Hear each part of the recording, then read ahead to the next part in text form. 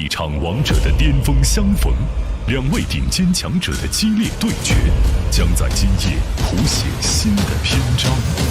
JCK 战绝城雏量级首条金腰带拥有者，2022至2023赛季赏金之王王少祥，此次遭遇乌兹别克斯坦的金腰带选手约尔达舍夫沙赫佐德，同时次中量级赏金赛进入半决赛阶段。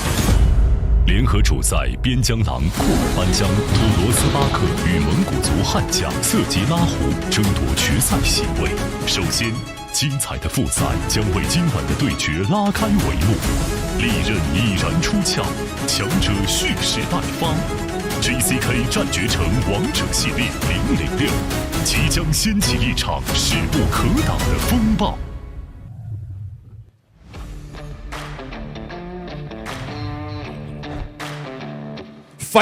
所有通过网络直播观看 JCK 战绝城的观众朋友们，大家晚上好！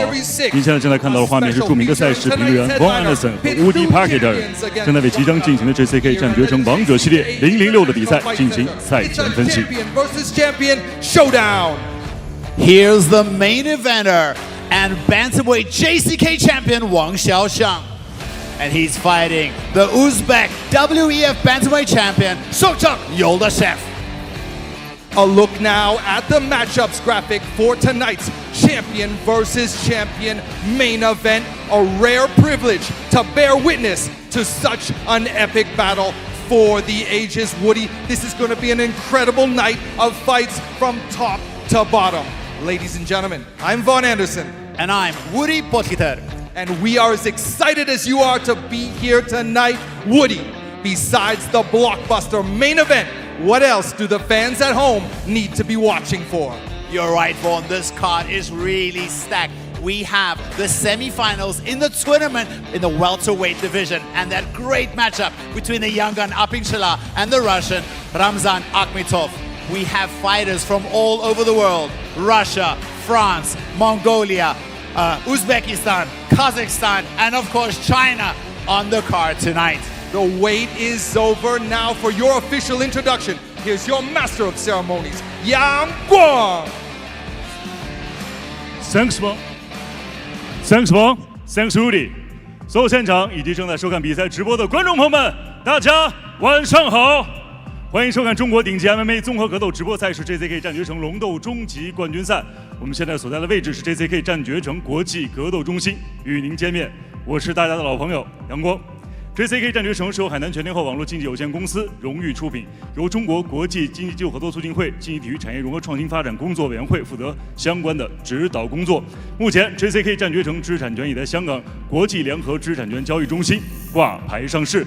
那么今天晚上将大家现场呈现的 JCK 战绝城王者系列006的比赛交锋。那么同时呢，今天晚上的比赛也将通过我们的官方合作媒体咪咕视频、抖音、快手等相关平台进行全程同步直播，同时还要特别感谢新华网、深圳电视台体育健康频道、辽宁移动、贵州新媒体、宁夏新媒体、TCL 互联网电视、虎牙直播以及格斗迷的大力支持。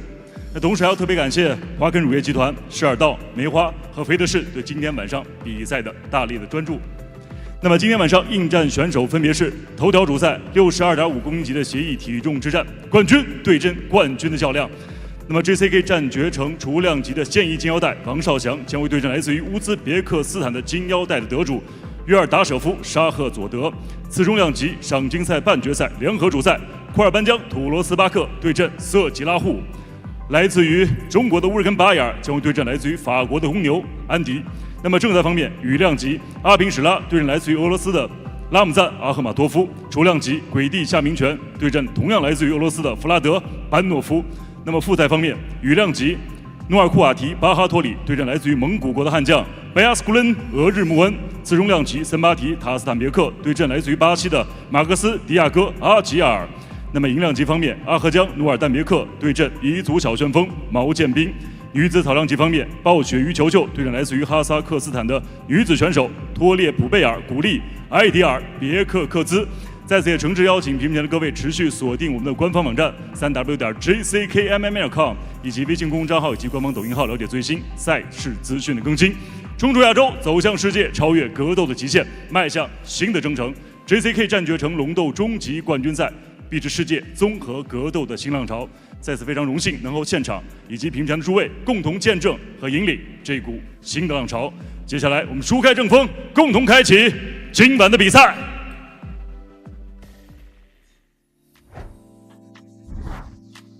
JCK 战决城比赛规则及打分逻辑。JCK 战决城常规比赛，每场比赛3回合，每回合5分钟，回合间休息1分钟。JCK 战决城4人赛，初赛，每场比赛3回合，每回合3分钟，回合间休息1分钟，肘击半放开。决赛，每场比赛3回合，每回合3分钟，回合间休息1分钟，肘击全放开。JCK 决城之夜，每场比赛3回合，每回合5分钟，回合间休息1分钟，肘击全放开。JCK 战决城龙斗赏金挑战赛决赛，金腰带挑战权、金腰带争夺权比赛及金腰带争夺战比赛，每场比赛5回合，每回合5分钟，回合间休息1分钟，肘击全放开。普通比赛，金腰带挑战权、金腰带争夺权比赛及金腰带争夺战比赛将由3位判分裁判员进行打分。JCK 战决城龙斗赏金挑战赛决赛将由5位裁判员进行打分。肘击禁止使用由天12点至地6点，由前向后的拉肘攻击，半放开，不允许击打头部。JCK 战决城打分逻辑。MMA 比赛的打分逻辑是以结果为导向，采用减分制原则，每回合获胜方得10分，对方得9分或更少。打分权重，以选手的技术表现作为评估标准，有效打击、有效缠斗、积极的进攻和局面的控制，重击的权重优于摔跤和控制。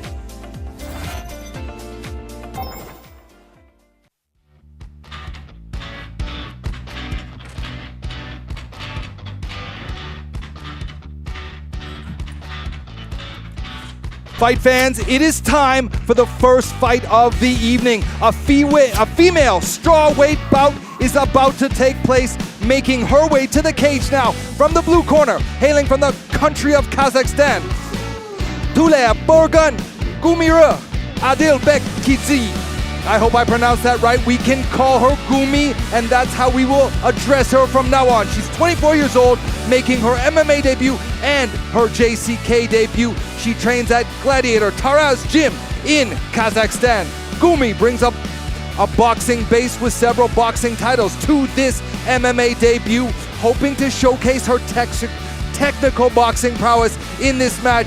Gumi believes her opponent, Yu Cho, has decent wrestling, but Gumi says she'll engage anywhere this fight goes. She's well prepared, of course. Coming from a combat sports rich country like Kazakhstan, we can expect a lot for this young boxer making her transition into MMA tonight.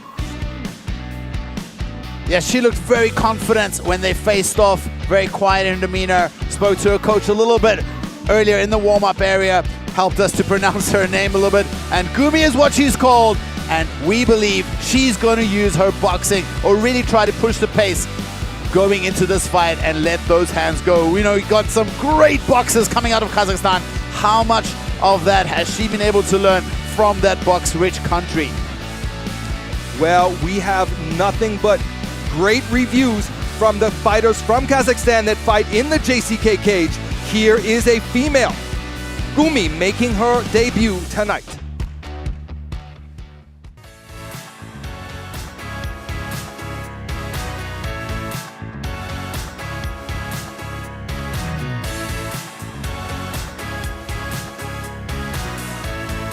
And there is her opponent, walking out of the red corner, Yu Cho, This Anshan native, which is up north in Liaoning, China, is 33 years old, and this is her 4th professional fight. She's had 1 fight here in JCK where she won the fight. There's a special word in Chinese for people that are really academics. It's called a shui ba. Basically, it means this lady is really, really well educated. She has an MBA in business administration, speaks great English, but she decided to follow her dreams and stop her career as a professional and move into fighting. She started her training with kickboxing. Originally, her first coach was the Beijing Sanda team player who was coaching her privately in the parks, in abandoned warehouses, teaching her striking. Then she made the move to Agiar. She's traveled all around the place. She's even had a stint at City Kickboxing Team in New Zealand. Now she's based in Phuket at Lions MMA Club. She thinks of herself as a kickboxer, but we've seen her submit her opponent here in JCK. She flattened her opponent out and did a rear naked choke on her opponent. However, she believes kickboxing is where her strength is at. When we spoke to her about what she expects of her opponent, she says she expects her to come in with heavy hands, not using much kicks, and she is planning on keeping a kicking distance and looking for the takedown. Looking now at the tail of the tape, and you see 9 years of age separate these 2 female warriors.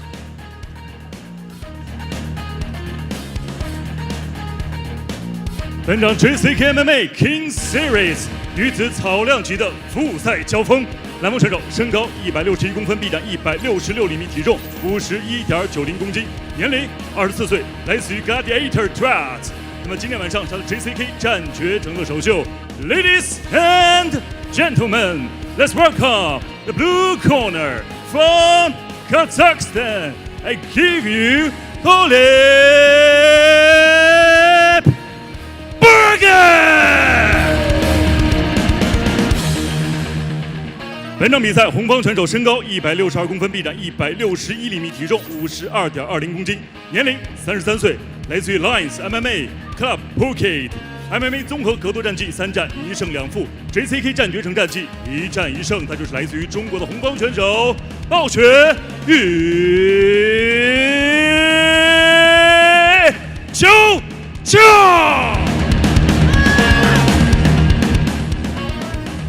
本场比赛场上裁判2名。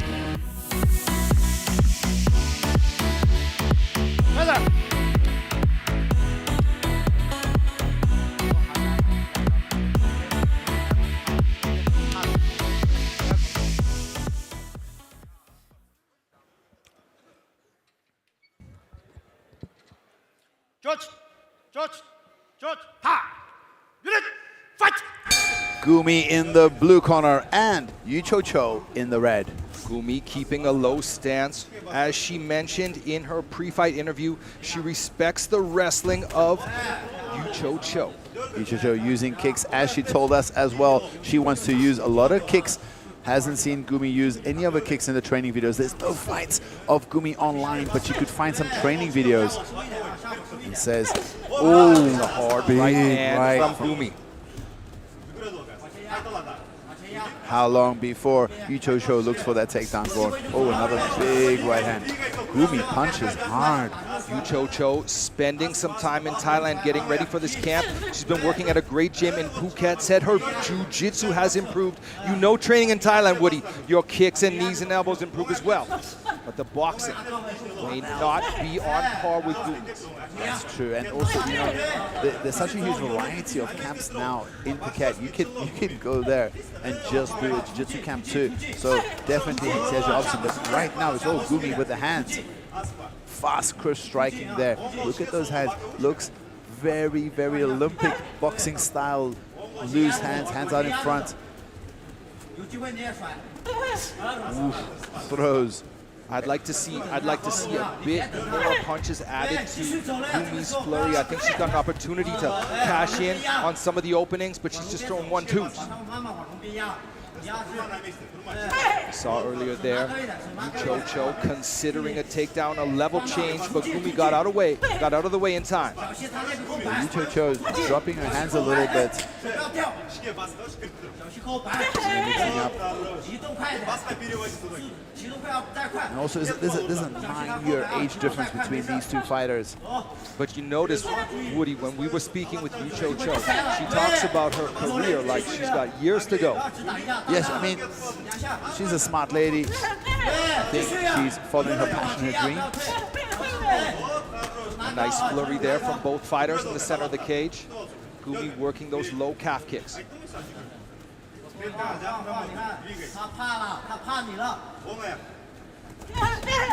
There's a nice punch from Cho that finds him off. If Cho wants to get the takedown, she needs to shoot after she touches the face, in my opinion. She can't just... It's a stiff jab from Gumi. Stops Cho right in her tracks there. Another big overhand. Timing. Cho looking for the takedown. The referee's going to slap that grip off the cage wall. Cho gets the takedown, but she's stuck here in a guillotine. Will Gumi be able to finish it? You can finish a guillotine here from half guard. That one arm doesn't look that tight. Maybe you can reset it. Cho doing the right thing, going to the other side.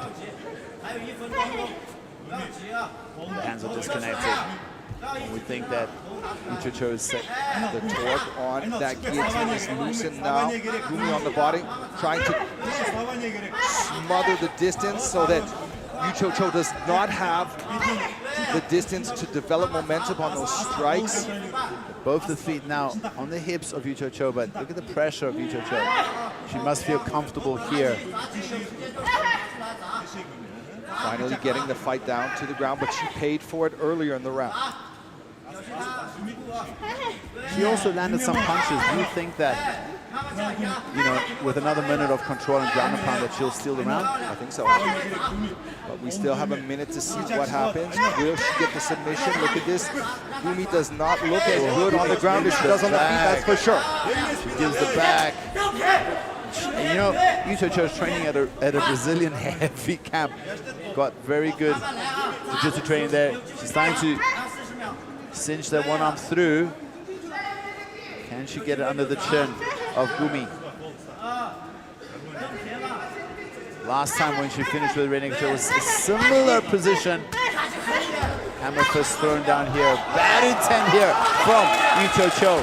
Final 20 seconds of this first round. Will Gumi survive? Cho hoping to finish here from the mount. Hammer fist from Cho as the clock runs down. She could finish it here. This is a bad spot for Gumi. Saved by the bell, perhaps. Gumi gets a second chance in the second round. How tired is Gumi after that? How tired is Cho? I think that Cho did enough to win it. 对，早点翻，你这样跟着耗子你会累的啊！发球要狠一点，不要你这是什么？ Take a look at some of the action from this opening round.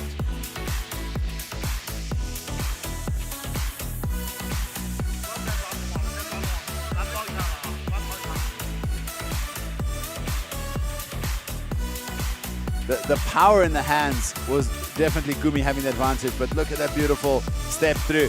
Gumi's lucky that she didn't get penalized there because she held onto the cage for a long time. For ages.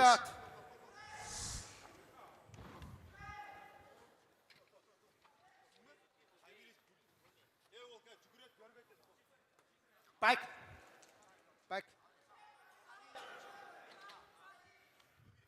Unit, fight! Round 2 begins. Both girls kicking. Gumi looks as though she's a a little bit more tired in the second round than she was in the first. But aggressive. Yu Cho pushes the pace, walking forward. You also expect Yu Cho to be more confident now. There she goes, pushed up against the cage. How is her cage wrestling? Oh, nice knee. That looks like it hurt her. Drops to one knee. Yu Cho looking for the finish early here in the second round. Another hard knee, and it's a TKO victory for Yu Cho. Yu Cho finishes the fight with 2 knees to the body. And the young Gumi, the Kazakhstan native, that was all she could handle. And Yu Cho gets a win, her second win here at JCK.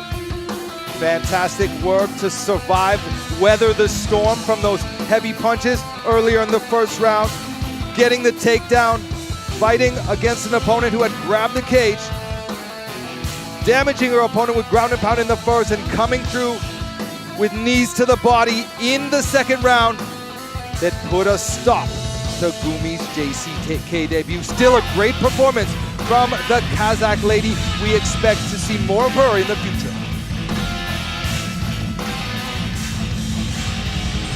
Let's have a look.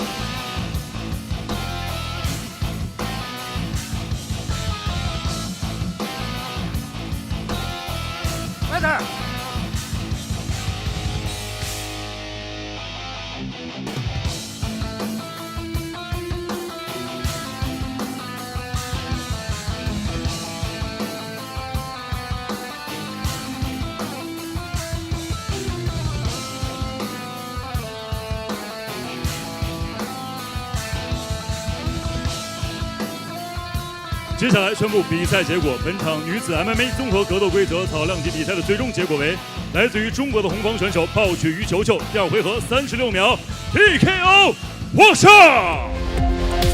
The winner is red corner, win by technical knockout.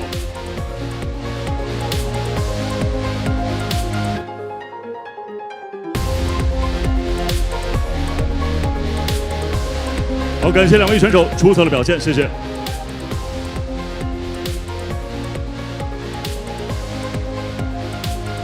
接下来的时间，我们将会迎来2位新锐选手之间的交锋。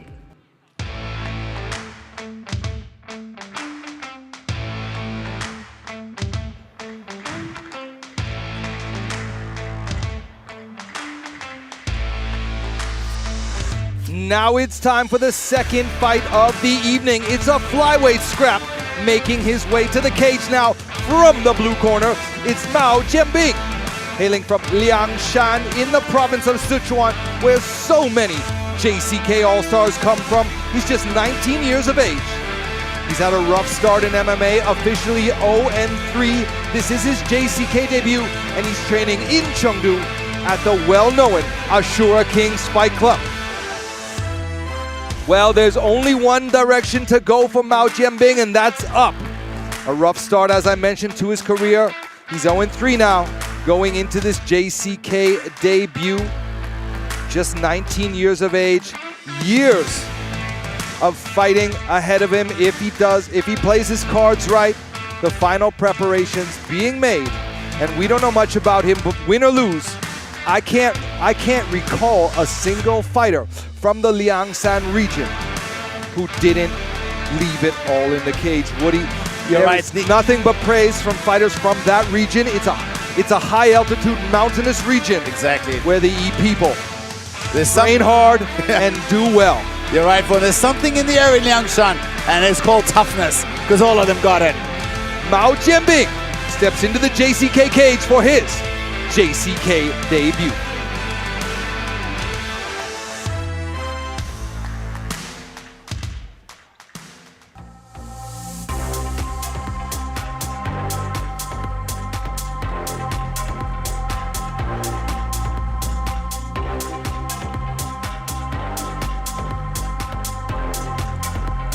And there we see his opponent, the 21-year-old A-Jang Nuer Dambiake. This Ili native from Xinjiang. You're talking about Liangshan, Sichuan, his opponent, but you got to mention in the very same breath the other, maybe this between them, the two hotspots for fighters coming out of China, Ili Xinjiang.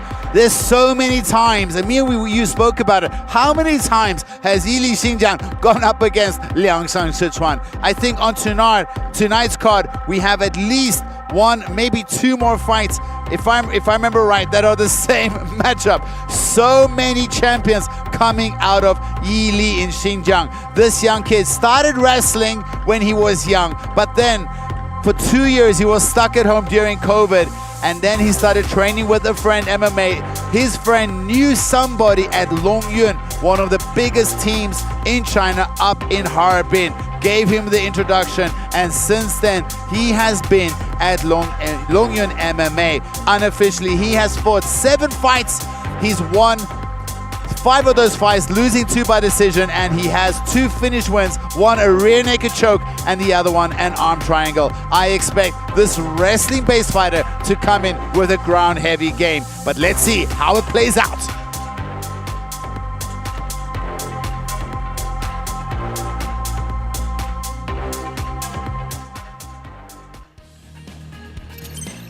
Looking now at the tail of the tape, we see these 2 youngsters with Mao, the youngest fighter on the card tonight.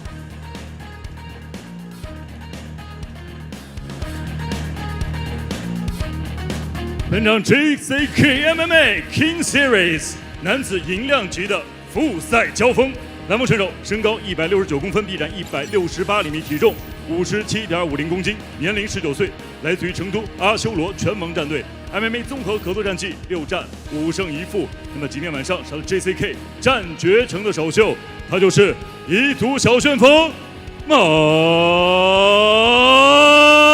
剑兵。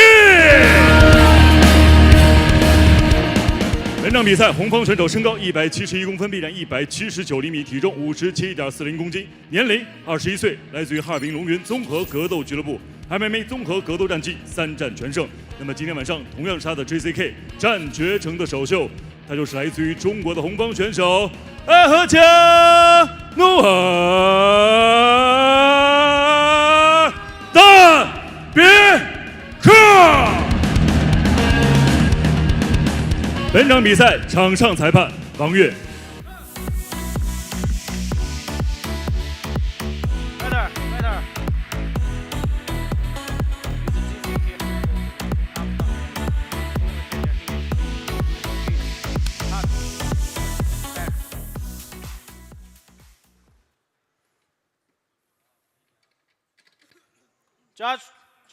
Judge, time, ready, fight!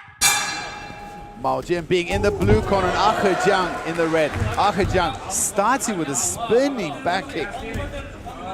Going to a calf kick now. Both fighters swapping low kicks there. Mao looking for a kick to the liver region with the lead leg. Very aggressive start here from A-Jang. Oh, catches him with the right hand. Stumbles Mao. Stiff jab from A-Jang.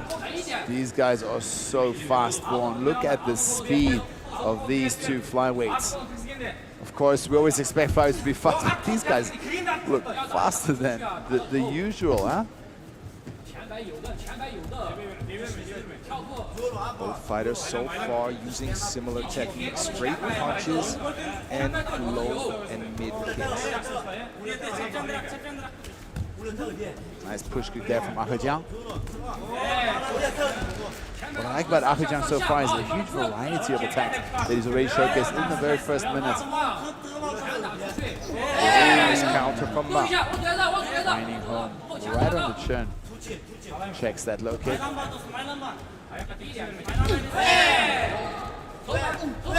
Nice 1-2 from Mao, finding the mark. Low kick from A-Jang. Mao does a nice thing when he throws it right cross. Watch, drops his head a little bit as if he's going to the body and he looks low. Doesn't telegraph it too much.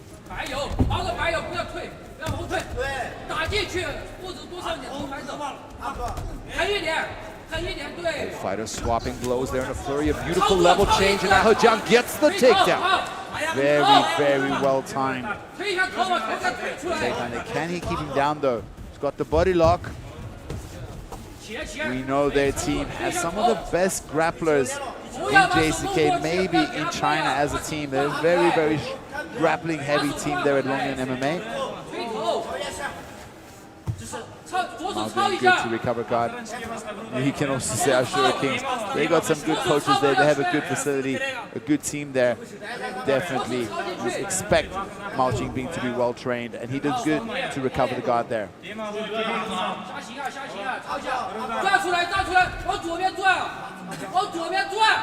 So half a butterfly there. Looks like he's trying to work in the other foot. Might go to double butterfly. Yes. See that underhook on the one side, and he uses that to get up. Both fighters swapping short knees there as they both get back to their feet.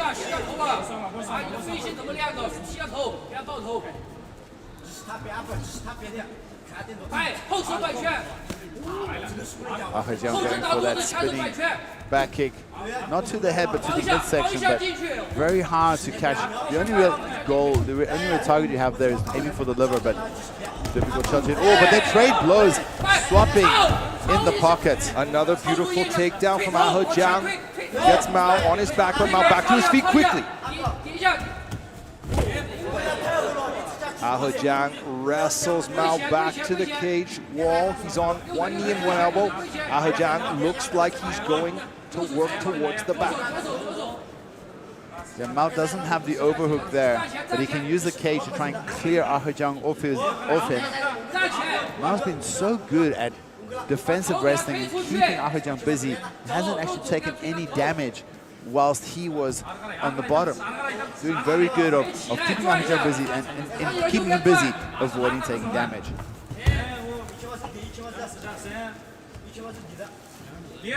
But it's still A-Jang on top, working, controlling. He's dominating the pace of this fight and where this fight is going, taking place. Oh, Mao's starting to got that leg ripped. He might be looking for a heel hook. Is that Mao? That's Mao. Yeah, Mao's looking for a heel hook. He's tightening it up. Could he get it? This is a bad situation for A-Jang. This is bad for A-Jang. Mao needs to stay focused here if he wants to finish the submission. So far, A-Jang looks safe.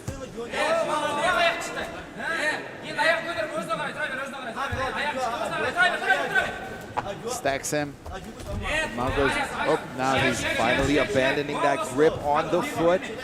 A-Jang passing the guard now. Mao putting his energy into defending this guard pass.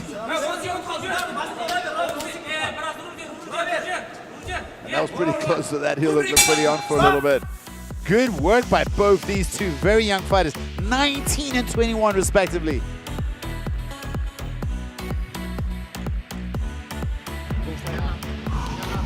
So I don't know who won that round. Maybe A-Jang dominated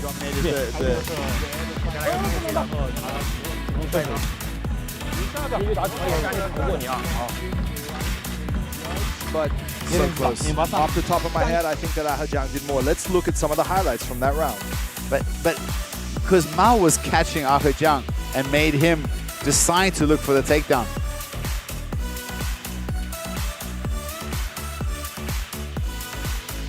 A lot of back and forth action throughout that first round. There's a beautiful shot from A-Jang.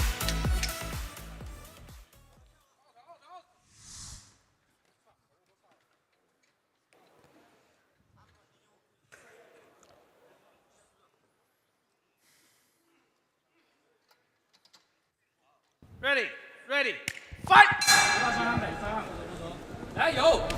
Oh, beautiful clean cross there from A-Jang. 1-2 right off the bat, and it's Mao that looks for a nice takedown. Ends with a knee to the solar plexus. Mao coming, A-Jang coming out strong in this round. There's another shot, and he gets it. I believe now that's 3 takedown attempts and 3 successful takedowns for A-Jang. As far as I recall, he's got 100% takedown success so far in this fight. But Mao has been good at getting back up. Only the last one of the last round where he spent time on the ground longer. But now on the back, A-Jang. It's crazy to think these guys are so young, but they're fighting so mature. so well-rounded between you. I didn't know that Agiar's striking is so crisp. Looking at the way Mao fights, can you believe that he's 0-3? It's crazy, right? Unbelievable. Who's he been fighting? Unfortunately, in this region, that is one of the things that we could say is one of the shortcomings of the region, that sometimes the matchups are really There's a beautiful body rough. triangle. Mao slams over. Look, he's looking for the jackpot for a second there. I thought A-Jang was going to threaten the jackpot. One of my favorite submissions. There he goes again. Wouldn't that be a first? I think that would be a first if he was able to force the tap from the jackpot in an MMA fight. And normally, that submission, you need the guy to be a little bit soft physically. If the guy's got some core strength and toughness, most MMA fighters won't tap from that. Beautiful work here from Mao on top to control A-Jang on the bottom. In the corner of A-Jang, his experienced coaches are there giving him great instruction, no doubt. Look at him, he's not even looking at Mao. A-Jang looking at his coaches, having an eye-to-eye conversation there for a second. But Mao doing so good, keeping the wrestlers back to the floor, putting pressure on him. Look how high his head is up. Got those hands locked on the hips. Beautiful sweep there from A-Jang. He's back to his feet. Oh, Stiff 1-2 there from Mao. Answered with some shots of his own from A-Jang. Both fighters swinging for the fences, looking for the knockout. Finally, Mao stuffs a takedown attempt. He follows up with some nice hands. The pace that these two guys are going at is ridiculous. Feels like it's starting to wear a little bit, but neither of them backing off from the challenge.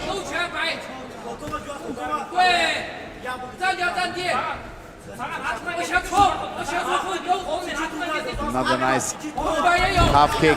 Beautiful work from Mao. Beautiful timing, placing that kick right at the right time. I saw A-Jang react to those low kicks, but in the end, A-Jang getting the takedown. Now he's on top, getting a much-deserved deep breath there on top. Maybe Mao's thinking, well, if you're going to have a rest, I'll have one too. I'm not getting punched too much.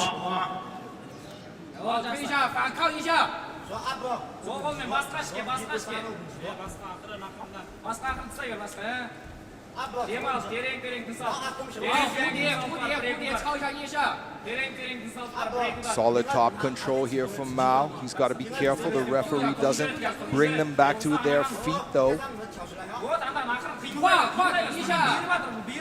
Mao's not taking too much damage. One butterfly hook in.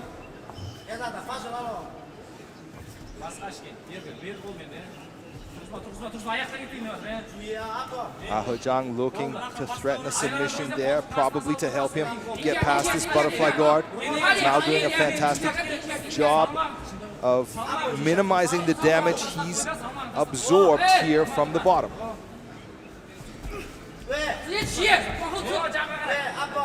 Now Mao looking for the underhook escape. A-Jang looking for that shallow darce. Is he going to be able to finish this? He's putting on some pressure. Looks to switch now in a north-south position. Mao pops out of that submission well. A-Jang still on top, threatening with attacks. Yeah, it's time to lock up that arm. The clock is running down.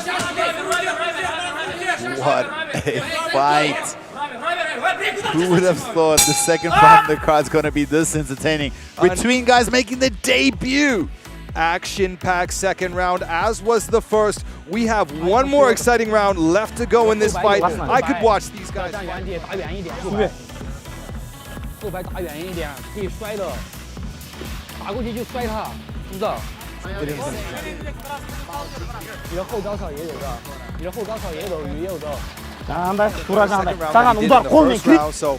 But I think both fighters, they really just got to leave it on the table. I don't know if either one will be able to finish the other, but I think that's really the only guaranteed way of winning this fight, because so close. It's a close fight. So close. Both fighters have done fantastic in both rounds. Like, so Mao was leading that round, second round, and then A-Jang came back.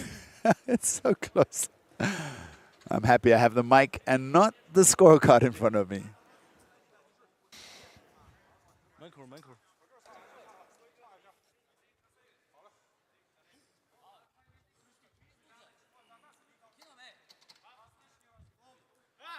Fighting round. Fight!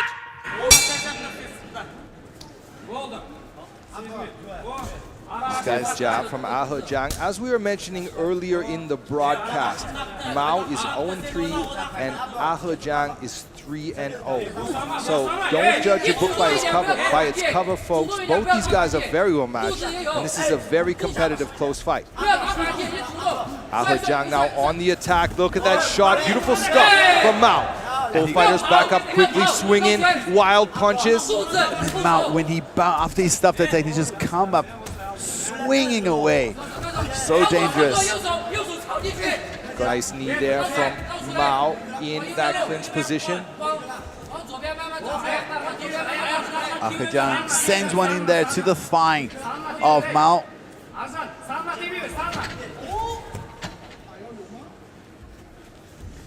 A-Jang looking for an Uchimata against the cage wall. He gets it cleanly, passing that guard as well. Almost, he's just gonna pass that knee, and he's done.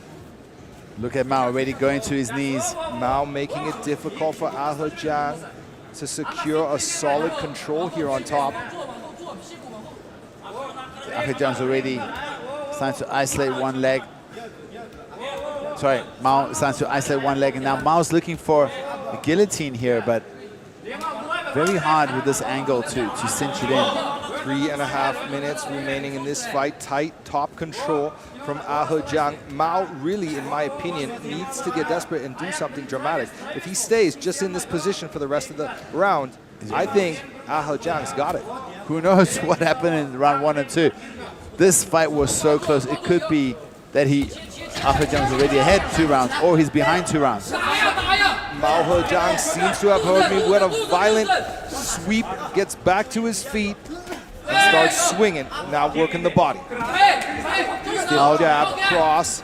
Mao Jianbing showing that Liangshan air toughness we spoke about, but don't think that the Yili fighter A-Jang is any worse for wear. Both these guys throwing hands. I'd love to see the statistics for this fight. How many punches have been thrown by both these fighters? Again, he fails the takedown, and it's Mao in full mount. That error could cost A-Jang this fight if it goes the distance. Mao on the back now, looking to score with some hammer fists and, some hooks from the back. He's starting to fish for that rear naked choke, but if he's smart, he can just hold the position here and try to scrape out this round, get the decision.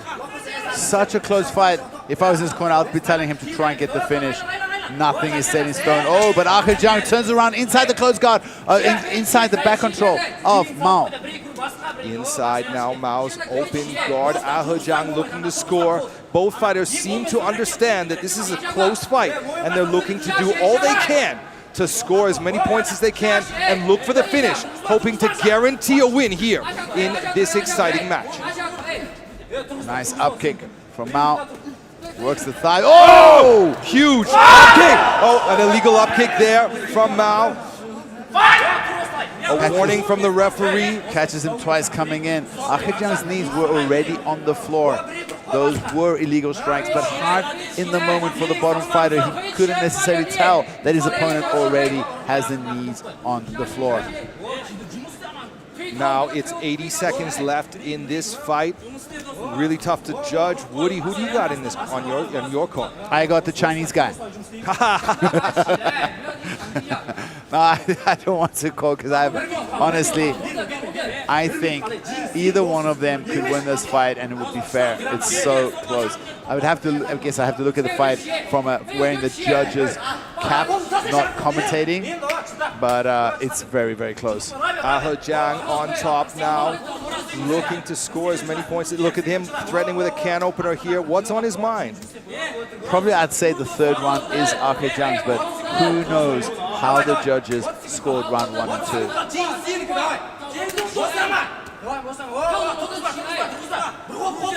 Frantic screams from the corner of A-Jang. Instructions to do as well as he can in this final 14 seconds. There's the bamboo. The clapper has sounded. The clock is ticking. This fight is almost over. It looks like it will go the distance. Mao looking to score as many points as he can before the bell rings. We'll go to the judges' scorecard, and in hindsight, I think that A-Jang has done more. I think he's going to earn the judges' decision. Let's see. Let's see, if the man. judges agree with me. I think it depends on round 1 and 2. They were so close. I agree. Round 3 should be A-Jang's, but the other 2 rounds, I wouldn't be surprised if this is a split decision.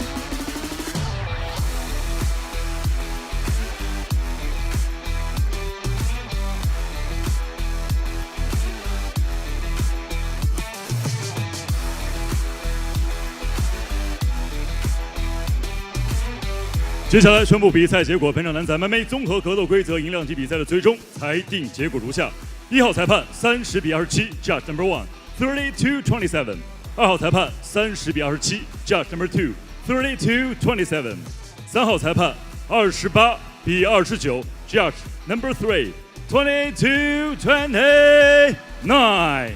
本场比赛3位裁判分歧判定，红方胜。For the winner, by split decision, win by point, presenting China, the red corner, A-Jang努尔大别克。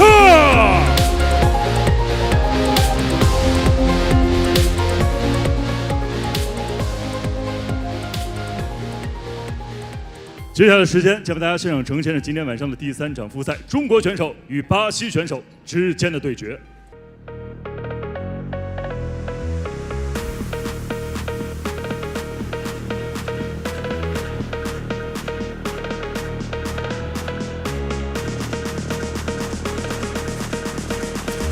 Fight fans, now it's time for a welterweight scrap.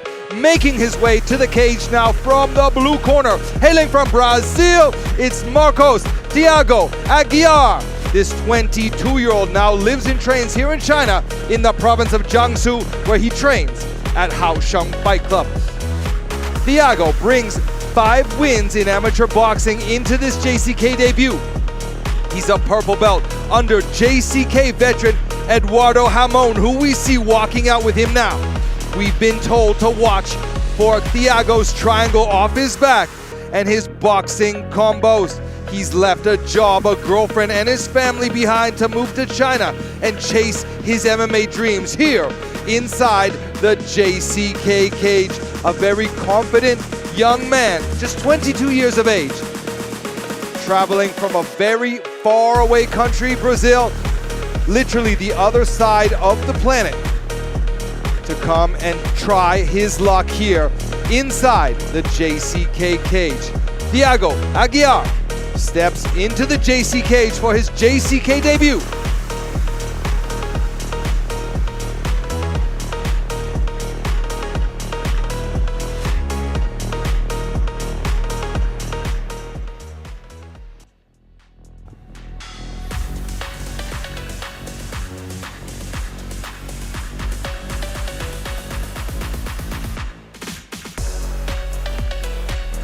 And there is his opponent for tonight. Simba T, 他是他人别克. The 22-year-old is also a native of Yili, another Yili fighter on the card tonight. Before he started doing MMA, he did 2 years of boxing, and he actually got 3rd place 2 years in a row at the provincial tournament. Then he stopped training for a while, went back to school, studied, and even did his apprenticeship. However, he wanted to follow his dreams and then followed the ex-JCK fighter Lahu, who had opened his own gym. And since then, he's been training with Lahu. This is a very new and young team, but we're excited to see what they bring to the table. Simbati says he's so happy to face someone who he believes is another version of himself. He knows that his opponent has great boxing, but he is tall, lanky, and a good boxer himself, and he wants to see how he can handle someone who is a mirror image of himself. But he says he'll try to avoid the ground game and knock out his opponent.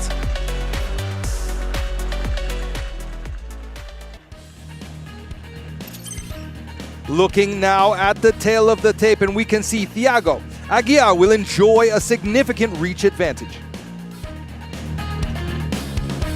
本场 JCK MMA King Series 男子次中量级的复赛争夺，南方选手身高190公分，臂展193厘米，体重77.20公斤，年龄22岁，来自于江苏浩盛格斗俱乐部。MMA 综合格斗战绩2战全胜。那么今天晚上他的 JCK 战决城的首秀 ，Ladies and gentlemen, let's welcome the blue corner from Brazil. Gets ready for Marcos Thiago Agiar.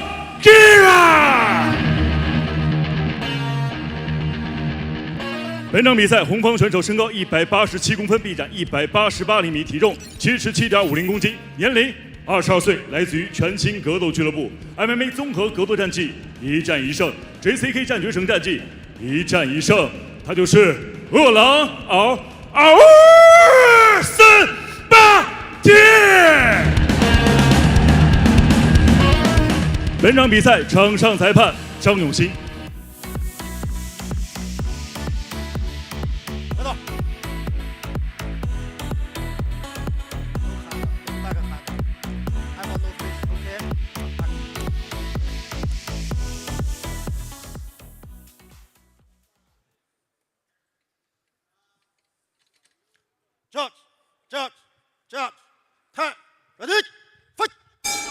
Thiago in the blue and Simbati in the red.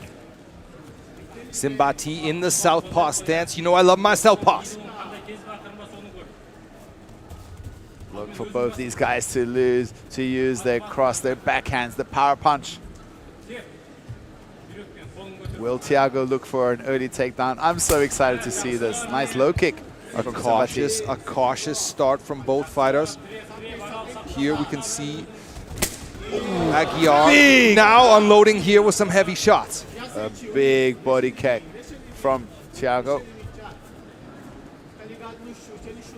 You know, if you're such a tall guy in this division, you don't get to train with other tall guys that often. Simbati obviously has quite a few tall guys, like his coach and training partner, Lahu, who also fights in this division. Agiar has the 5-centimeter reach advantage, but does he have a southpaw sparring partner to practice with? He looks very comfortable with those body kicks, looking for the right cross and that power right leg. Simbati throwing wild punches there.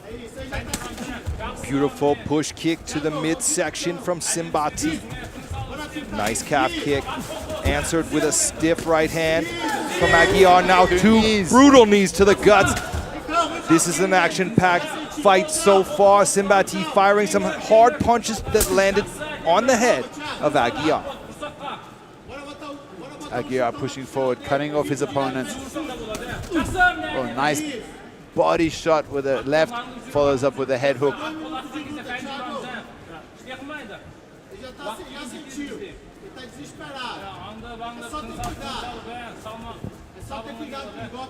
Tentative from Simba. No takedown attempts so far in this first round. 2 minutes deep now. Simba through that lead leg head kick. Another beautiful body kick followed up with a right cross right on the nose of Simba. But Simba fires back so tough. Now it's Agiar looking to close the distance. Nice clinch there, firing off some knees. The nose seems to be broken. Blood coming out of Simba's nose. From the angle I saw, it looked like it's already a little bit misshapen. When I interviewed Simba, I said, have anything else to say to the fans? And he's like, well, MMA, you got to show off your skills. The beautiful, the arts of MMA, that's what he wants to showcase. And right at the end he says, look at Simbati's mouth wide open. Woody, I believe you know what you're talking about. The nose could be broken. But Simbati swinging for the fences, not accepting the damage or the obstacles this injury to his nose has brought. Look at the blood now on his chest, pouring out of his nose. He keeps touching that nose. That must give Thiago a lot of confidence. Look how Thiago stalks him, cutting him off. Head hunting now is the Brazilian. Somebody smiles at him, but deep breaths at the same time. Look, he's trying to fix his nose. Still 90 seconds left in this round. Simbati, although he's attacking, looks in rough shape. Well, he's still throwing back, and Thiago needs to respect his opponent here. He's still dangerous. Both these guys are very dangerous. Another big kick thrown by Thiago. Beautiful push kick there from Simbati. Another one. So such a conflict of styles between the two. Thiago very composed, very technical, slow, methodical. Simbati a little bit more random. His hands dropping, throws different kicks. Big punches thrown by both these guys. Nothing finding home right now. Thiago is looking for the finish. I think he needs to be a little bit more cautious. He's definitely up on the cards here in this first round. If I was in his corner, I'd be telling him to just pick apart a little bit more. Less power, more speed.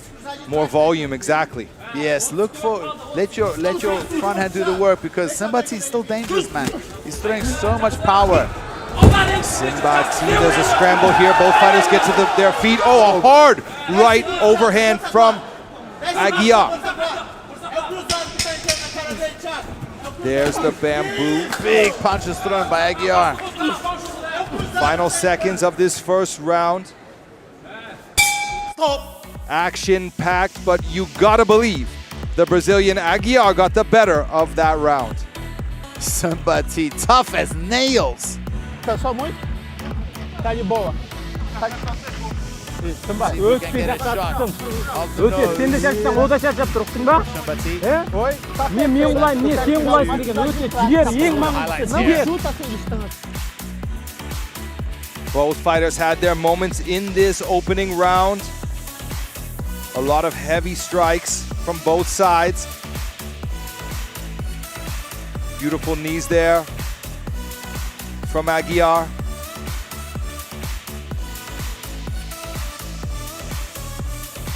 Some action from Simbati as well.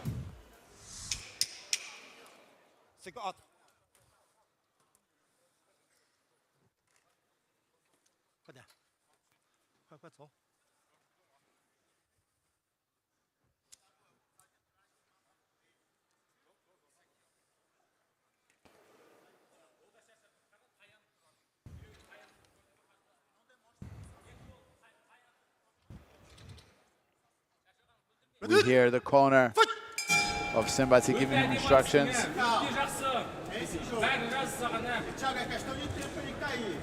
Simbati plods across. He does cross his leg a lot.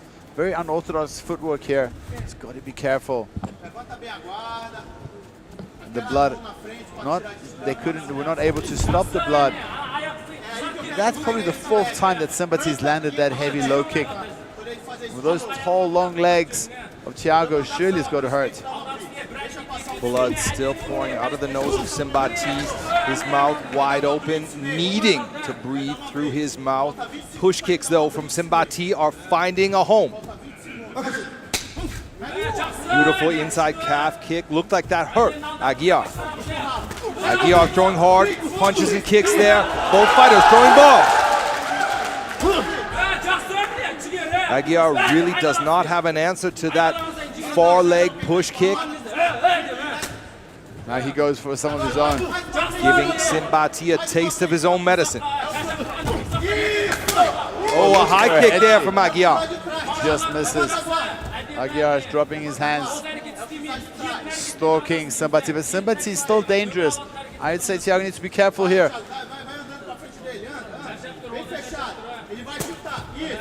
Nice body kick from Thiago. Blocked by Simbati.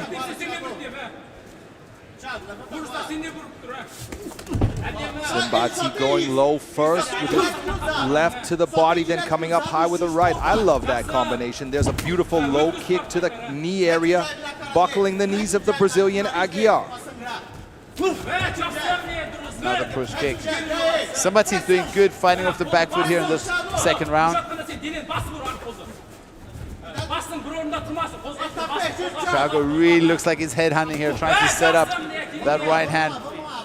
Frantic calls and advice from the corner of Simbati. Of course, that's JCK veteran, Kailaka. You know, these kids, they're only 22 years old, and both of them haven't had that many fights. But they're doing so good here, so tough.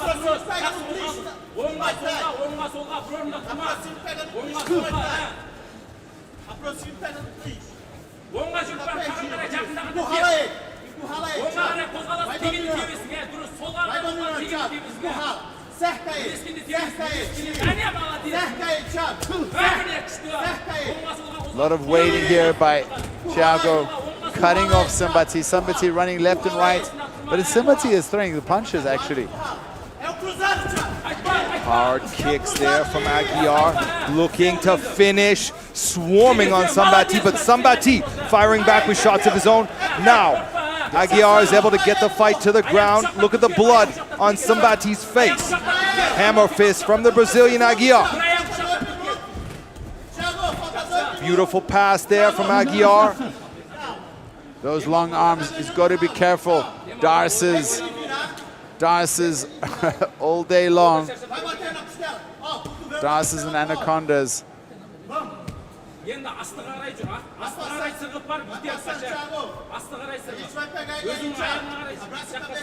Might be setting up a north-south choke here. Lifts the head up there. 20 seconds left in the 2nd round. The clock is ticking for Agiar. If he wants to finish by submission, he needs to hurry up. Putting some pressure there onto the back of the neck of Simbati. Simbati holding on for dear life. Simbati quickly spins around, and now he's got to be careful with a double leg. Now Agiar is threatening with the guillotine. Does he have it? This looks deep. Simbati fighting that hand. Simbati is fighting the hand. Can he get his elbow over can he get his right elbow on the shoulder of Simbati? Thiago taking his time, taking some breaths. I would like to see Agiar use a butterfly hook to flip Simbati over and look to finish this from the mount. Agiar looking to his corner for instructions as he continues to keep the crunch on this guillotine. Only 13 seconds left. Simbati doing the right thing, waiting for the time. Now he's cranking a little bit more. Simba pops his head out just as the bell rings. A touch of gloves, a sign of respect. We will see a third round after a 1-minute rest. Yetti, hareket ettik. Kimi kaldı, başladın da. Yeni, üçüncü maydan. Üçüncü maydan belli болады енді. Nağız жігерін üçüncü maydan çıkarttın da. Birinci maydan, екінші maydan өтіп.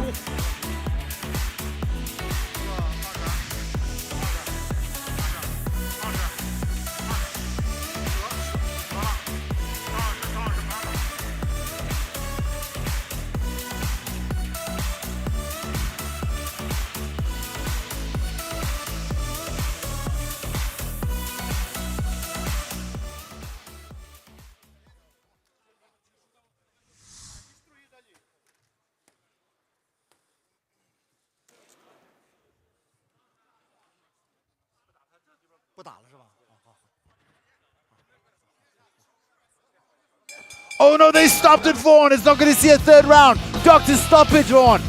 It could be the damage to the nose of somebody. Agiar scores a TKO victory. Doctor stoppage. Fantastic work from both fighters. Simbati, what a warrior.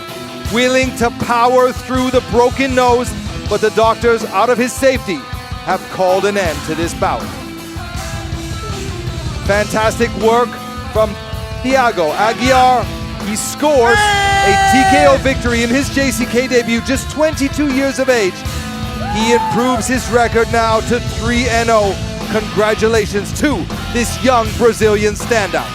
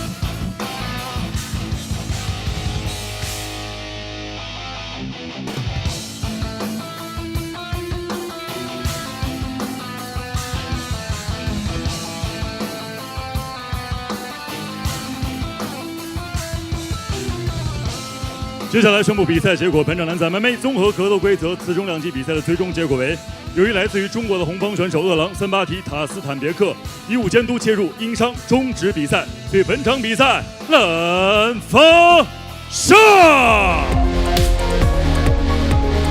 The winner is blue corner.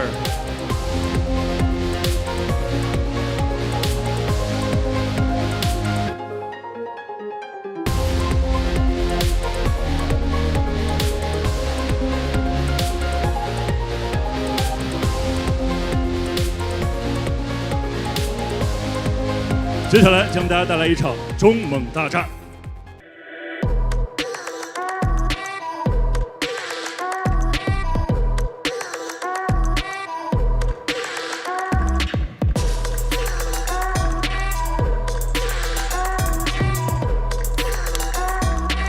Now it's time for the fourth bout of the evening.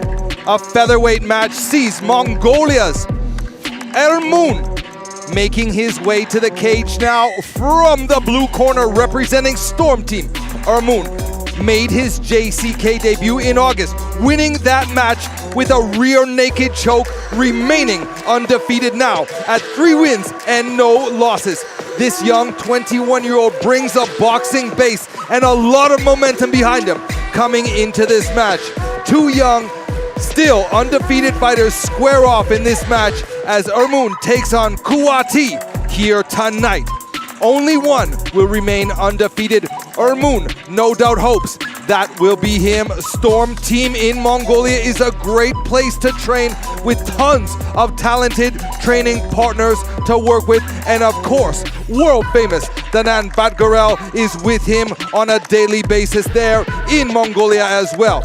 I would also like to take a moment to give a warm JCK welcome to all our Mongolian fans watching from Mongolia. We just love the energy and talent coming out of the country of Mongolia, and we look forward to hosting more great Mongolian stars like Ermun in the future. The final preparations are being made for this young Mongolian star. 21-year-old Ermun is making his way to the JCK cage now for the second time. Unbelievably, with a boxing base, he has 2 submission wins on his record. We're looking forward to seeing what this young standout brings to his second JCK fight.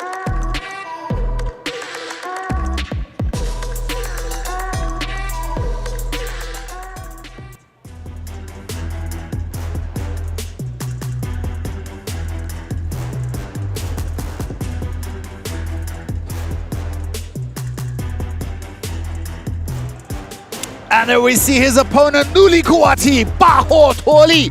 This 22-year-old grew up loving MMA, always watching fights and being a huge fanboy. He first started training with judo in his hometown of Shili up in Kazakhstan.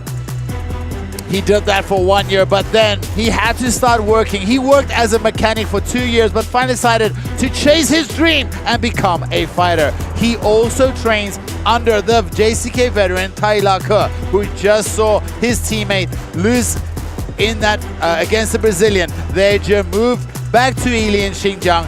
They were all the way on the East Coast, now moving all the way back west, and he's been with his team since they started. He's had 3 amateur fights and 1 pro MMA fight, winning all those fights. The only loss he's ever tasted was in kickboxing. But hear this, folks, that kickboxing fight, he took 10 days into training martial arts. He'd never trained. 10 days in, he took a fight, and it was a knee that saw him lose that fight. He is a southpaw, but he does like to switch stances, just like his coach, Lahu. He predicts this will be a stand-up war, and he doesn't think it's going to see a 3rd round. In my opinion, Kuati has a big test in front of him, going up against the Mongolian. The Mongolian has great hands, but we just saw Kuati is his teammate and himself. They are tough as nails.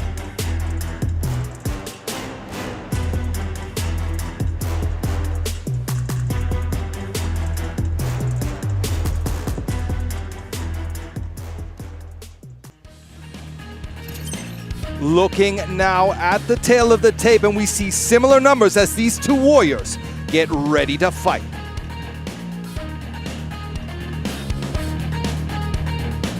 本场 JCK 战决成王者系列羽量级的复赛争夺。蓝锋选手身高180公分，臂展183厘米，体重66.50公斤，年龄21岁，来自于 Storm Team。MMA 综合格斗战绩3战全胜 ，JCK 战决成战绩1战1胜。Ladies and gentlemen, let's welcome the blue corner from Mongolia. I give you masculine Moas.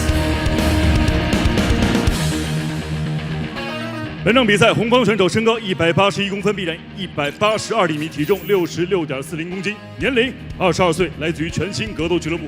MMA 综合格斗战绩1战1胜 ，JCK 战决成战绩1战1胜。让我们掌声送给来自于中国的红方选手努力库瓦提巴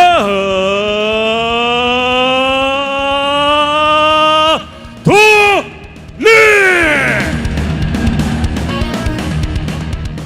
本场比赛场上裁判王金刚。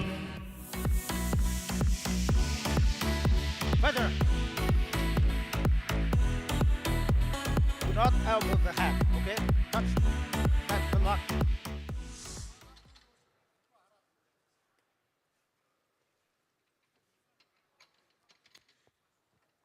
Judge.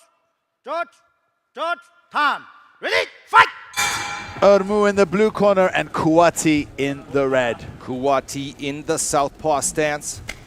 Ermun checking that kick. Goes to the body with a jab, Kuati. So light on his feet is Ermu. Beautiful cross there from Ermun, putting Kuati on his butt momentarily.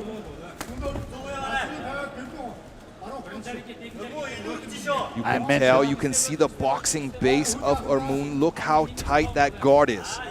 So light and fast on his feet. We spoke about, I mentioned to you today, Mongolian as an ethnic group, as a country, they're so respectful and friendly when you talk to them, engage with them. But when they step in the ring, they are tough as nails. It's a huge generalization, but somehow it finds Kuati putting the pressure on Kuati giving a tough time to Ermun. Ermun survives that flurry and he's back to the center of the cage. Hands up high from Ermu. Kuati eats a body kick there. Throws back immediately. Kuati had Ermun in trouble there moments ago.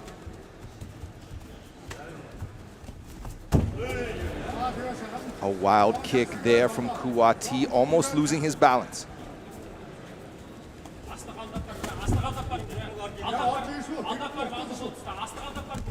Look at that interesting punch from Kuati, switching stances from time to time and putting that overhand towards the ear, aiming near the ear towards the back of the head.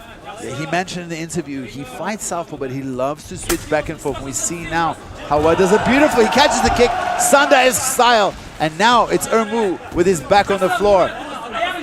Kuati said this isn't going to go to a third round, and it looks like he really is trying to do everything he can to get his opponent out of there.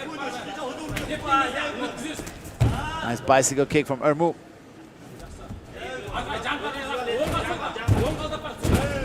Just misses with that big kick, gives up the back.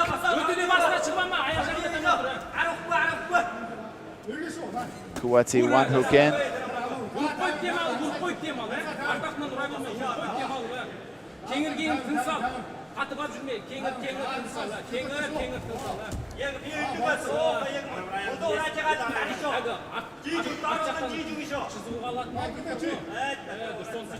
He's got that leg locked.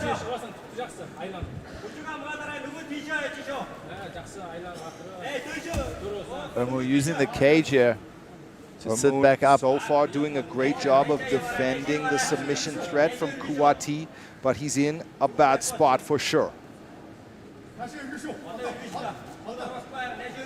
Kuati looking to get that second hook in. Ermun making it difficult for the Chinese fighter to get complete back control. But still, Ermun is in a tough situation here. He's doing a fantastic job of neutralizing the submission attempts, but he needs to get out of this bad spot and back to his feet, or at least on top here on the ground. You see how he's holding on to that one hand, not allowing Kuati to climb more to the back. Looks like Kuati is starting to... Oh, looking for a banana split. Oh, my. Nice hammer fist from the bottom there from Ermu. Heavy hammer fists. Kuati now inside the open half guard of Ermu with a tight control here on top.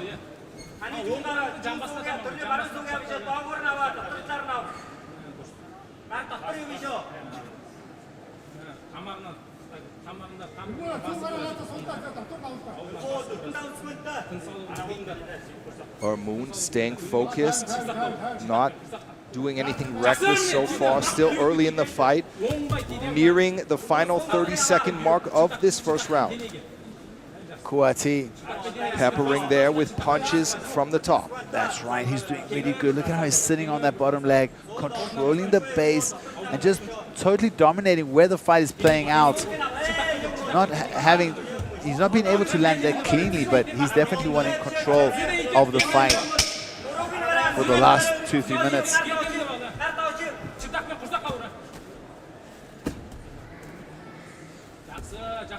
But as they say, the fights always start on the feet. Ermu will get another chance in the second round.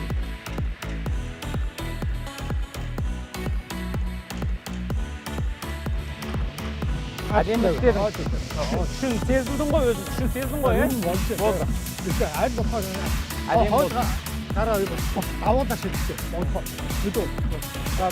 Let's look at some of the highlights from that first round. Great timing with that right cross from Ermu, putting Kuati on his butt there, but Kuati came back with this flurry and had Ermu in trouble. Then from there was a lot of back and forth action. Finally, the fight got to the ground. Kuati did really good there, catching that leg. Close round. Both fighters seem fresh though. 21 and 22 years old, respectively. Both fighters undefeated in their early careers. One of them will leave undefeated and one will lose their undefeated status tonight.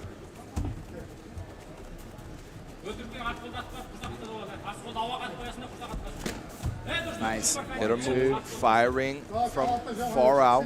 Kuati slips to the outside of that one.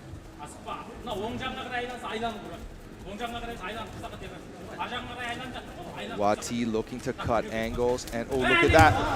Looking for a flashy kick. It cost him. Now Ermu has taken Kuati down and he's past the guard already. Early now in this second round, still more than 4 minutes remaining. Plenty of time for the Mongolian standout to again win by submission. Will he be able to do it here in the second round? Look at Kuati already starting to recover guard. Ermu was holding on to that. He had the cross face and underhook and really held tight.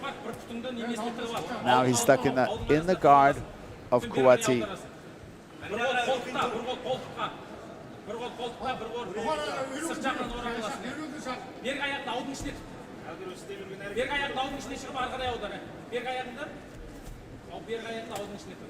Ermu doing a good job of tight top pressure here, but Kuati also doing a fantastic job of neutralizing any opportunities so far for Ermu to score with strikes or advance on the ground.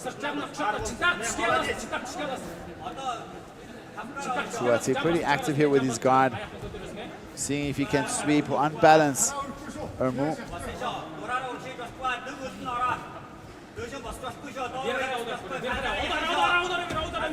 Woody, one thing to mention, although the age of the fighters... Oh, a high kick there from Ermu. Although the age of the fighters is nearly the same, the age of the coaches is dramatically different. Tai Lako is just a few years older than his student, a very, very young coach. That's right. And as with fighting, coaching also demands a certain amount of experience. But, you know, at the same time, Ermu's coach is, we can see he looks as if he could be his grandpa, a ton of experience. However, he is a boxing coach. Lots of experience there in the corner of Ermu. Years and years of boxing experience.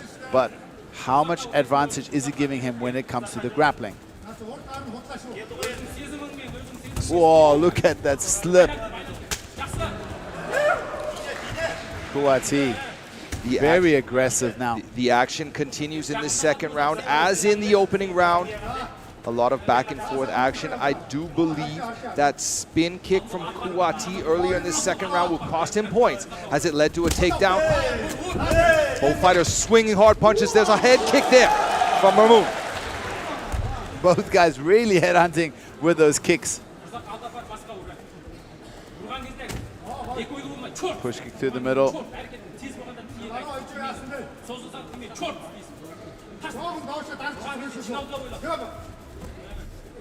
Some flashy stuff. Big head kick followed by a spinning back kick. Spinning heel hook kick from Kuati. Both fighters swapping big bombs there. There's a head kick from Ermu again.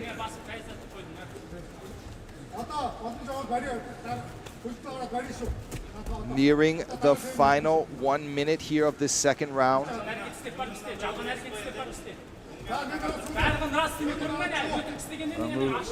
Punch and moves, punch and moves. Kuati putting on pressure, walking forward.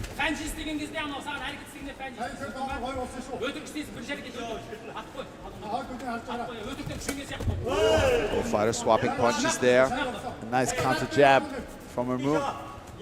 Kuati backing up now. He's dangerously close to the cage wall. 40 seconds. Look at the jaw of Kuati opening wide there. He appears to be tired.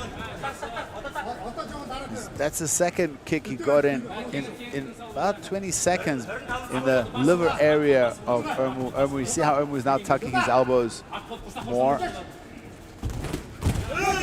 Oh, a nice punch. Punches followed up by a nice kick there to the face. Heru scoring here in the second round. There's the a beautiful jumping knee. Perfectly timed. Kuati eats it like a champ and he's back to his feet. Another knee there from Heru. And the clock runs down in a rainstorm of punches. We'll see a third and final round. And I'm telling you, Vaughn, Kuati was definitely hurt there. When the referee came in, he stumbled. His roll there. Can he recover? Bir жаққа қарай жүре берме да, екі жаққа жүр, ұқтың ба? Bir жаққа жүре беріп, бір әрекет істей берсең біліп алады. Мұштан қашқанда оңға да қаш, солға да қаш. Ұқтың ба? Анау әрекет істегенде дереу қайтар. There's that reckless spinning kick that led to the grounding of Kuati. Got to give that round to Heru. What do you say? I agree, especially with that last flurry that they had. He actually had Kuati hurt, in my opinion. Beautiful counter left.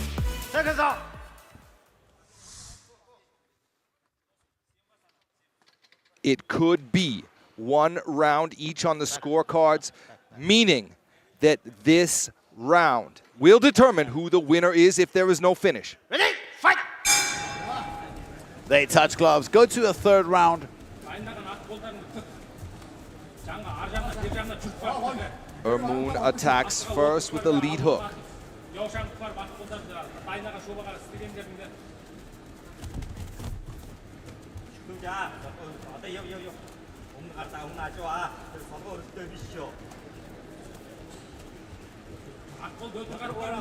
You could hear a pin drop in this studio.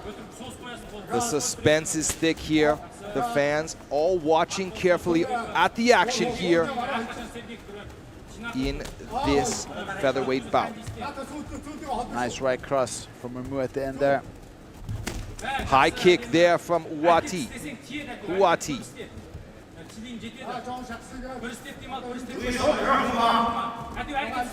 Gets warned by the judge not to let his fingers go out.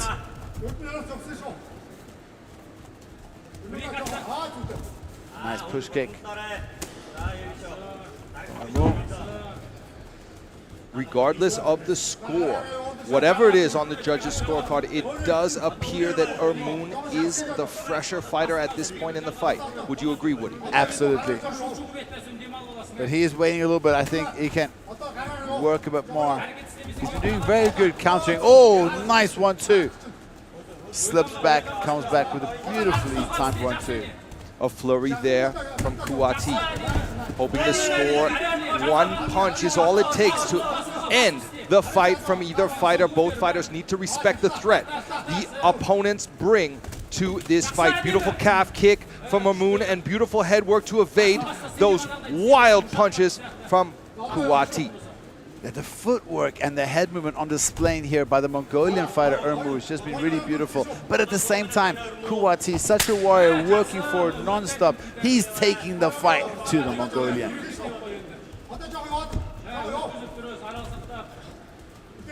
Kuati steps back, avoiding that calf kick. He's got Heru. Kuati pressing Heru against the cage wall in his corner. The calls from Tailaka in his corner. In the Kazakh language, we're not sure what the instructions are. Heru looking for an Uchimata. He's doing well to control the fight until now. Now Kuati has the fight to the ground. And this is a bad spot for Heru. And 2 minutes and 10 seconds left. Heru pops out from under the bottom, and he's back to his feet now, but he's against the cage wall. Kuati looking for that single leg. And for a moment there, Heru was fishing for a guillotine, but Kuati attacking with the wrestling.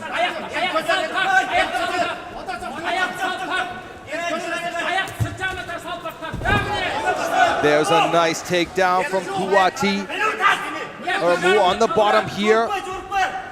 Tight top control from Kuati, looking to score. Looking now, almost 90 seconds now left in this fight. A very close back and forth war, hard fight to score. You can imagine both fighters are thinking the same, and they're looking to do whatever they need to do to make sure the judges vote for them here in this bout. Yeah, and look at Kuati, the hip pressure he's putting on top of Heru. He's not allowing him the space, passing one leg over, but his hips are so heavy and low. He's really focusing on keeping Heru's butt to the floor, not allowing him to stand up, grind out this round. Oh, going for the Dagestan handcuff there. Can he wrap up the leg and lock down that leg? Got it. Reaching the final 30 seconds of this fight. Kuati on top here. A tough spot for Heru. I really think he needs to do something a little bit reckless here and speak to the judges a little bit now. Kuati is looking for a submission. He transitions to mount now. This is very bad for Heru. Gives up the back as well. Hooks in. He's fighting, only 10 seconds left. Big punches from Kuati.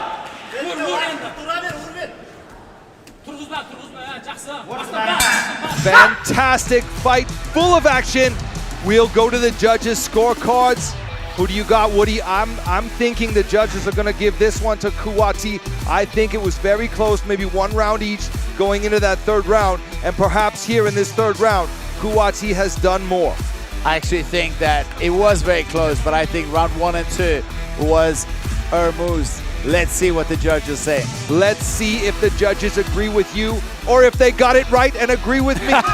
Let's see, let's see.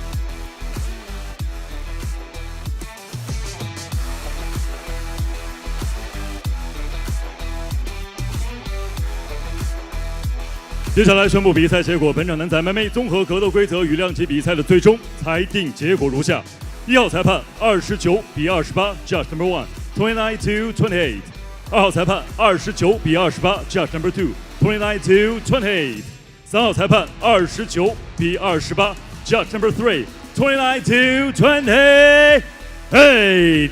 本场比赛3位裁判一致性判定，红方胜。For the winner, by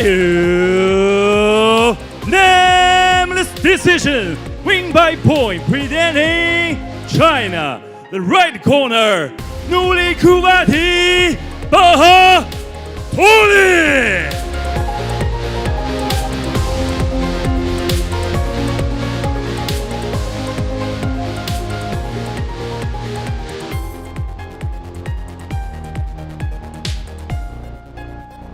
好，感谢红方选手出色的发挥。接下来马上开启我们今天晚上正赛环节的比赛。10月26日，我们即将迎来 JCK 战绝城王者系列006 2022至2023赛季赏金之王王少祥将对阵乌兹别克斯坦金腰带选手 Shokhzod。对他没了解太多，就那样吧，谁来都一样。O'zbekistonga meni yutug'im, muxlislarim, davlatim, bayrog'im juda katta ahamiyatga ega. Inshaalloh hammasini bo'y ko'rsataman. 现在最想的是不是复仇东帝了，还是说重量级谁有资格挑战你，你都会应战？我对某个人或者是某个对手并没有太大的执念，我的对手就只有我自己。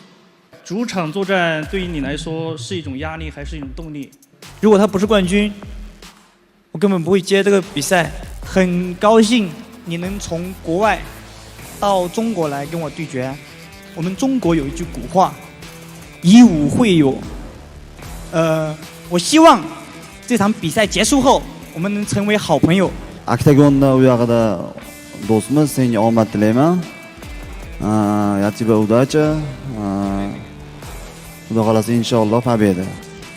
如果被我拿到包位，你就完蛋了。哎呀，说不定我锁你呢，兄弟。可以，欢迎随时锁我。我让他知道什么叫真正的残忍。太可怕了。大话谁都会说，然后场上看嘛，让他体验一下真正冠军的实力。该说的都昨天说过了，然后今天好好恢复，明天给粉丝朋友们带来一场精彩比赛。您能不能评价您的对手 ？First, for this fight, I know my opponent is very good, have a good wrestling. I have been for 2 years in the Lion Chulabu in Arbin. So for this time, I'm sure I can control this fight. 他说了，对我的这个摔跤啊、摔法就研究了，那还他差一点啊，他把我的那个战略部研究。我相信我俩的这一场比赛肯定是很精彩的，大家要注意看。I will control all of the move. I will be win. 我还没有看过他的比赛啊，如何评价他的比赛？ Ну да, я смотрел пару боев соперника. Бьющий хороший ударник, рука тоже хорошие поставлены. Ну, бою будем, посмотрим. На кто из нас лучше. 将近4个月没比赛，然后这一场比赛就相当于自己感觉又重新回到了笼子里面一样，特别兴奋嘛。那您对拉姆赞的这个首秀 JCK 的首秀是如何点评的？挺好，我喜欢。我其实没什么话对他说，明天好好伺候你一顿。Давай тогда посмотрим завтра, кого накажем.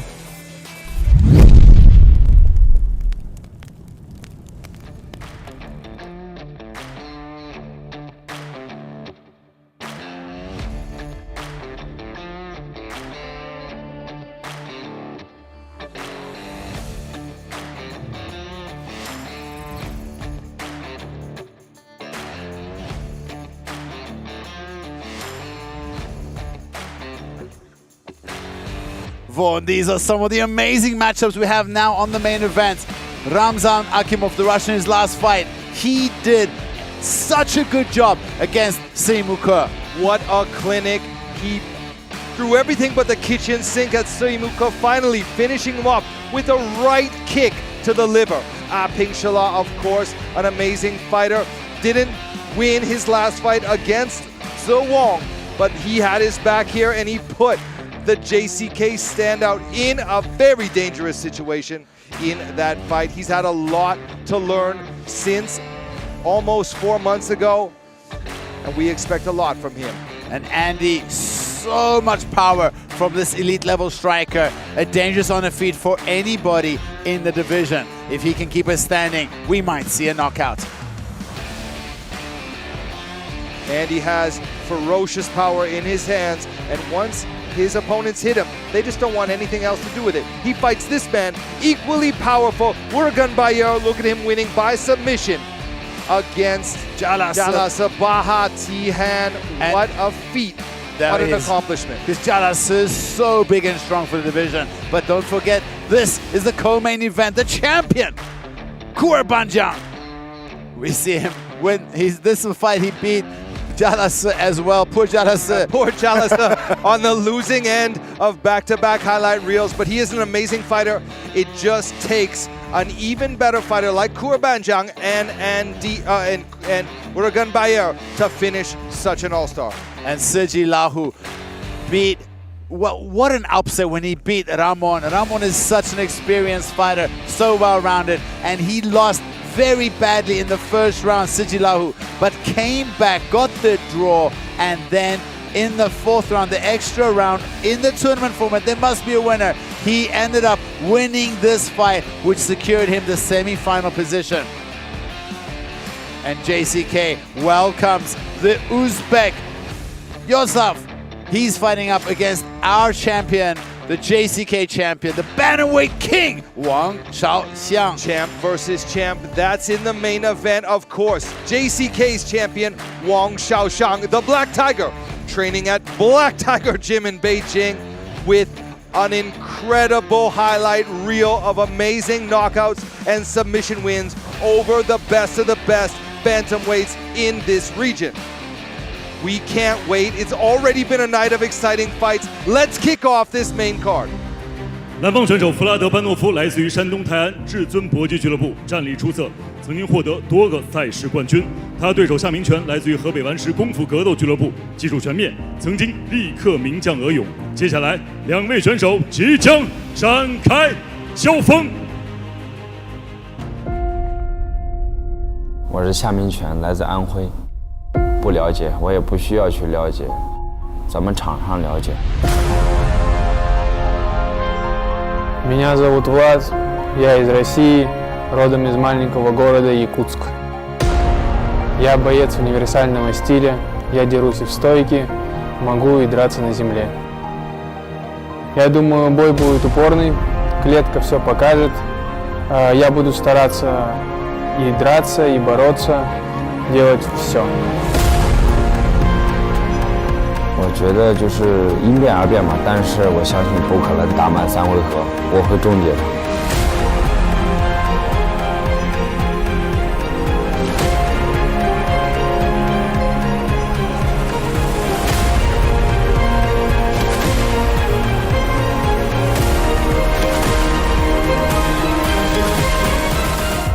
我已经自己做好了最好的准备。所以我并不担心他能给我制造什么麻烦，我只想在场上终结他。Своему сопернику я желаю хорошо согнать вес, выйти в клетку, показать хороший бой, победит сильнейший.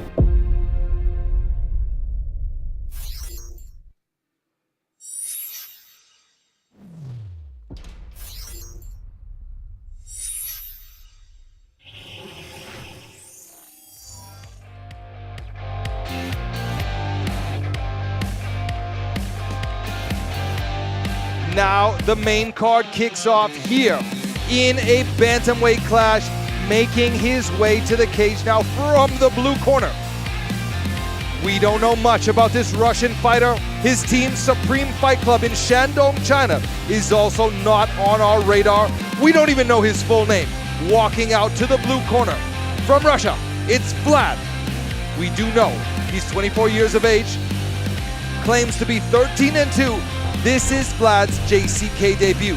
We've been told Vlad is the 2022 Russian National Military Games hand-to-hand combat champion, the 2023 Kyrgyzstan Open Sanda champion, and the 2024 Open Kyrgyzstan Sanda bronze medalist. Woody, one objective for fighters is to make sure after the fight, win or lose, your opponent never forgets your name. Before that happens, Vlad will need to tell us his full name. What a man of mystery, and that is extremely intimidating. Coming in with this pedigree, military hand-to-hand combat champion, wins in countries like Kyrgyzstan and Sanda. He is a man of mystery living in Shandong in eastern China. We don't know what to expect from this man. Here we go.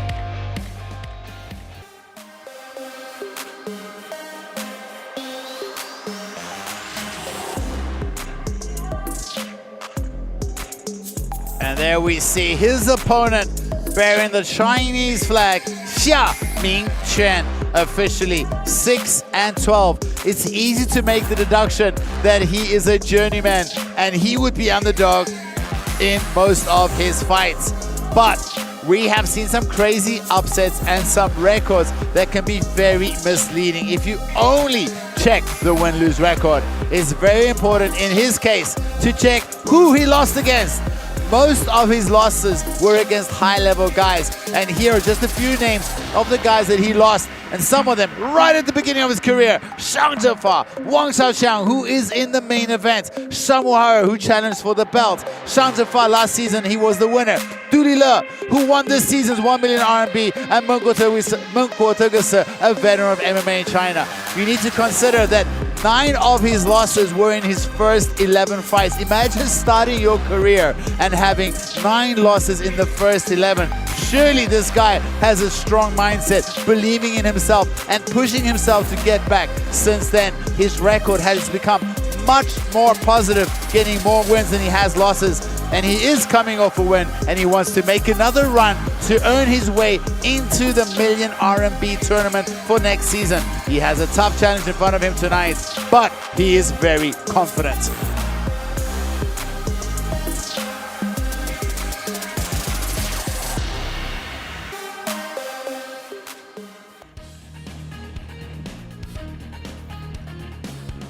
Looking now at the tail of the tape, and we can see how these two warriors stack up. 本场 JCK MMA King Series 雏量级的正赛交锋，南方选手身高174公分，臂展174厘米，体重61.40公斤，年龄24岁，来自于山东泰安至尊搏击俱乐部 ，MMA 综合格斗战绩15战13胜2负。那么今天晚上上的 JCK 战决城的首秀 ，Ladies and gentlemen, let's welcome the blue corner from Russia. I give you Vlad.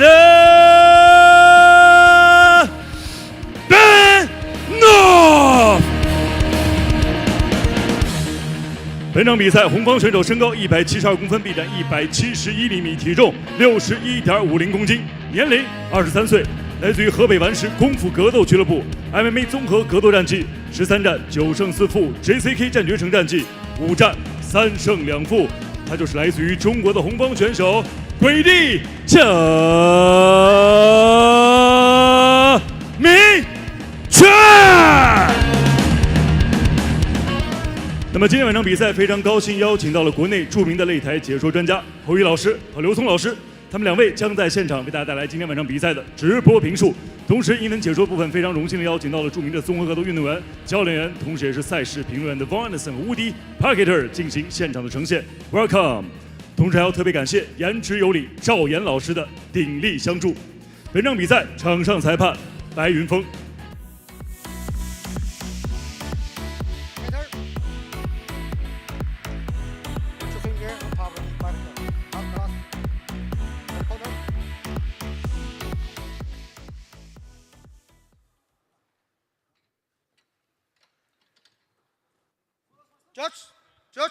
Judge, time. Ready, fight! Vlad in the blue and Xia Mingquan in the red. Mingquan, as is known to his friends. Xia Mingquan spending a lot of time in Beijing working on his jiu-jitsu this past few months, focusing strictly under the tutelage of BJJ black belt Wu Junyi. Vlad is the one who initiates the takedown. This could be a mistake for the Russian fighter. Yeah, and we watched them roll a little bit yesterday after they finished their weigh-ins. They recovered a bit, and then Xia Mingquan went in. I'm telling you, he moves very well. He's got some slick jiu-jitsu. But look at Vlad. He's already wrapping up those legs. All Vlad needs to do is pop his head up, and Xia Mingquan is going to be stuck here with his legs all wrapped up. Xia Mingquan is trying to get that leg out. Got nice wrist control.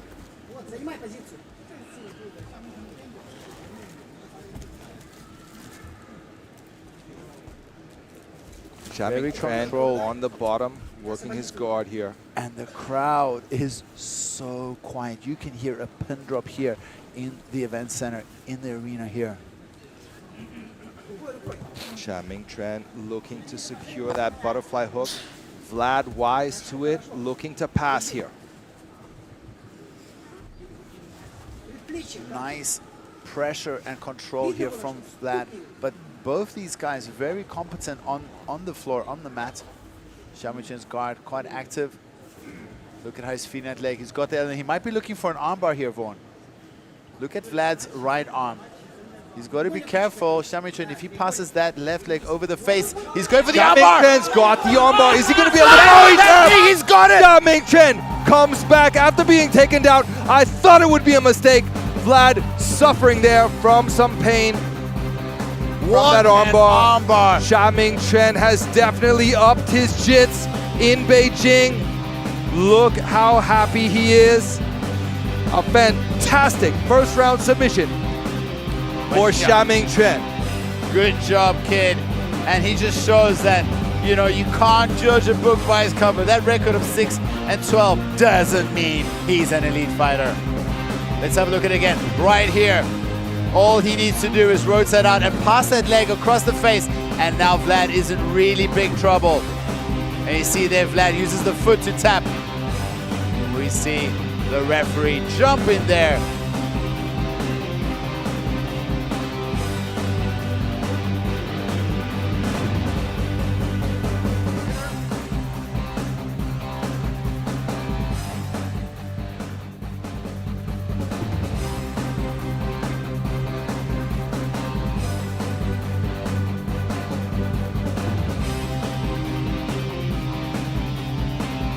接下来宣布比赛结果。本场人才MMA综合格斗规则出量级比赛的最终结果为：来自于中国的红方选手鬼地夏明权，第一回合1分58秒，使用手臂十字固将可获胜。The winner is red corner, win by Amber。接下来掌声有请颁奖嘉宾。山西通航救援有限公司董事长张占强先生。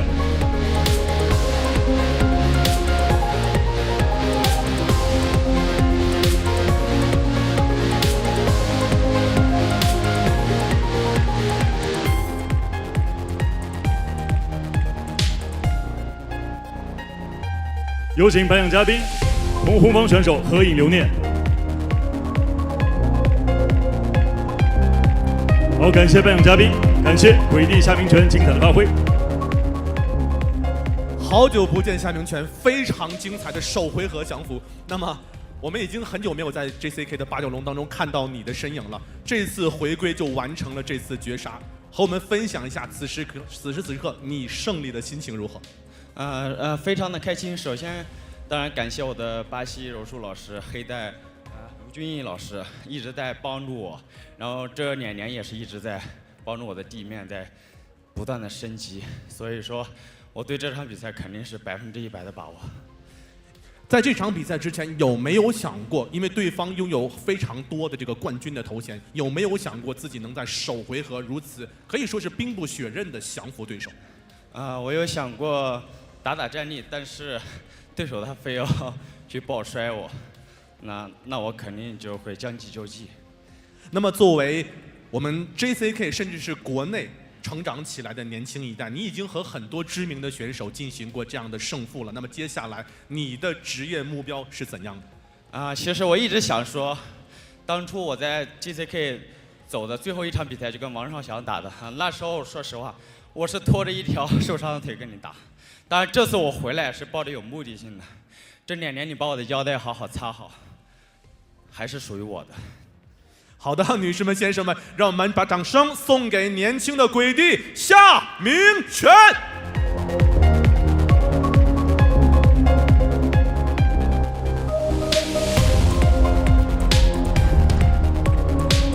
接下来时间将大家现场呈现的是2位站立选手之间的对决。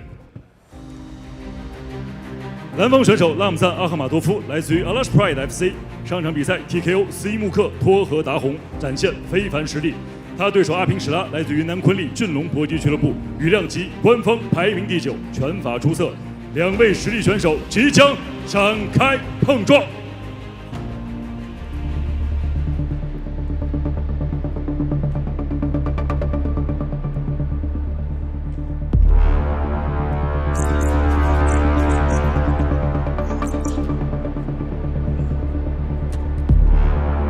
我觉得我每一次的准备都挺充分的，这一次更不要说了，更充分。Меня зовут Рамзан Ахматов, я из Чеченской республики, город Гудермес. Занимаюсь ММА уже давно. Подготовка прошла очень хорошо и в борьбе, и в стойке. Готов очень на все 100, иншаллах. Будем показывать очень зрелищный бой. Короче, я готов на все 100. 拉姆赞他是一个打击系选手 ，KO 率是高达60%以上。那么他的打法呢也是极具耐心，下巴非常坚硬，基本没有太多的缠斗的技巧。Showtime！ 盘腿，但是盘腿把自己放在了背后裸脚的位置，裸脚的位置，裸脚的位置。我觉得打国外的人更让自己兴奋嘛，这样子可以让自己在国内学到的东西更好的去展示出去。转身接拳，起到效果，有效，有效，起到效果。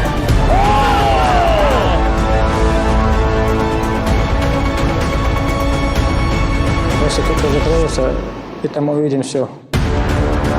我会让你在笼子里面什么都说不出来。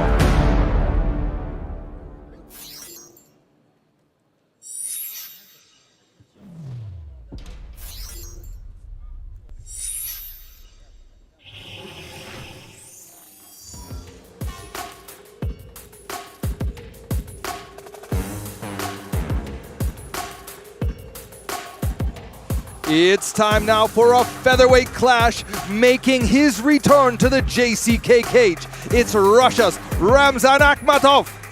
30 years of age, Akmatov is back after a dominant win over Suimuka last month, officially 6-3, riding a 6-fight win streak. His last 3 wins have all been second-round finishes. He's training at Wrestling Heavy Tohu Fight Club in Guangdong Province right now, and he is absolutely terrifying in all aspects of the MMA game. We saw a well-rounded performance last month in his JCK debut, which ended with a devastating liver kick TKO from the right leg, no less. Apingshila, his opponent tonight, is a great fighter, but the odds makers likely have Akmatov as the favorite going into this match. Very calm, very composed, mature, and very confident as always. Ramzan Akmatov making his second appearance here in JCK. This guy is so smooth, so calm. You know, it looks, the first time we met him, we even thought, did this guy even wake up? But once the bell rings and the fight starts, prepare yourself for some lightning speed action and non-stop pressure. This guy doesn't stop. When the action begins, he is a volume fighter, pressuring his opponents and very, very fast. He also is dangerous on the ground. We've watched some of his old fights before. Wherever the fight goes, he looks to finish. We know what he's good at. What is he bad at, Woody? That's what we don't know. Well, let's see.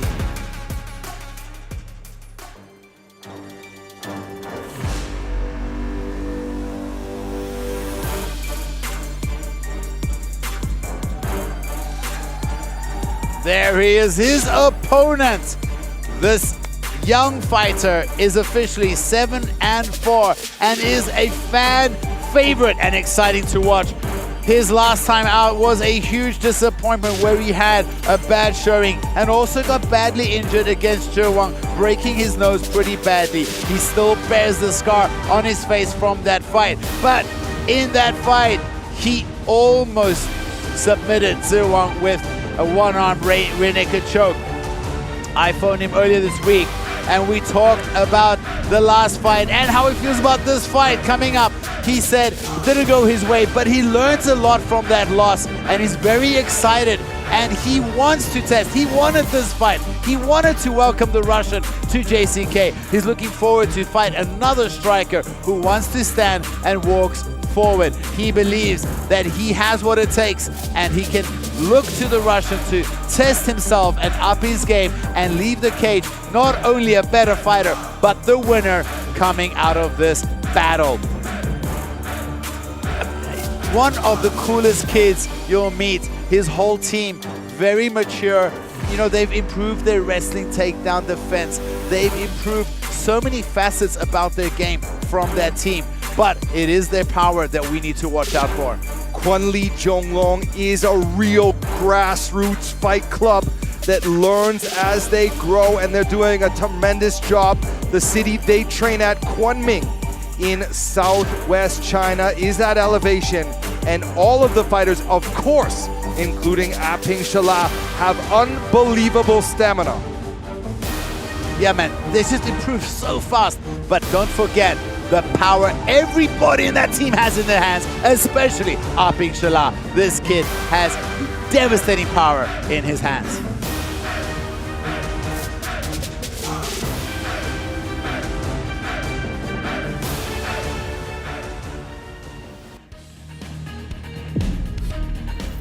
Looking now at the tail of the tape, except for those 9 years age difference, they stack up almost identically.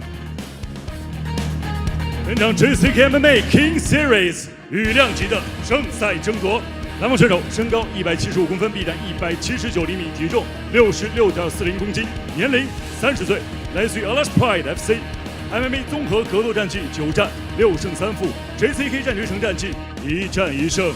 Ladies and gentlemen, let's welcome the blue corner from Russia.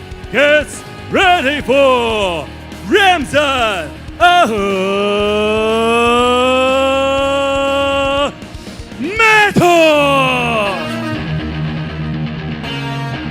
本场比赛，红方选手身高174公分，臂展178厘米，体重66.40公斤，年龄21岁，来自云南昆力俊龙搏击俱乐部。MMA 综合格斗战绩12战8胜4负 ，JCK 战决胜战绩10战6胜4负。女士们、先生们，掌声送给来自于中国的红方选手阿比什拉。本场比赛场上裁判 MMA 传奇裁判 Thomas Fan。Okay. Judge. Time. Step back. Step back. You ready? Fight! And we're off. Ramzan in the blue corner, and Apingshila. They start so fast. Apingshila in the southpaw stance in the red corner. Apingshila, as you mentioned, in the southpaw stance, as did Akmatov's last opponent, Se Imuke. That didn't end well for Se Imuke. Look at Ramzan immediately working the kicks. Beautiful control from distance from Akmatov. Nice fast calf kick from Apingshila. Apingshila chin's really high, hands low. Both these guys fighting very fluid, but it's Apingshila walking forward, putting the pressure on the Russian Akmatov. Akmatov doing a fantastic job of firing from the retreat.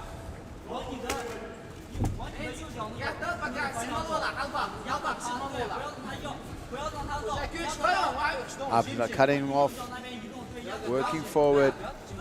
Akmatov, as I mentioned earlier, riding a 6-fight win streak. He's 6-3. Beautiful high kick there from the Russian Akmatov. Low blow. Referee Thomas Fan calling for injury time. Okay. Neutral corner. Okay, that's a low blow. Okay. Keep it up, all right? First one.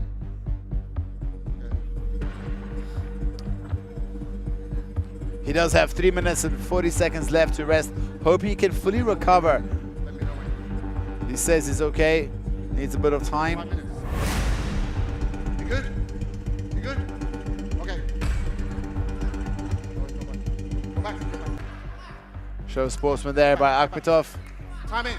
Let's hope we don't see any more of that.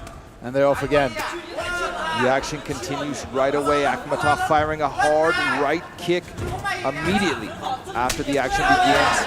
Akmatov doing a fantastic job scoring with kicks. And it feels like Apingshila is really looking to throw that left cross right through the middle. There he goes again. Apingshila looking for the opening, hunting down the Russian Akmatov. Both fighters swapping blows there. Apingshila on the attack. Akmatov really using a lot of tips there, a lot of push kicks right to the midsection of Apingshila. Apingshila is tough as nails. The only guy we ever saw him really put a beating on him was Wang in the striking, who also fought very elusively. But look at Apingshila. Feels like he learned his lesson there. He's taking the fight to these elusive strikers. Akmatov doing a fantastic job of scoring with kicks as he works the counters. Backing away, looking for the right opportunity, watching the steps and the movements of Apingshila and timing his kicks beautifully. Apingshila really cutting him off, working to get the angle of the orthodox guy, using his substance, does a side kick to the body of Akmatov.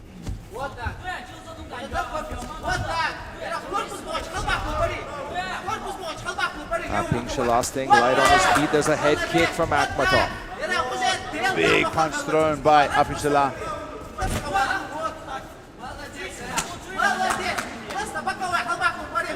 Akmatov just so elusive, so hard to hit. He moves so well. Akmatov again attacking the midsection of Apingshila with those kicks from both legs. Now it's Apingshila punching the body.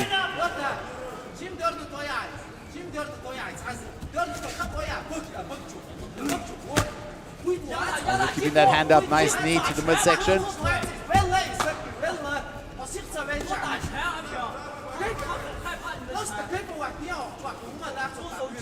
Now it's Akmatov putting a little bit of pressure on Apingshila. Apingshila putting the pressure on, scoring with some punches there. Akmatov really throwing in those kicks. So it looks for a big spinning back. Apingshila saw it coming and got out of the way.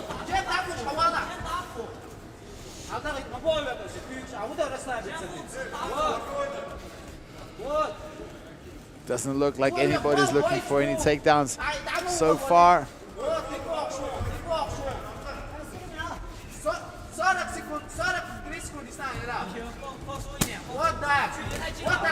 Akmatov scoring with a kick and a straight. How many of those kicks can Apingshila take on the arm before that arm gives? Now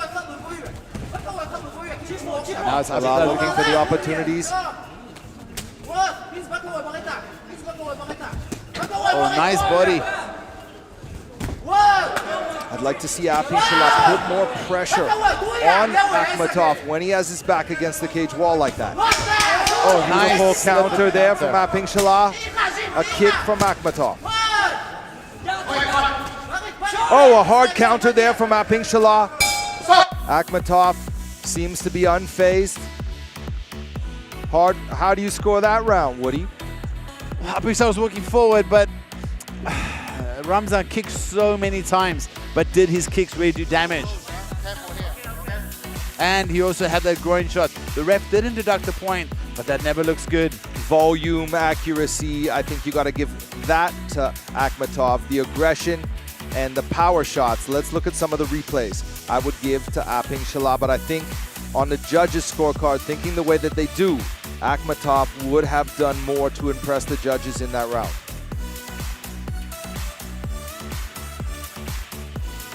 In fact, I thought that spinning back fist missed. In fact, no, that was not. He threw it twice. Okay. One of them he threw so fast, but Apingshila reacted and ducked underneath. So quick, lightning reflexes from Apingshila.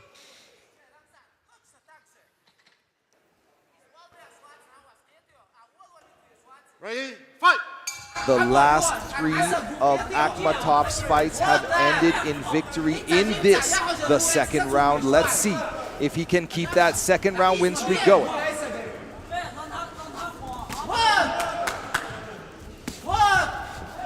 Nice little catch there from Apingshila.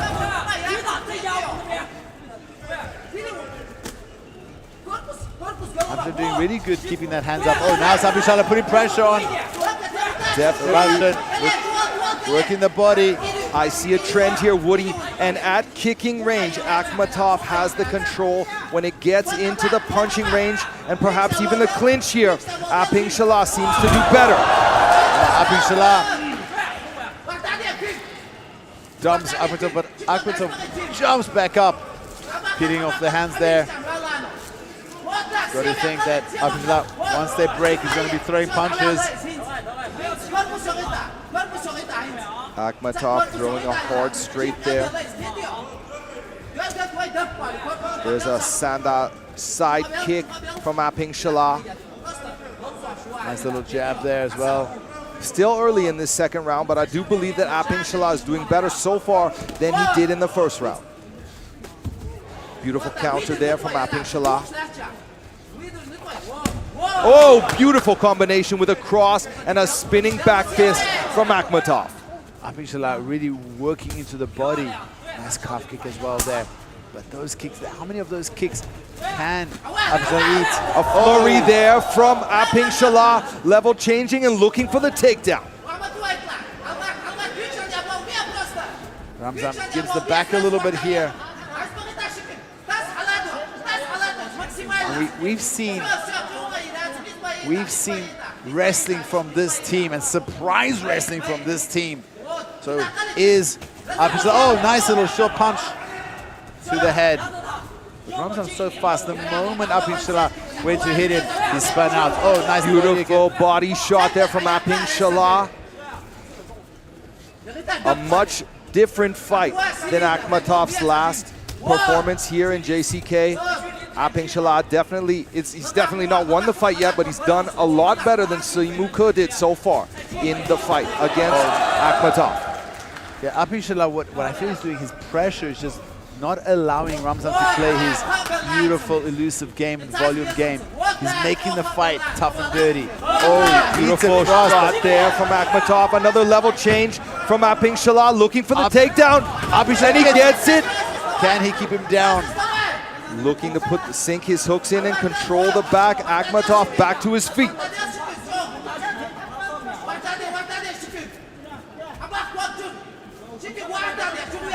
Look at Akmatov trying to break those grips, peels the hands off his hips. Holds the wrist of Apingshila, but Apingshila has still got that pressure. Look at him pushing up Akmatov up against the cage.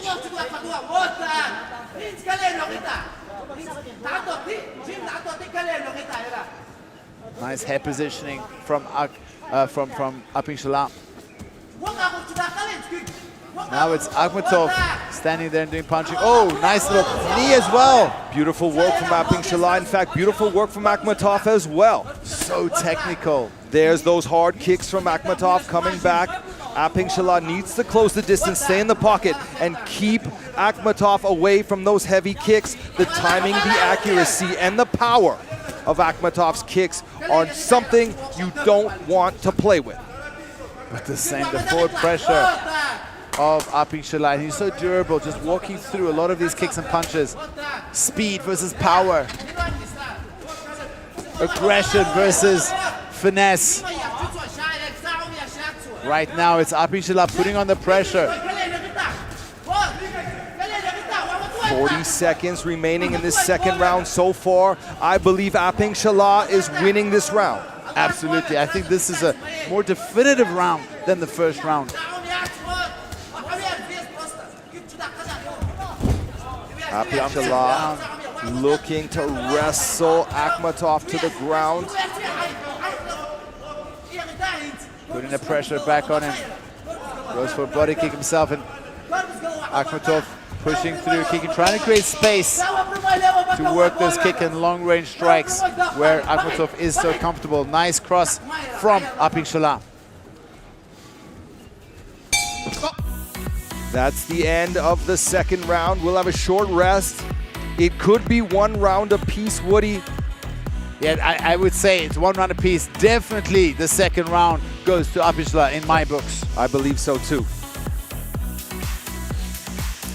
This is not how...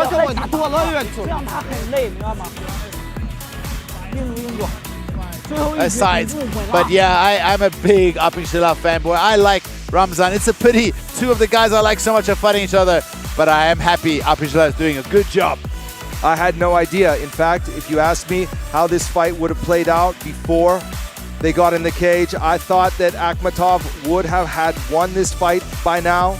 Apingshila has surprised me with his prowess in this match. He might even win this fight. Ramzan looking more tired. Remember, it's a 21-year-old going up against a 30-year-old. Let's go back. Go back. Get back. Apingshila also trains up in the mountains, used to high elevation. Ready? Fight! Show of respect from these two warriors as the third and final round commences. Now it's Ramzan walking forward, push kick through the middle. Hands up high from Ramzan. Inside low kick, hits the groin section. That's the second one in this fight. Injury time should continue for Apingshila.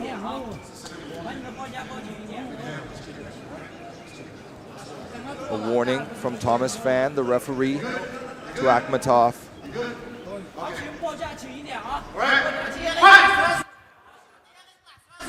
The action continues.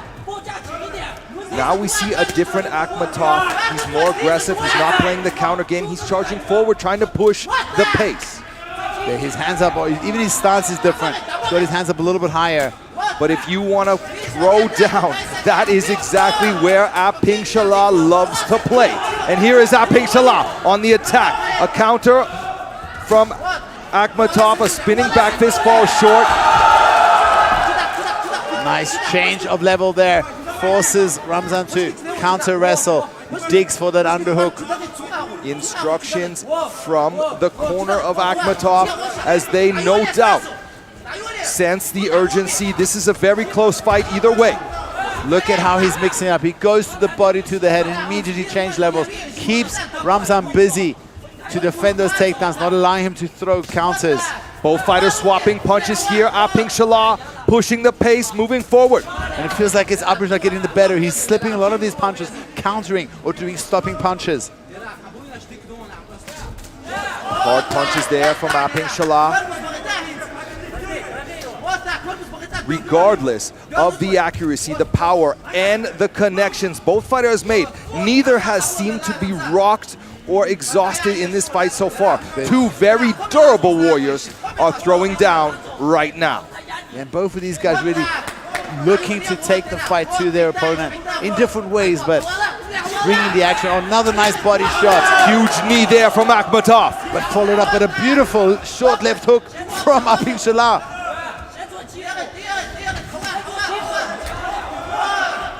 Pressed up against the cage wall. Apingshila looking to score. Is he going to look for the takedown, as he has several times in this fight?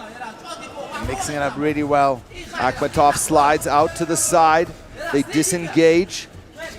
Southpaw Apingshila presses forward. Hard punches now from Apingshila.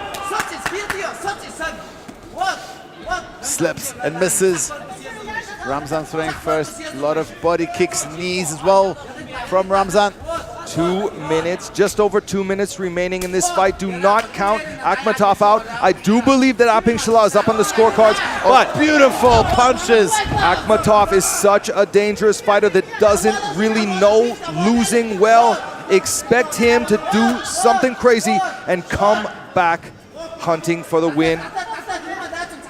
He's got that single leg very deep. He's gonna get the sweep. Apingshila lets go of that leg and fires off a few punches. Beautiful head movement from Apingshila. Again, the head movement of Apingshila evades the tough punches from Akmatov.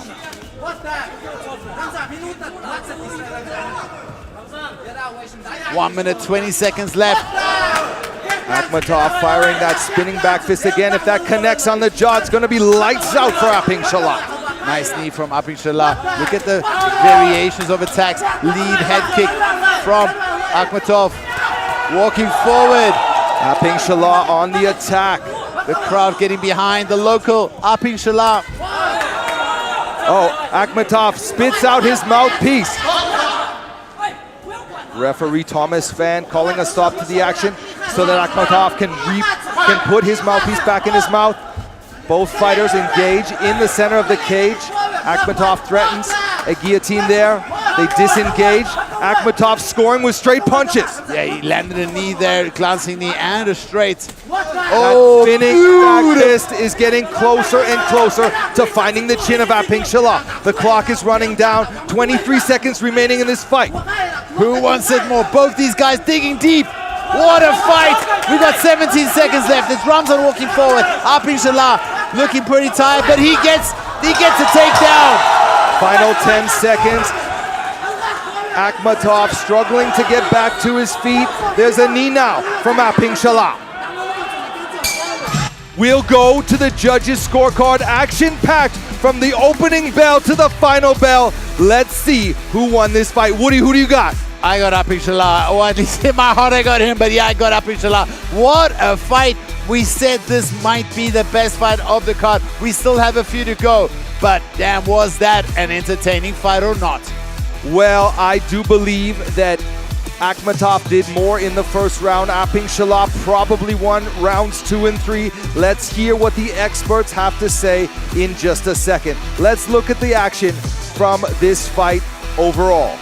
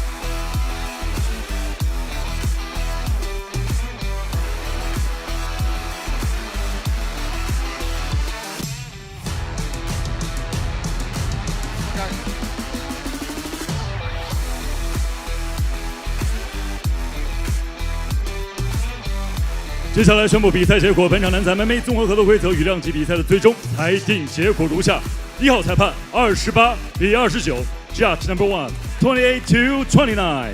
2号裁判28比29 ，Judge number 2 28 to 29。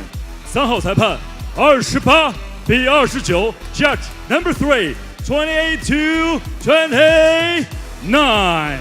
本场比赛3位裁判一致性判定冷风胜。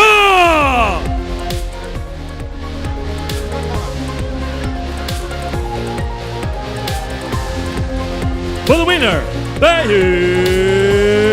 unanimous decision, win by point, presenting Russia, the blue corner, Ramzan Akmatov.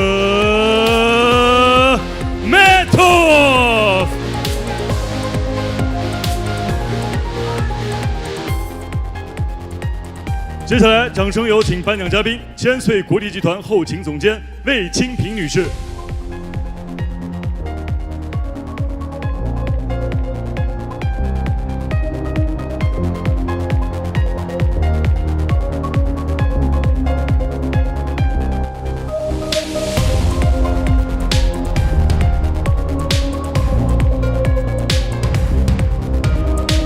好，感谢颁奖嘉宾，感谢双方选手 ，Ramzan， 请留步。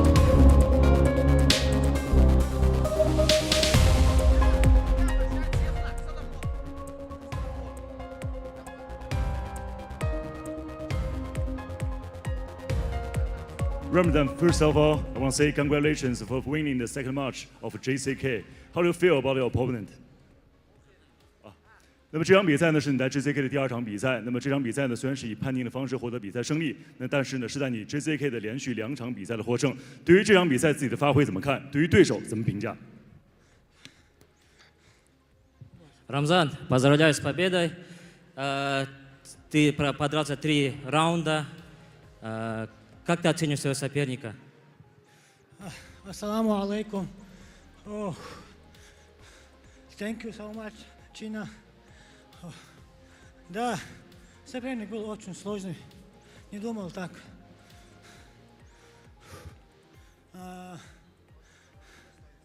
Да, очень хороший достойный соперник был. Просто у меня травма была, рука, нога, все болело очень. Поэтому чуть-чуть трудно было. Просто так, просто 2 года я просто на 3 раунда вообще не дрался. Поэтому трудно было очень.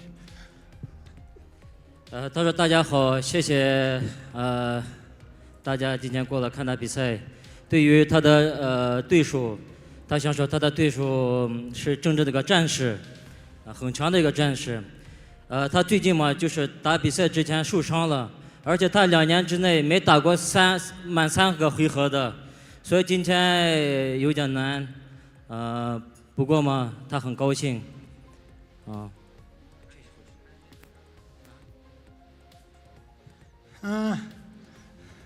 Наверное, это сейчас мой соперник, это 9 номер, даже я хочу топ любого.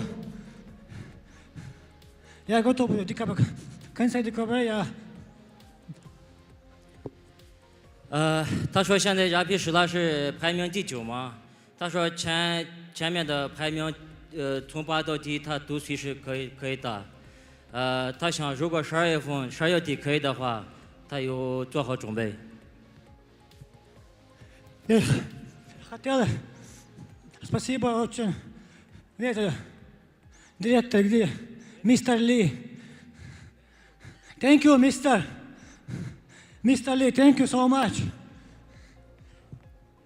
他想这边表示对我们李总表示感谢，对他的支持。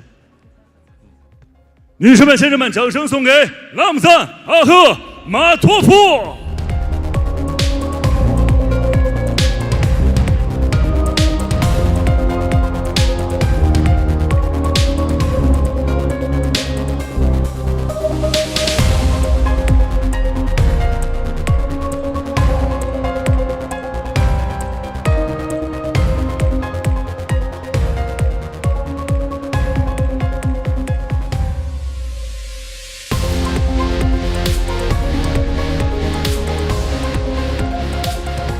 接下来，让我们共同开启今天晚上最终量级赏金赛半决赛的比赛交锋。蓝方选手安迪来自于哈尔滨龙云综合格斗俱乐部，最终量级官方排名第9，目前 JCK 战决胜战绩4战3胜。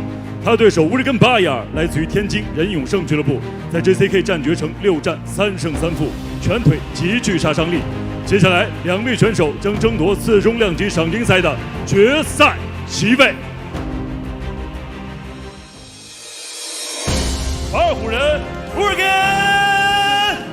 巴亚。07年开始走进这个专业队，我15年开始练 MMA， 将近快18年的职业和这个专业运动生涯，还在继续。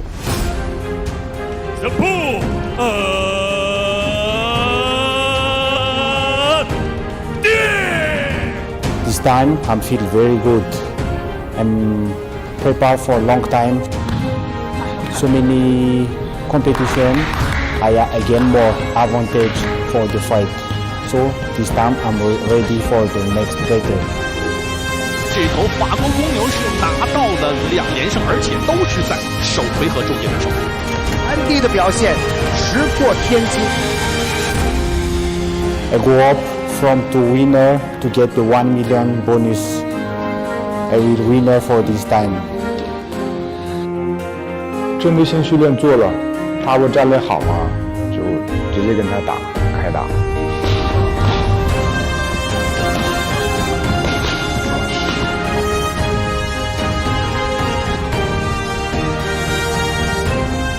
忍者脚，忍者脚，有没有机会？我的跟Bayar相互破场。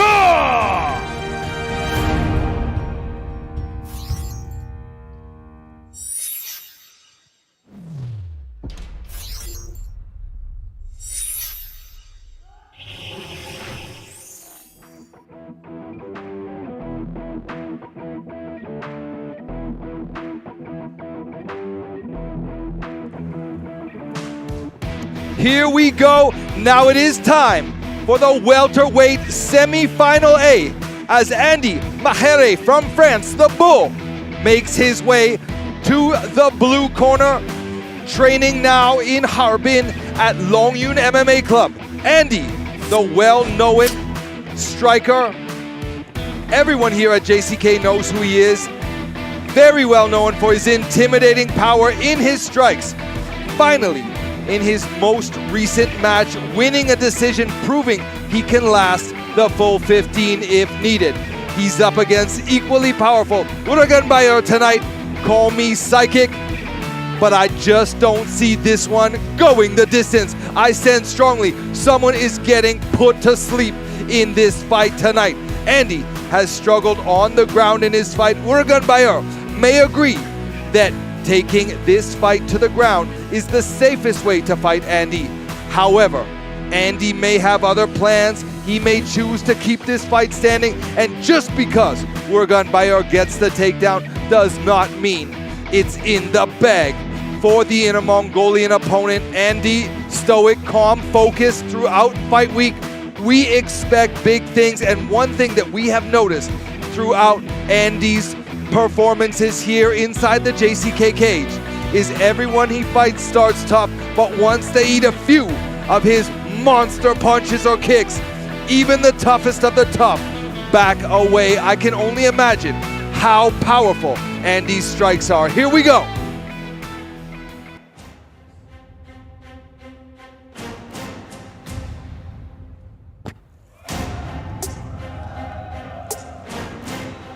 And there we see his opponent out of the red corner, Bayar. The 35-year-old is a veteran of MMA, officially 11-8. He's a formidable opponent for any welterweight out there.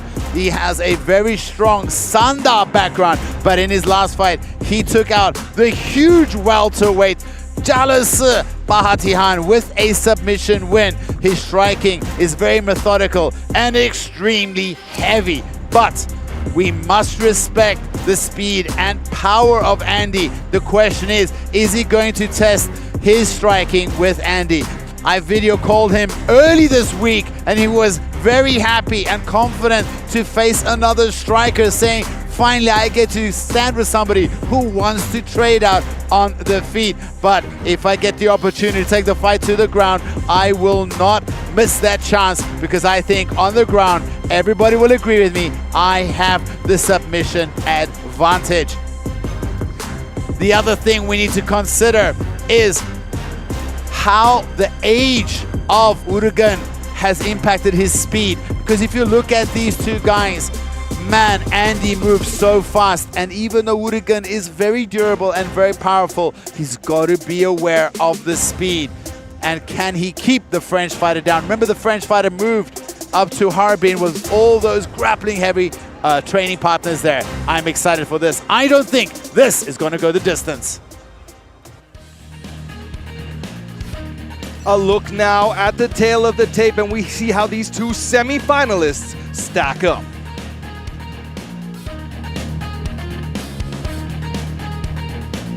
本场 JCK MMA 次重量级赏金赛的比赛争夺，蓝方选手身高180公分，臂展189厘米，体重76.50公斤，年龄33岁，来自于哈尔滨龙源综合格斗俱乐部。MMA 综合格斗战绩6战4胜2负 ，JCK 战决城战绩4战3胜1负。Ladies and gentlemen, let's welcome the blue corner from France. I give you the bull.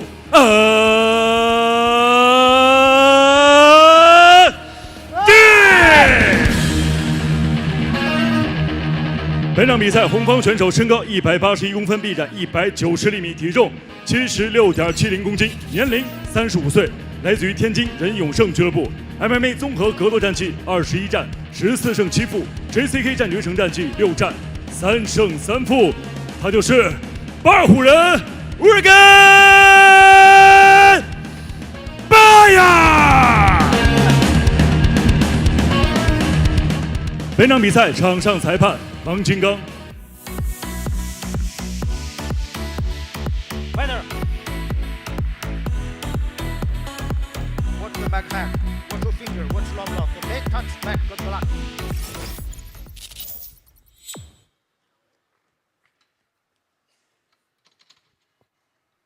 Judge. Time. Ready? Fight. Andy in the blue corner, Urugan in the red. Andy immediately goes for an inside kick that's checked by Urugan. Hands up high, push kicks thrown by Urugan. Urugan Bayar on the attack. Heavy hands. See, that's what I'm talking about. You see, as soon as Andy... Oh! He counters him! He's hurt him! Andy looking for the finish. Urugan Bayar struggling to maintain consciousness. He closes the distance, trying to neutralize the striking distance that Andy needs to put the lights out on the Inner Mongolian Urugan Bayar. He takes the fight to the ground now. He's on top, passing the guard. Urugan Bayar now. Urugan was Bayar on skates earlier, just a few moments ago. There's not even been 1 minute gone in this fight. Really good recovery there from Urugan. He got dropped with a short little hook right to the button, but now he's on top in side control, trying to slow down and see if he can get a submission when this is exactly where Andy didn't want to be in this fight. Can Andy work his way out of this control position from Urugan? Urugan Bayar falling to the ground. Andy following him to the ground, looking for the finish. I expected it to be over. Andy, I don't think it's a mistake for him to have done that, but he's in a bad situation now. Could have maybe chosen, I'll guess in hindsight, it's always clear, but I think he could have chosen a better attempt. On the ground, Urugan Bayar must have the advantage. Look now, even a rocked Urugan Bayar is able to control Andy here on the ground. He's doing really good here. Side control, has that deep underhook with the left arm, controlling Andy, and we know Andy isn't a very experienced grappler. He has made the move to train with good grapplers, but it's striking that he's really good at. And Urugan has, I believe he's a blue belt or purple belt. So a purple belt now, training in Tianjin. Urugan Bayar looking for the submission there. Went for a Chimera there. Staying one step ahead of Andy so far the whole time here on the ground. Andy's really not moving his hips, not trying to look for the angles, recovering guard, or fishing for that far side underhook. But Urugan's very tight with that underhook as well himself with the left hand. Urugan Bayar threatening to slide to mount. Is that really a good idea here? We'll find out soon enough. Will Andy be able to break his posture and rock him off this mount? Urugan Bayar scoring now with some ground and pound, but struggling to keep his balance and stay in this dominant position. 2 minutes left. Urugan Bayar now grapevining the feet of Andy, making it difficult for the Frenchman to buck off Bayar's top control. 2 minutes left. This is exactly where Urgan can look to finish a cinch in a submission. The winner of this match goes on to face the winner of the next match. Winning is only one part of winning the whole million tonight. Nice little flurry of punches from Urgan. Not only do the fighters here in the semifinals want to win, but they want to win unscathed and be fresh for the finals just a few weeks from now. Bayar scoring with some nice shots here from the top, doing a good job not to get excited, focusing on control and scoring with punches when it's safe. Yeah, he's doing really good. 1 minute 15 seconds left. I don't think he's done too much damage to Andy. I think if it does go to the second round, Andy will still be fresh. But who scores this round? Oh, he's looking for an Americano group here, but very difficult to finish it from this position. But look at the back. Oh, shifts over for an armbar. Andy needs to hold on. Bayar looking over the armbar, and Andy pops out. He's back to his feet. A careless error there from Bayar. Huge punch thrown by Andy, huge overhand.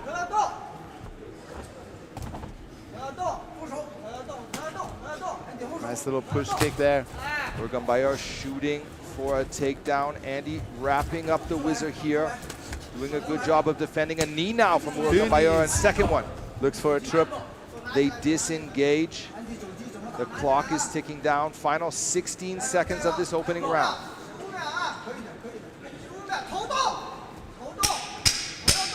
Referee, corner of Urgan telling him to push the pace.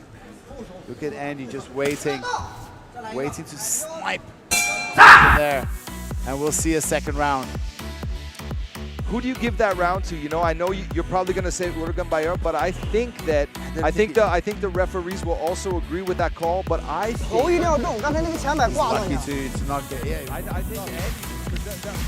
刚才他那个前摆打挂了你，就是头要动，所以他前摆。他在打摆拳的时候，直接就下潜了，你晃着他点。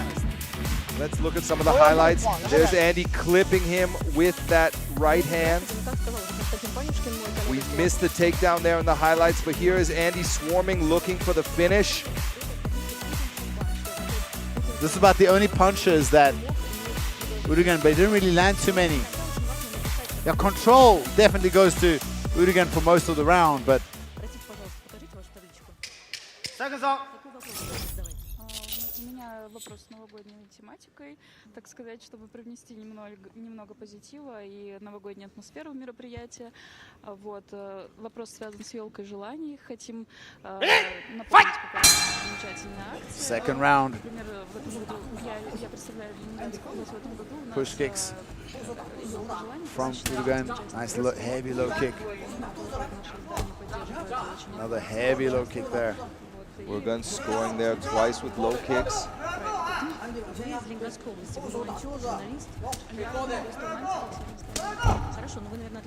And himself throwing a kick back. Inside kick from Kurban. Andy backing himself against the cage wall. I don't understand why he's not rotating out more. He's been having trouble defending the takedowns. Спасибо, спасибо. Я поняла. Подскажите, пожалуйста, а вы из Севастополя, правильно? Тоже у вас табличка сегодня... Beautiful hook there from Andy. Kurban coming back with a short hook of his own. And he slips back, does a low kick as he moves out.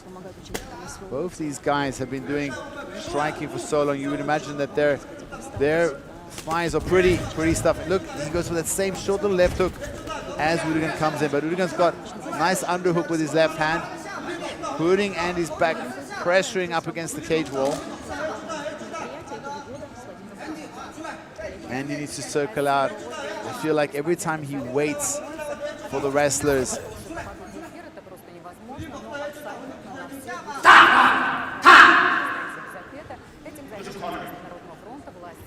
a low blow there. Bayar has 5 minutes to recover from injury time. Was it? No, I think he stops from there's a blood on the face. cut. The doctor will have a look. Oh, the nose of Kurban Bayar is bleeding. Got a small cut on his nose. I don't think it's too serious. But there's blood coming out of the nostrils as well.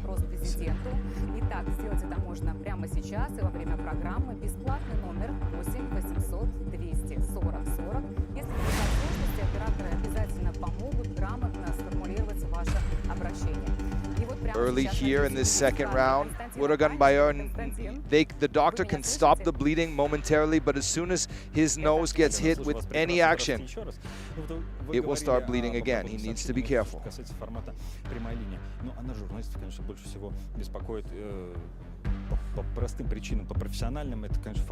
Will the referee restart them up against the cage? We'll find out soon enough. If you were the referee, what would you do? If Andy was in the controlling position at this time, or not, because it was it was a legal strike, yeah. Was it Urugan? Yeah, Urugan was has to start in the same position. Путин говорит на галерку, и такое было не раз. И тут уже вот кто первый заявит о себе, тот и слово и получит. Поэтому мы сейчас, поскольку перебрались на галерку, хочу вам представить человека, с которым мы познакомились здесь и работаем.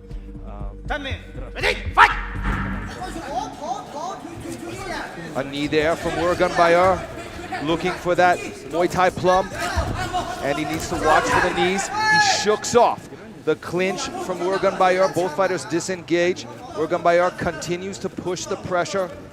Andy dangerously close to the cage wall.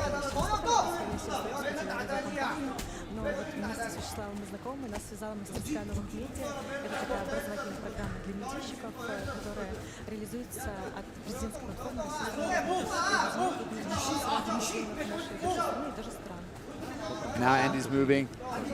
In my opinion, he should be moving more. Urugan trying to get him closer to the cage wall there. Another big hook. Kurban Bayar throwing that left kick to the midsection, hunting that liver. Both fighters swapping kicks there.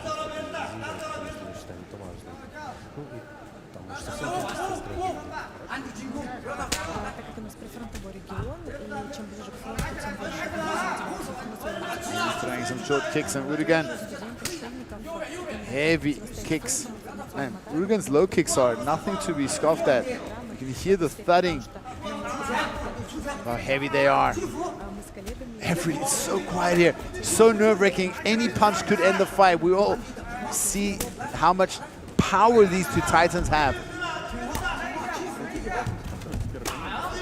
Short jab there from Kurban Bayar, answered with a kick from Andy. Kurban Bayar looking to close the distance. The blood is flowing from his nose now. He dropped his head really low, almost like a headbutt, but into the chest as if he went for a takedown. Nice oblique kick from Andy.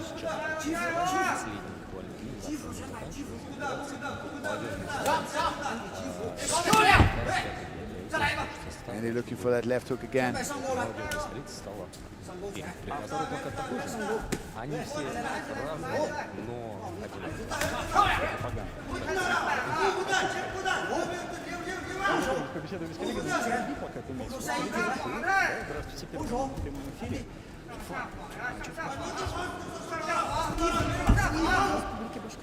Both these guys really respecting the power and the danger of their opponents.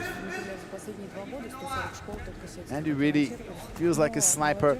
Urugan wants to take the fight, but I think after that first punch that he ate that dropped him, he's much more respectful of Andy. Throwing long punches, keeping his chin far away from the French fighter. Now the referee forces him to work a little bit. And he likes to throw that push kick, that tip kick, pointing his toes right in the midsection of his opponent. Urugan fighting very tall. He's lucky he can fight really, really tall because he's not that scared of Andy doing a takedown on him. Very Muay Thai-esque stance of himself, standing tall, a lot of straight kicks, not worrying too much about Andy trying to pick a leg and running down the pipe. Oh, huge left hand thrown by Andy, but Urugan ducked out the way. Who wins that round? Well, damage-wise, I think Andy wins because of the blood and the doctor intervention there with Urgan Bayar. Not much happening in the second round there. Just everybody sitting on the edge of their seats, but nothing much happening. Feel the tension, but not too exciting. Well, one round apiece in my book. I don't know if everyone agrees with me, but let's look at some of the replays. One round apiece? I thought you gave the first round to Andy because he dropped him.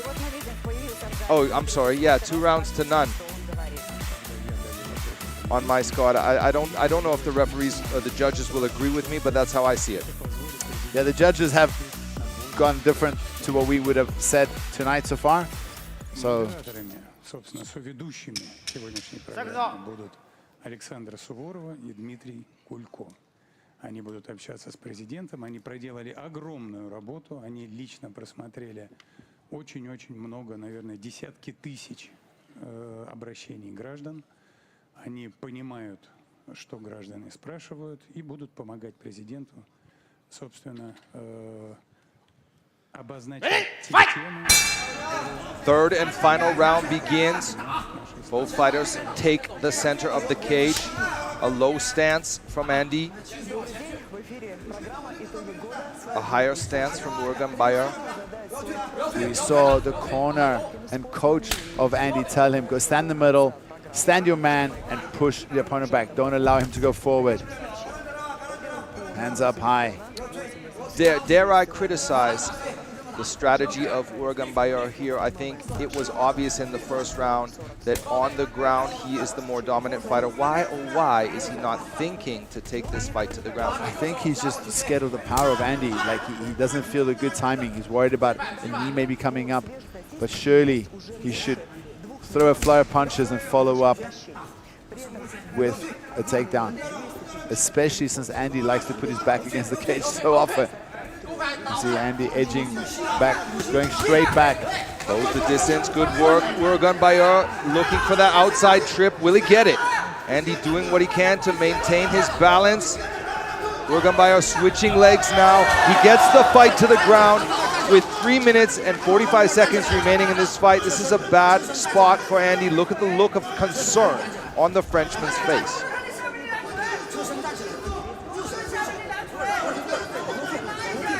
We hear the corner. We hear the corner of Urgan. Dulila shouting at him. Dulila, this season's $1 million RMB winner, shouting to his hometown boy what to do. And Dulila is absolute exceptional at exactly this, controlling this opponent. Very good wrestler. And now we see Urgan using that shoulder to bump the face of Andy. Andy flattened on his back in his own corner. The experience of MMA legend Zhang Longyun there, cornering his fighter Andy. Andy does speak a bit of Chinese, but I don't know how fluent his Chinese is, and his coach definitely doesn't speak much English. We've talked to him many times. How much information can he share in the heat of battle? Urgan Bayar looking to advance his position.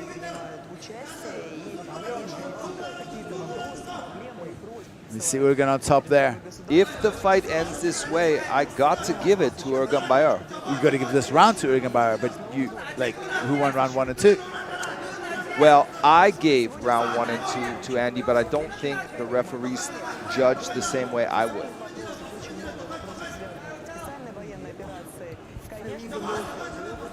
At least I do like that Urgan, he has been proactive more in this fight, taking the action to his opponent.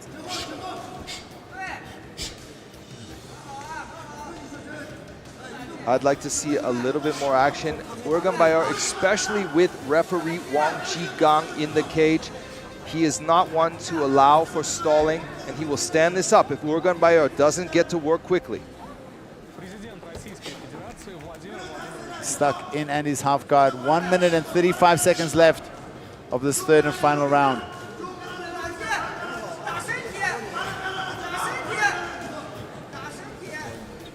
Frantic calls from Urgan Bayar's corner. Dulila screaming advice in their native tongue, the Mongolian language.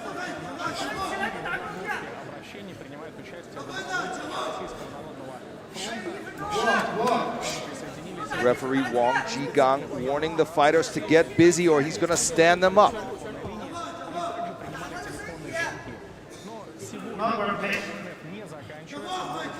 I thought for a moment they're going to stand them up, telling him not to grab the cage.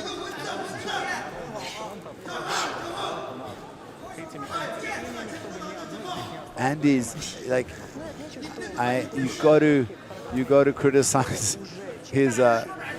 You know, he's just holding on, not trying to escape, also not trying to recover better position. 30 seconds left.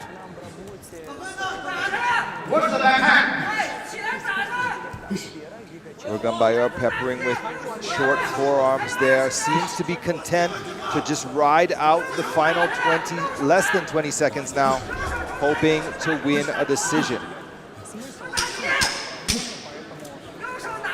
There's the clapper. The clock is running down. This fight will go to the judges' scorecards. The winner of this fight will advance to the finals. Andy believing he's won, he's done enough. Both fighters now, you got to think about it. Andy, I believe, is unscathed. He might have a few bumps and bruises, but nothing too serious. We don't know the extent of the damage to Urgan Bayar's nose. If he wins and advances, he may need more time to recover than Andy would. And that is definitely a factor that plays in this tournament. Andy on the attack here in the first round. Then Urgan Bayar scoring with a few punches from the top and mount. That's still in the first round. Here we are in the second round. Urgan Bayar scoring with a knee or two.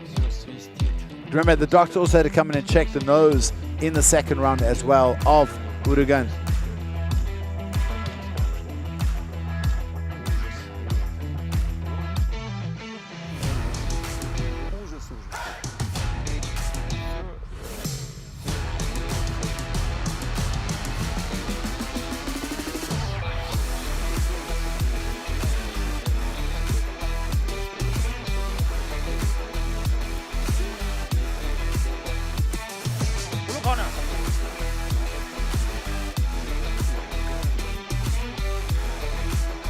接下来宣布比赛结果，本场男子 MMA 综合格斗规则次中量级赏金赛半决赛的最终裁定结果如下：1号裁判29比28 ，Judge Number 1 29 to 28；2号裁判29比28 ，Judge Number 2 29 to 28；3号裁判29比28 ，Judge Number 3 29 to 28。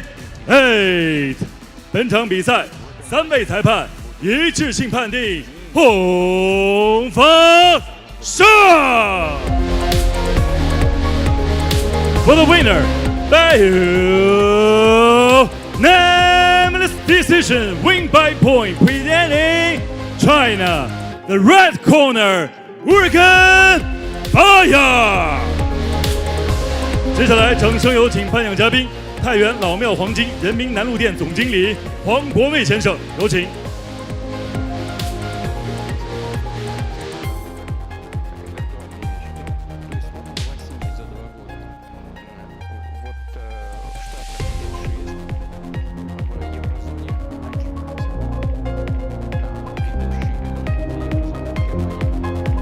感谢颁奖嘉宾，同时把掌声送给来自于法国的公牛安迪乌尔根巴雅尔，请留步。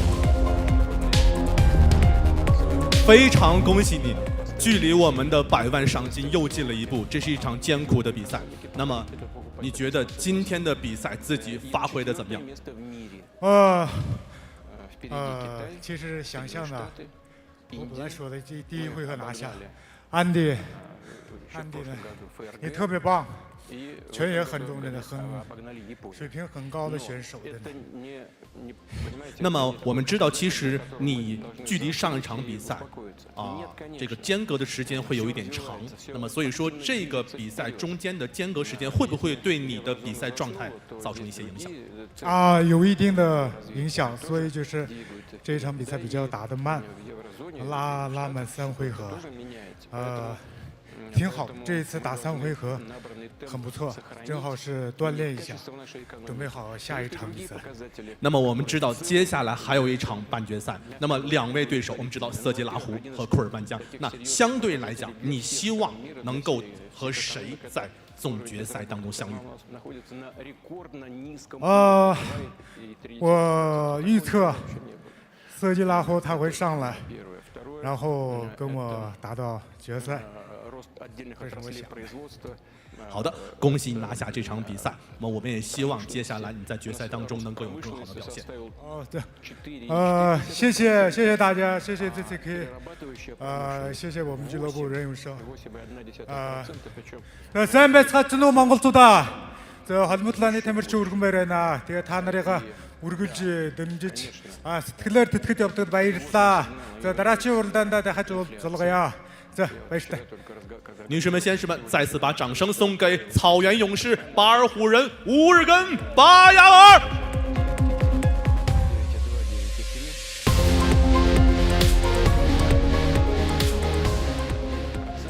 接下来，我们共同开启今天晚上的联合主赛。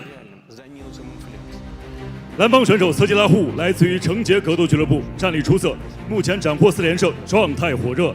他对手库尔班江土罗斯巴克，来自于哈尔滨龙云综合格斗俱乐部，自重量级现役金腰带的拥有者，拥有非常恐怖的战斗力。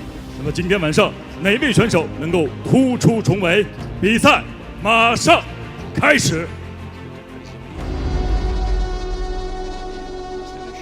次中量级的绝对王者边疆狼库尔班江，核心力量巨大。拿下这场比赛，我会成为双百万加金腰带，属于我的谁也拿不走。战力 KO 他，而且我相信我会做到。色季拉胡现在真的是气势如虹，拿到了一波3连胜。我相信这场比赛是提前来的冠军战，这次他压力很大吧？应该。他想成为一匹黑马还有点遥远，因为他不幸的是遇到了我这个冠军。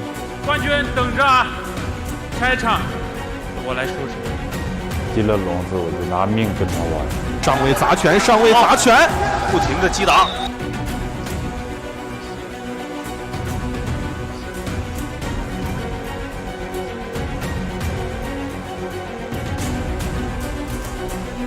库尔班江最后以背后裸脚结束了本场比赛。想挑战冠军，好，你给我等着。拿下这场比赛，我会证明给你们看。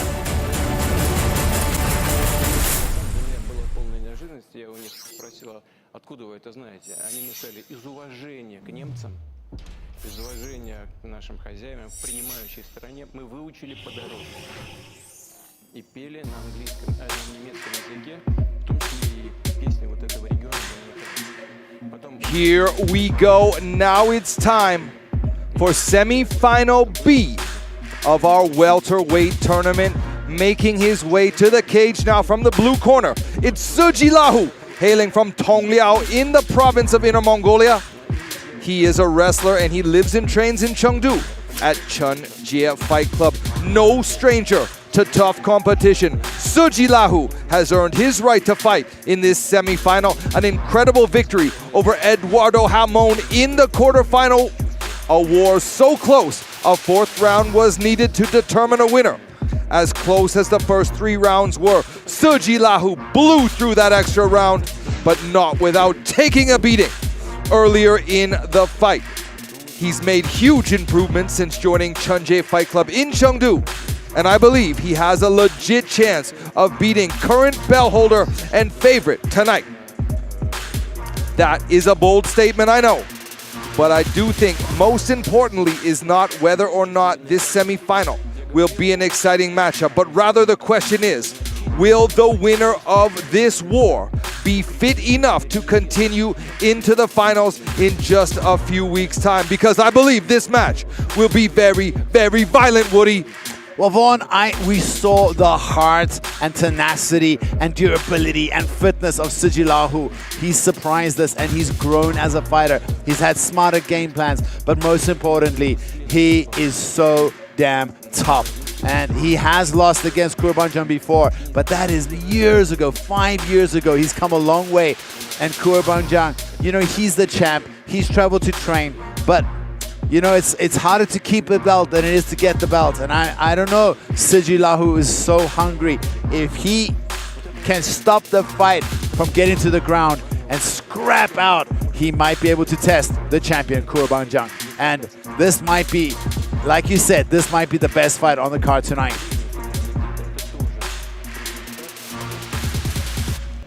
Suji Lahu focusing now as he gets ready for the most important fight of his career so far.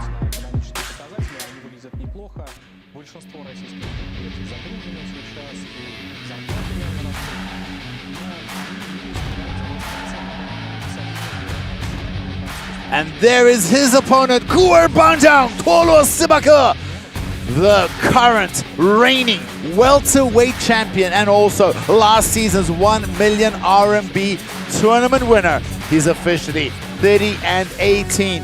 He is an absolute veteran.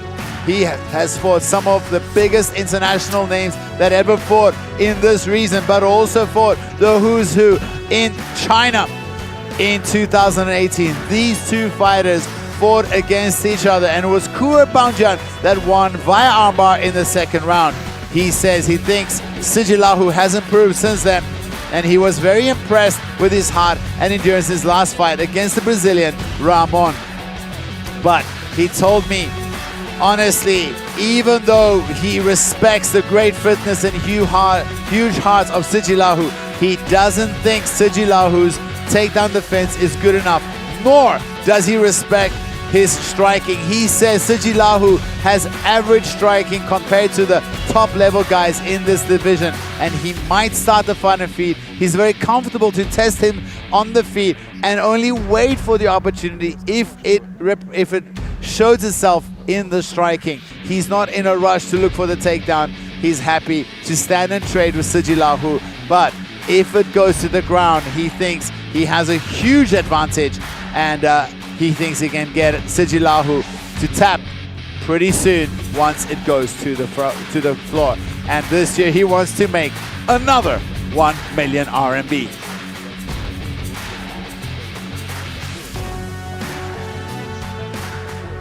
How many times has Kurban won the 1 million RMB here at JCK? He's been in the finals a few times. He's won the million once or twice. No, I think just once. Yeah, just once. Just once. He's made it to the finals 3 times. Won once. And I got to tell you, a lot of people put him as the favorite, and rightfully so. But I'll make a bold statement and I say that Suji Lahu has a legit chance of winning.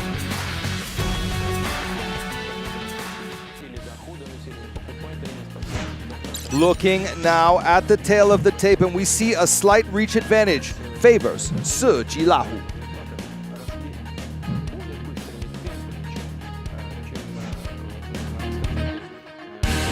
本场 JCK MMA 次重量级赏金赛半决赛的比赛争夺，同样是我们今天晚上的联合主赛。蓝帽选手身高182公分，臂展184厘米，体重77公斤，年龄29岁，来自于成杰格斗俱乐部。MMA 综合格斗战绩17战12胜5负 ，JCK 战决胜战绩8战5胜3负。他就是来自于蒙古族的悍将Suji Lahu。本场比赛，红方选手身高177公分，臂展178厘米，体重77公斤，年龄29岁，来自于哈尔滨龙云综合格斗俱乐部。MMA 综合格斗战绩28战24胜4负 ，JCK 战决胜战绩11战10胜1负，他就是现役次重量级的金腰带的拥有者，卫冕冠军边疆狼库尔班将。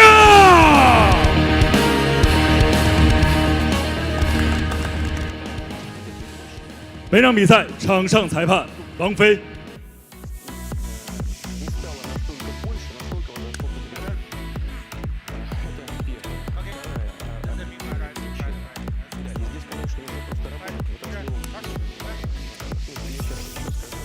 Вторая объективная причина – это урожай. Да, третья объективная причина – рост мировых цен на некоторые продукты. Ну и, конечно, в известной степени сказывается Siji Lahu in the blue and Kurban in the red. Siji Lahu comes in with a big jab overhand. Look at the legs on Siji Lahu. Well, you can say look at the legs on both these fighters. Kurban has been training overseas in Kazakhstan for many, many months. And he told us there's a lot of big sparring partners there, 30 to 40 pro guys in that, and most of them either a boxing or a wrestling background. But I gotta tell you, I've not really seen, like, he fights well, but I've not seen improvements since he moved over to Kazakhstan. You know, well, you know, he fights the same as he always does. He maintains the same dominance, but there's no fancy submissions added to his game. There's, you know, his striking hasn't changed much. Well, there's a couple of beautiful setup there. He did say that, you know, not many jiu-jitsu, that the jiu-jitsu level there in Kazakhstan isn't that good, but a lot of good boxers. Siji Lahu gets double underhooks and he's looking for a takedown. Now it's Siji Lahu. A knee there. I do believe that Siji Lahu is the more well-rounded fighter at this stage in their careers. Well, Siji Lahu seems to be a little bit more physical. How will his fitness hold? Kurban did well to fend off that double underhook. I thought he was in for a ride. Over-under grip here from both fighters. Kurban back pressed against the cage wall in his own corner. Now he's got double unders.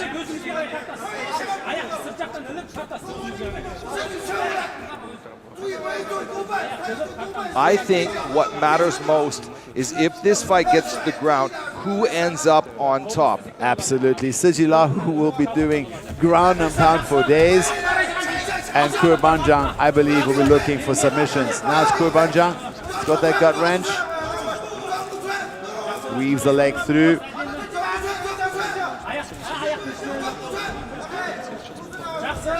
Siji Lahu pulls guard. Is he looking for a Kimura? Yeah, but I think the hands are still connected with Kurban Very hard to work the submission. But now is the time for Siji Lahu to be patient. As soon as Kurban starts punching, he opens that grip and the submission opportunity presents itself. Yeah, now his hands are not connected anymore. He's keeping his knee on the outside of his hand. But Siji Lahu, if he kicks his knee and plucks, he might be able to get this Kimura. Kurban being very smart here, using the cage to hide his arm, not giving Siji Lahu the space to rip. See how he holds his own thigh, inner thigh there. Now he rips out his own arm. Kurban controlling with tight top pressure. Siji Lahu sitting up, being very active, looking for a way out of this bad situation. Kurban turns him around, eats an elbow for his troubles. Siji Lahu is dangerous here from the bottom with elbows. Kurban needs to be careful. There's blood on the face of Siji Lahu. Whose blood is that? Did he cut Kurban or is Siji Lahu already cut? Don't see blood on the face of Kurban. Could be that Siji Lahu is already cut.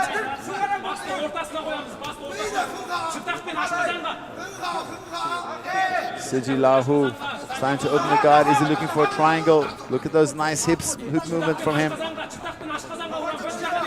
Small cut in the middle of the head of Siji Lahu. This is exactly where Kurban has spent the majority of his MMA career, inside the guard of opponents, controlling and smothering, controlling well and looking to pepper with elbows and short punches from this position. Look at that, looking to drag his elbow across the forearm of Siji Lahu. Siji Lahu gets his hips out, but Kurban swarms, looking to keep the pressure. Now he's inside the close guard of Suji Lahu. 43 seconds left in the very first round.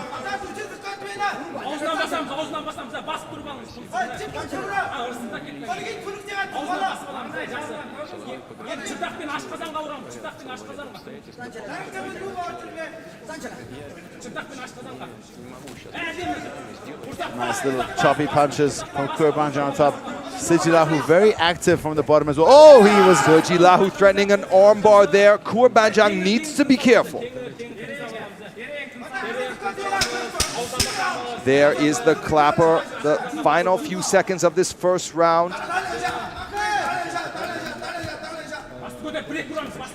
And there is the bell. Got to give that round to Kurban. Kurban helps up Suji Lahu at the end of that round. Probably scoring to the champion, Kurban.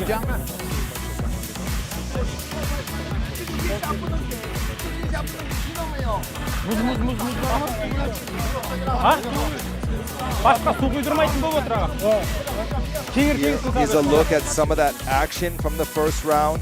Suji Lahu working a shot to the body. Then there's that beautifully hidden single leg entry from Kurban. Finally, the fight ends on the ground with Kurban on top. Suji Lahu suffering a cut to his forehead in that first round exchange. Безусловно, я рассчитывал на вопросы подобного рода. Их много и в том объеме, которые поступали за предыдущие дни. Second round of action begins here in this welterweight semi-final. The winner of this fight goes on to fight Bayar in just a few weeks' time with $1 million RMB on the line. A short right hand land finds his mark. Again, Kurban hiding his takedown entries behind punches beautifully. Suji Lahu doing what he can to fend off, to pry off these grips and keep the fight standing. Suji Lahu's got double underhooks here.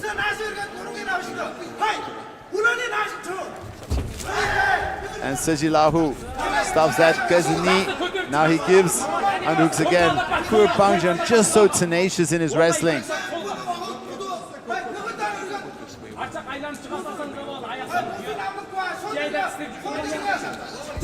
Kurban dragging Suji Lahu to the ground. This again is where Kurban is the strongest. On top. Kurban fighting hard to get that far side underhook. We see Suji Lahu getting that hand in. Now he has the underhook. Can he scoot out? Look at Kurban. Kurban was great fighting that day really well. Now he's got the underhook again.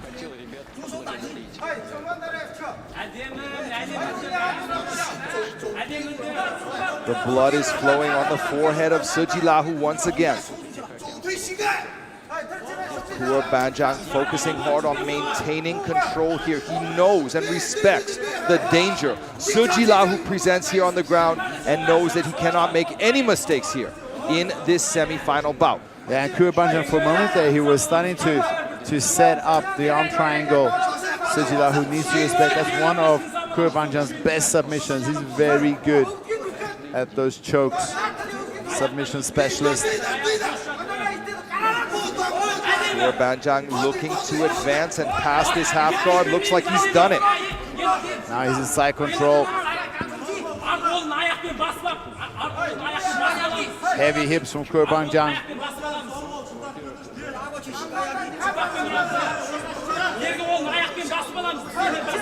Nice short little elbow. Scoring from the top here. Beautiful work from Kurban. Chopping little elbows. He's isolated that far side arm.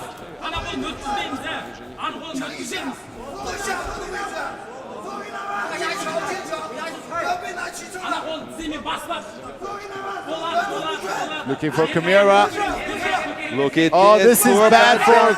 This is very bad for Lahu. Lahu needs to try and connect his hands. Oh, this is getting worse and worse for Lahu. He's got to do something big. Lahu might. He's gonna be. This is so bad. 1 minute 45 seconds. Can he escape this? Kurban let's he escaped go. This. Oh my God! Wow.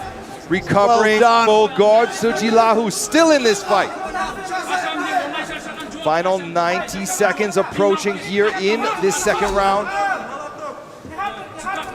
I'm surprised Kurban let that go. 1 minute and 20 seconds left.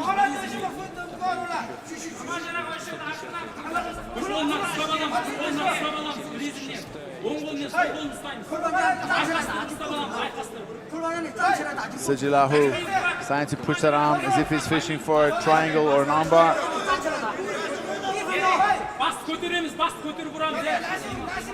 55 seconds left.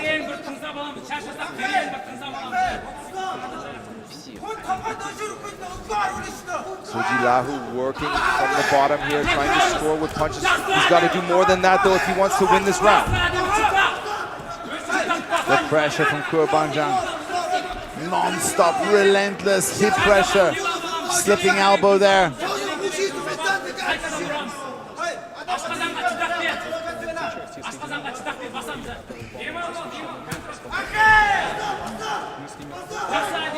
Kurban lead is growing. Lahu relentless, doing everything he can to get out of this disadvantageous position.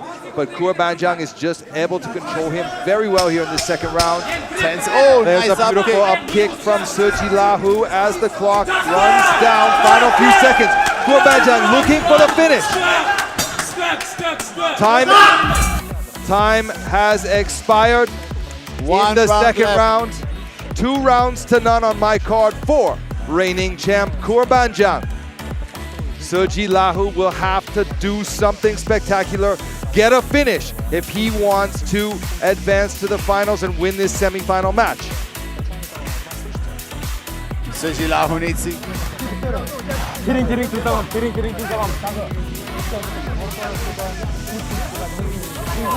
Lahu dig deep in his last fight. Here's the replay once again. Kurban doing a beautiful job of disguising his shot behind a strike, getting the takedown eventually. And from that point on, it was all Kurban.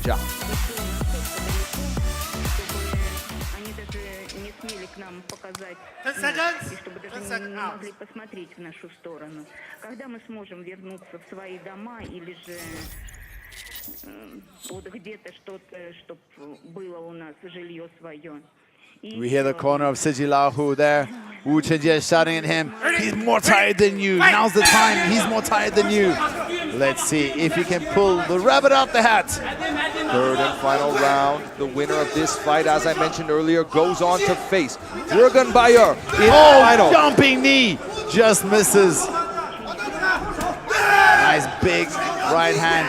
Kurban has his hands up high. How long before he shoots in? We did see the knee from Lahu. He'll probably go for that again. Another knee to the body of Kurban. Short little knee. Kurban walking forward, faking, hands up high. His intent pretty clear. Another nice knee to the body. Kurban gets the body lock and drags Lahu to the ground. This is where, statistically, Kurban has the advantage, and it will be a very surprising outcome if Lahu is able to get out of this bad position. He hasn't been able to do it yet in this fight.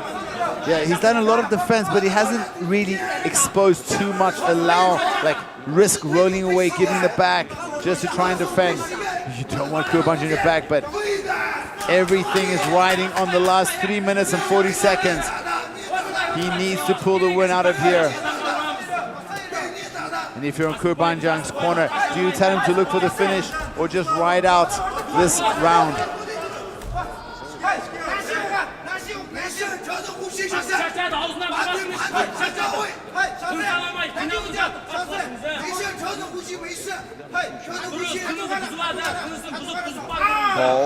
from elbows from the bottom from Suji Lahu's corner. That could end the fight. Kurban is making it very difficult, compressing his face against the chest of Kurban, leaving no opportunities for the elbows to slide in. Kurban doing such a good job, staying so tight. Short, choppy little hooks to the side of the head of Suji Lahu. This has got to be frustrating for Suji Lahu, pressed in a situation where he cannot escape.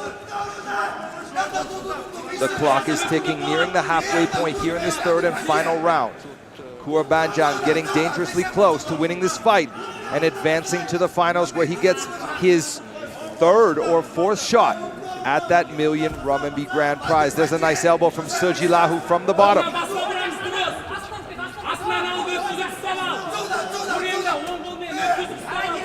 We hear the corner of both these fighters screaming. Oh, there's a triangle attempt from Suji Lahu.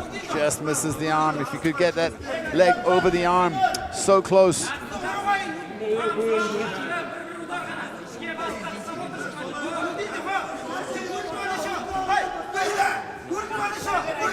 Such good control from the top from Kurban. The clock continues to tick now. 1 minute and 45 seconds remaining in this fight. Suji Lahu, you can see the grimace on his face. He's doing everything he can to pry himself out of this bottom position. Kurban looking up at the clock. He must be exhausted too. There we go, big scramble. There's a kick. That looked illegal, that knee, but nonetheless, Suji Lahu got away with it. Goes for a triangle, but Kurban slides back into the guard.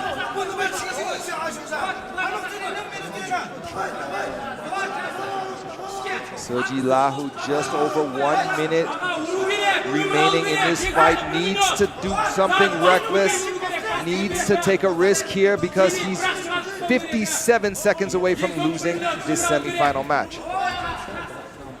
Do whatever he can to get up. Look at him now, Suji Lahu from the bottom, hunting that Kimura again like he did in the first round. You see Kurban reaching back, holding his own hand.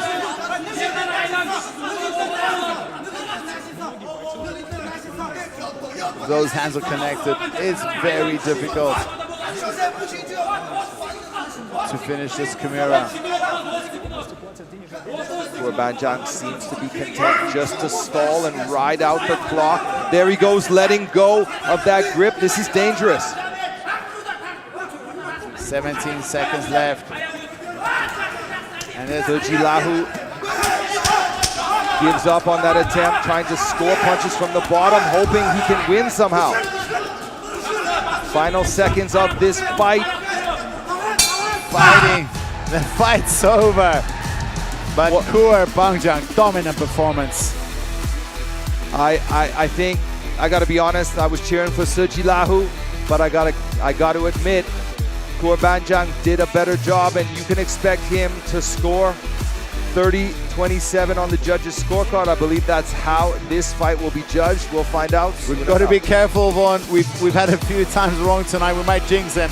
But what a performance by the king, the welterweight king, Kurban. Here's a look at the highlights from the whole fight. Earlier in the first round, Kurban with that first beautifully hidden takedown attempt that led to a grounding of Suji Lahu.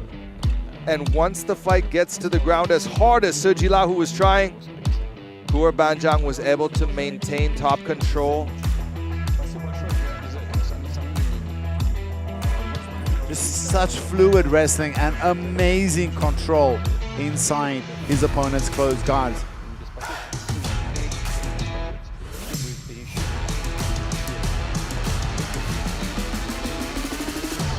There in the third round, the jumping knee attempt. There's another one. Had they found the chin or the temple of Kurban, we could have seen a Suji Lahu knockout.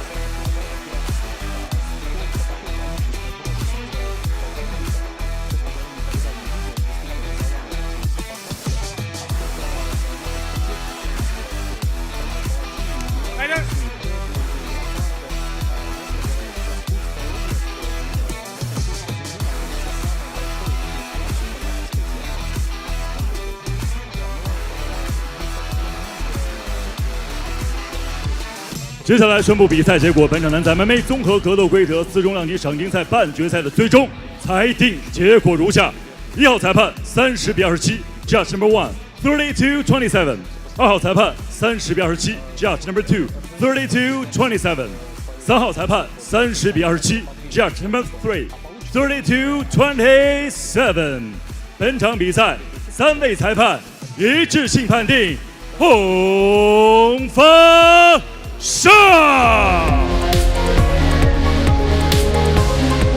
For the winner, Bayar, unanimous decision, win by point, presenting China. The red corner, the Phantomweight Wolf, Kurban.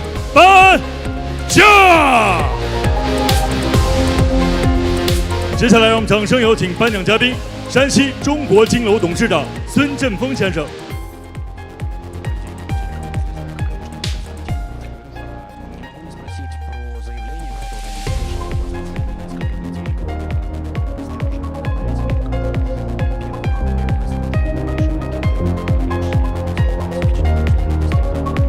有请颁奖嘉宾同红蓝双方选手共同合影留念。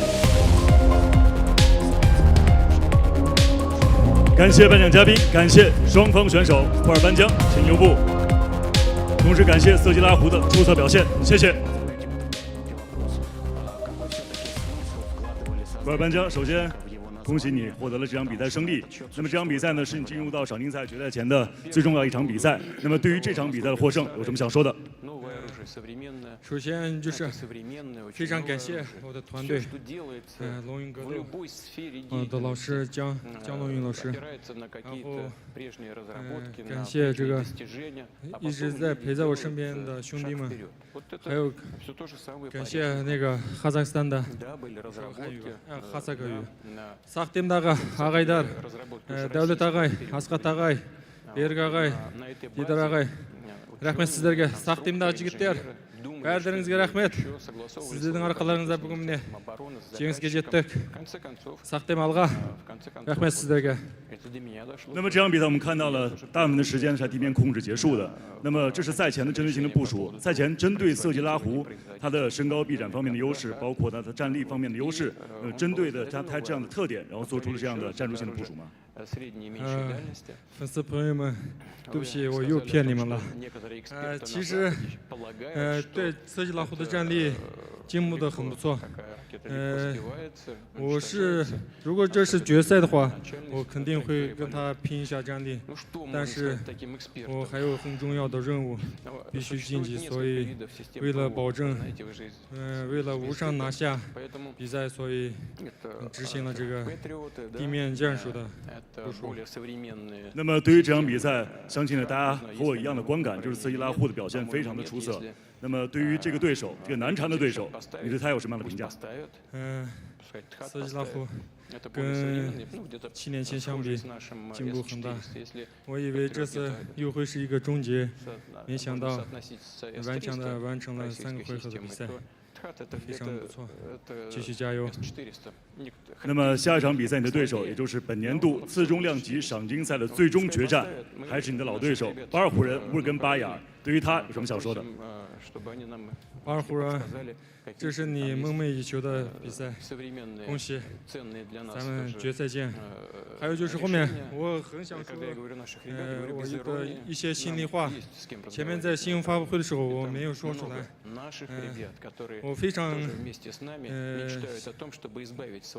常喜欢这个 JCK 这个多样化的风格，然后还有这个我国的少数民族都在努力的展示自己，包括我自己也展示我们的民族的服装，穿着民族的服饰，然后这样的话，我觉得特别好，对我国的体育发展有很大的帮助，可以成为体育发展的催化剂。然后后面我相信年轻一代的会会出来更优秀的选手，到时候就披着5星红旗站在世界之巅。然后，其实在中国生活的每一个中国人都知道，中国有56个民族，但真正意义上，很少人知道这个56个民族的是什么样的民族，所以。我想说，这里的每一个少数民族运动员都是你们自己民族的一张名片，继续加油。然后还有就是电视之前观看的粉丝朋友们、观众们，不要对这个正在努力的运动员诋毁或者诋毁他的民族。因为我们出了国，我们都是披着5星红旗，为国争光的。回到祖国，我们是为了自己的民族，所以多一些支持，少一些诋毁。谢谢你们。那么库尔班江，现在我们看到乌根巴尔就在场边。那么接下来有请乌根巴尔上台和库尔班江进行决赛前的第一次对视。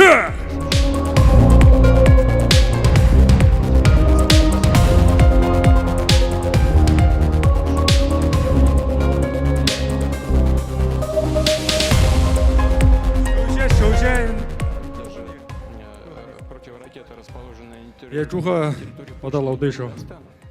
老对手啊，下一场比赛。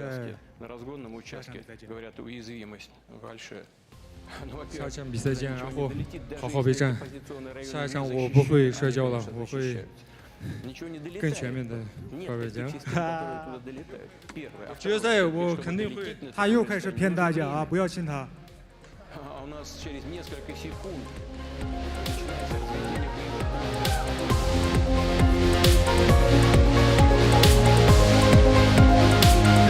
女士们、先生们，掌声送给边疆狼库尔班江巴尔虎人乌尔根阿亚。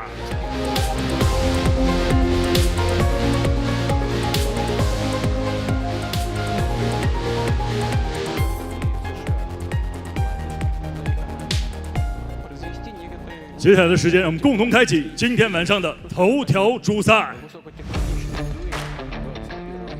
蓝方选手约尔达舍夫沙赫佐德来自于乌兹别克斯坦的金腰带选手，摔跤与散打领域的双料冠军。他的对手王少强来自于北京黑虎搏击俱乐部，重量级卫冕金腰带，曾在 JCK 战决城创造8连胜的辉煌纪录。接下来2位王者即将展开对决。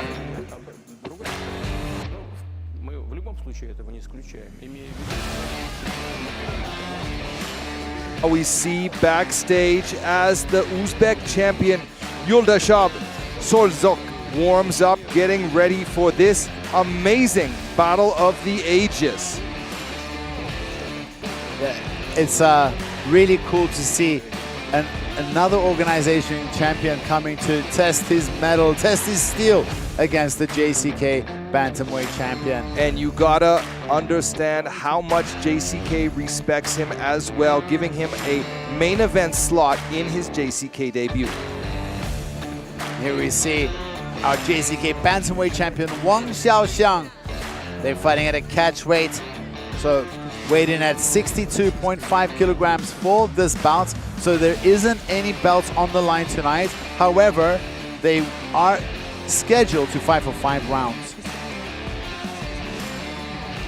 And Wang Xiaoxiang, there we see he did everything he can to lose weight, making jokes yesterday after weigh-ins at the official weighing ceremonies, saying no hair was left unshaven. He did everything he could to make sure that this fight is going to happen. 3 opponents changed in a very short time for him. Finally, it was the Uzbekistani fighter, the Uzbek Shokhzod, who he's facing tonight. Hard to camp for somebody that you haven't seen over a lot of time, but let's see. 蓝方选手约尔达舍夫沙赫佐德来自于乌兹别克斯坦的金腰带选手，摔跤与散打领域的双料冠军。他的对手王少强来自于北京黑虎搏击俱乐部，重量级卫冕金腰带的选手，曾在 JCK 战决城创造8连胜的辉煌纪录。接下来两位王者即将展开对决。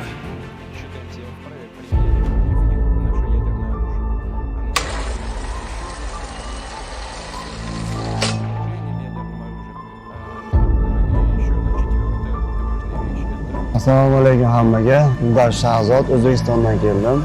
Klubim Akmatov. Men Xitoyda birinchi martaman. Xitoylik fanatlarga chiroyli blow qilishga harakat qilaman. Xudo xolasa O'zbekiston fanatlarimga inshaalloh bayrog'imizni yuqoriga ko'taraman. 每一次比赛都是一种进步，都是一种学习。从上次的失利，我从中学到了很多东西，从而下来之后一直在加强自己。 Saperligimiz deb o'ylarimni ko'rdim. Xudo xolasa stokada urushar ekan. Buni Xudo xolasa bu harakat bo'yida ko'ramiz. Yuzim yorug' bo'lsin. Nakazat qilamiz Xudo xolasa. 还是那句话，不管对手是谁，我都会把他轰成渣。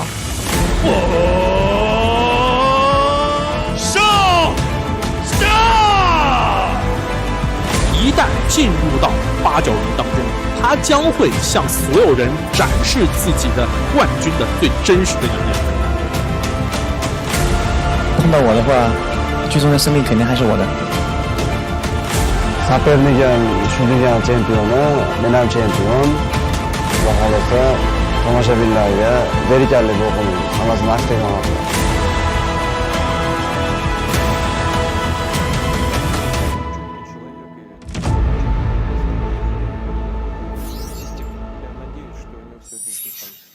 Спасибо за него. И к предложениям. У нас в стране, на арктических территориях, на Дальнем Востоке, в районах Крайнего Севера и у нас в Республике Коми немало населенных пунктов до 2000 жителей. И, к сожалению, такие населенные пункты не попадают в очень хорошие... Now it's time for the main event of the evening. Champion versus champion. A very rare opportunity to witness this cross-promotion belt holder versus belt holder showdown. Making his way to the cage now from the blue corner, hailing from the country of Uzbekistan, it's Yoldashab Shokhzod, 25 years of age. This southpaw wrestling, Sanda and MMA champion brings huge expectations to his JCK debut, going directly to the main event, holding the WEF belt in Uzbekistan, which he's had since 2022, riding an impressive 6-fight win streak that has spanned just 13 months of very active champion indeed. And you know, if you look at the guys that walk out with him, you got the Kazakhstanian coach, you have the 2 Russian fighters, a lot of guys from that region supporting each other. They're in the blue corner tonight. What tips can they give him? Ramzan Akmatov already got the win. Very close decision win in my opinion. Lucky to get that win. But can they give him some secret tips on how he can face the huge challenge in front of him tonight? Shokhzod as tough as nails. I've watched him eat huge knees, shooting in for takedowns, absorbing the knees to the face and completing the takedown. His chin has been tested multiple times. I find his style to be very similar to Dooley Lu's, a pace-pushing southpaw with great wrestling, big slams, and ruthless ground and pound. Remember, fans, Dooley Lu has beaten Wang Xiaoxiang in their last encounter. And check this fun fact out. Wang Xiaoxiang has had more time to prepare. However, Shokhzod took this fight as a replacement on short notice, but these 2 bantamweight agreed to a catchweight, and it was Wang Xiaoxiang that struggled to make weight yesterday. That concerns me. Is Wang prepared? Has he respected the threat that Shokhzod brings to this match? We'll find out soon enough. But it's such a mental battle, such a roller coaster if your opponents keep getting changed. And you got to wonder how much did that come into play and how much of Wang Xiaoxiang's game plan was affected by the change of opponents. Is he at peace now? Has he passed the weight and familiarized himself with his new opponent and figured out a new game plan? Interesting.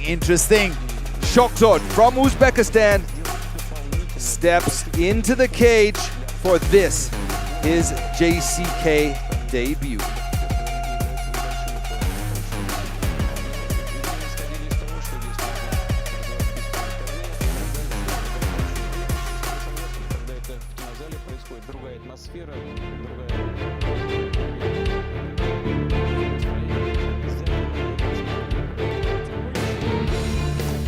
And Wang Xiaoxiang, the Black Tiger, fighting out of Black Tiger Gym in Beijing. No, he's not the owner of Black Tiger Gym. That's the name they chose for him because he fights like a tiger. He's the current JCK Bantamweight champion and one of the kindest and most honorable fighters in the community.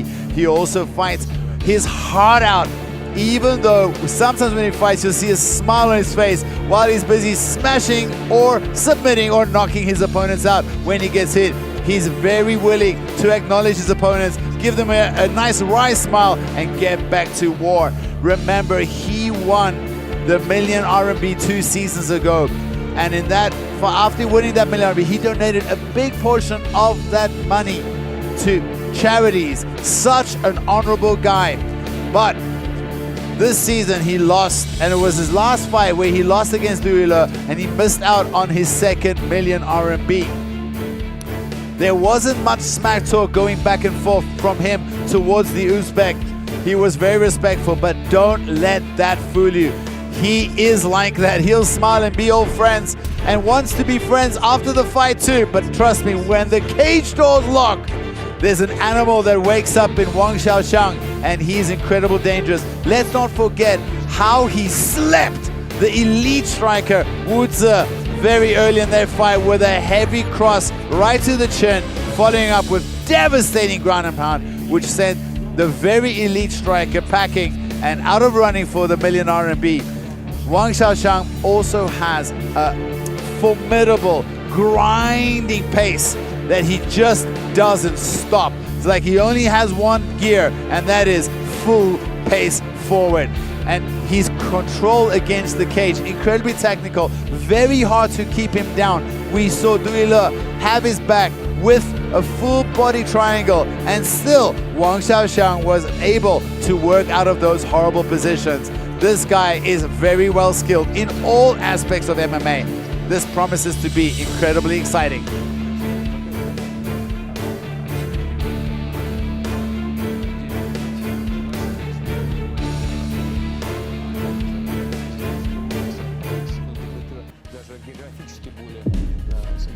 Looking now at the tail of the tape, and we see the southpaw enjoys 6 centimeters of reach advantage.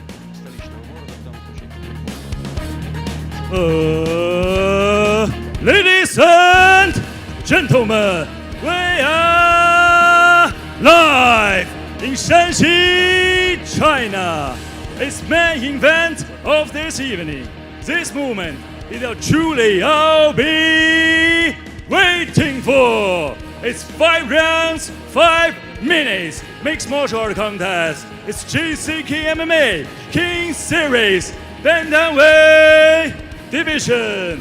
And now the officials are ready. Fighters are in the octagon. Fighter fans, are you ready? 400 attendants for meetings watching all around the world. Are you ready? It's time! Introducing first fighter at the blue corner, mixed martial artist holding professional records, 11 fights, 9 wins, 2 losses. He standing 175 centimeters tall, weighing 137 pounds, fighting out of A-Jang, Uzbekistan. I give you the blue corner. Get ready for Shokhzod.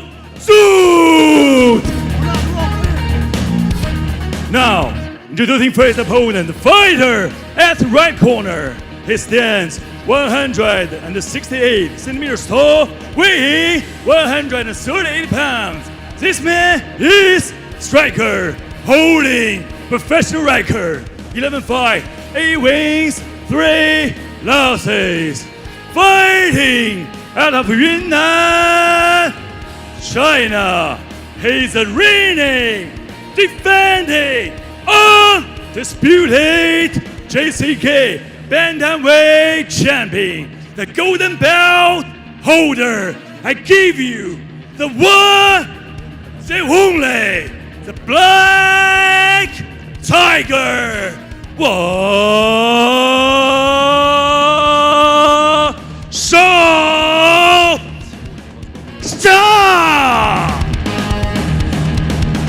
The referee who charged this octagon is Thomas Fine.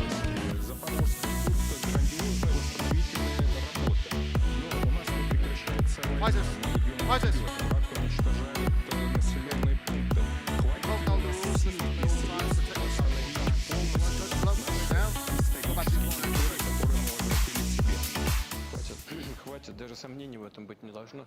У нас огромная программа для восстановления и развития этих территорий. Она рассчитана до 2030 года. Работа ведется и будет вести. Shokhzod in the blue and Wang in the red. Shokhzod in the southpaw. Oh, very fast, beautiful left hand. And he throws a little bit like a looping hook. Almost went around the hand of Wang Xiaoxiang. So far, it's very early in this fight, but so far, Shokhzod looks good. He's so fast. Those hands are finding way into the face of Wang. The beautiful head movement. Wang Xiaoxiang switching to the southpaw stance. Remember, he likes to mirror his opponent's stance. Beautiful shot there from Shokhzod, and he gets Wang Xiaoxiang on his back early in this round. Remember what I said, folks. Shokhzod fights very much like Du Lila, very similar style. They're both southpaws. They both like takedowns. They both like ground and pound. But man, the speed of Shokhzod was really impressive. Looks like Wang Xiaoxiang is starting to feed that in. He might be looking for a triangle, but look at Shokhzod. He's doing very good. Oh, this nice little hammer fist. Oh, nice Beautiful punch. body kick. Plexus. Watch the up kicks, Shokhzod. Wang Xiaoxiang firing those heels up at Shokhzod, looking to surprise the WEF champion. Heavy punches there from the Uzbek fighter. Shokhzod slides out of that leg hold. Both fighters back to their feet, but Shokhzod looking to take this fight to the ground again. Hard knee there to the back of the thigh. Wang Xiaoxiang walking towards the cage wall, using the cage wall to keep him up while he's fighting for some grips. Shokhzod does have that body, but look, he's got his arm in. You might want to look, there he goes, double, he goes underneath, gets that 50-50. The speed and the pace of Shokhzod is very impressive. They trade blows. This is a 5-round fight. How many times has Shokhzod gone 5 rounds? That we don't know.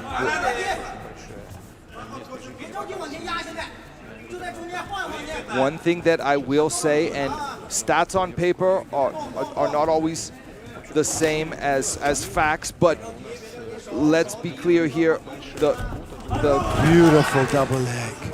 Sorry, the experience of Wang Xiaoxiang's opponents, many of them outdo the experience of all of Shokhzod's opponents combined. Something to think about. That's insane, huh? Uza, for example, Du Lila, for example, both of those fighters have more fights and more wins than all of Shokhzod's opponents combined. That's insane. What a stat. Look at this, such a back and forth, the pace. Is Shokhzod going to handle, can he keep this pace for 5 rounds? Wang Xiaoxiang is definitely, I think he's taken a little bit more damage. Obviously been taken down. Nothing significant. Oh, he's handling it very well, very durable. Ooh, nice. Hard punches there from Wang Xiaoxiang.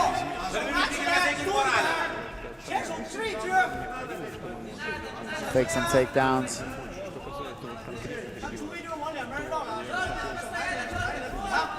Slipping, moving. In the fight where Du Lila beat Wang Xiaoxiang, he had the most success with Wang Xiaoxiang in a turtle guard against the cage wall. That was the best place to fight him on the ground. Look at this. Another beautiful. Shokhzod again gets the takedown.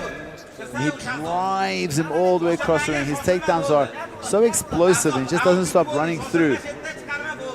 Looks like Wang Xiaoqiang was starting to feed that arm through, trying to look for guillotine. We do know they have a very strong jiu-jitsu program there where he trains the Black Tiger. Obviously, the famous Chinese superstar, Zhang Weili, is from that gym.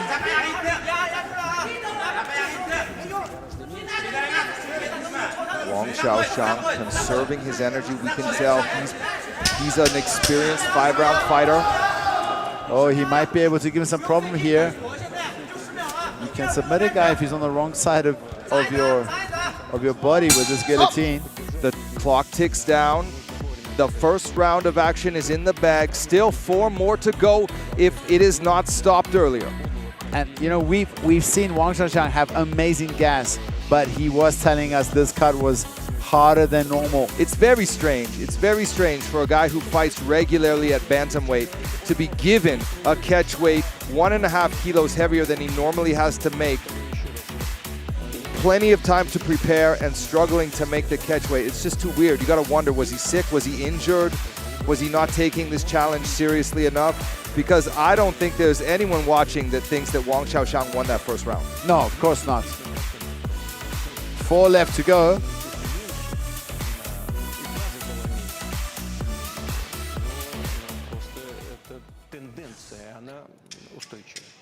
Ну, кстати, вообще из новых регионов поступает очень много различных вопросов, и в том числе по расчету пенсий. Дело в том, что зачастую стаж, который был получен ранее на Украине, сейчас не учитывается, зачастую у людей просто нет документов. Давайте сейчас... Shokhzod corner very slow to get out of there. That could be a tactic from them.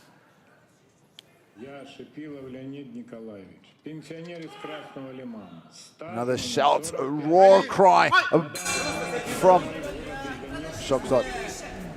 Round 2 begins. Shokhzod opens up with a fast left like he did in round 1.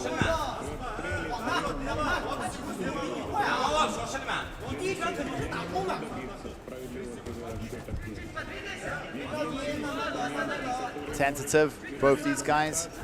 Feels like Shokhzod is pacing himself a little better in the second round. Waiting for the right opportunity to open up.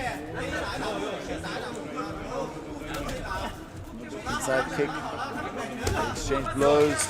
Shokhzod working the body. Shooting the takedown, and he gets it again. 100% takedown accuracy so far in this round for the Uzbek Shokhzod. Look at that guard from Wang. Williams guard from Wang Xiaoqiang. They'll really be able to swim that left foot across the face of the Uzbek. Shokhzod. Oh, nice little short elbow. Oh, beautiful work from Wang Xiaoqiang. Might be looking for an armbar. No.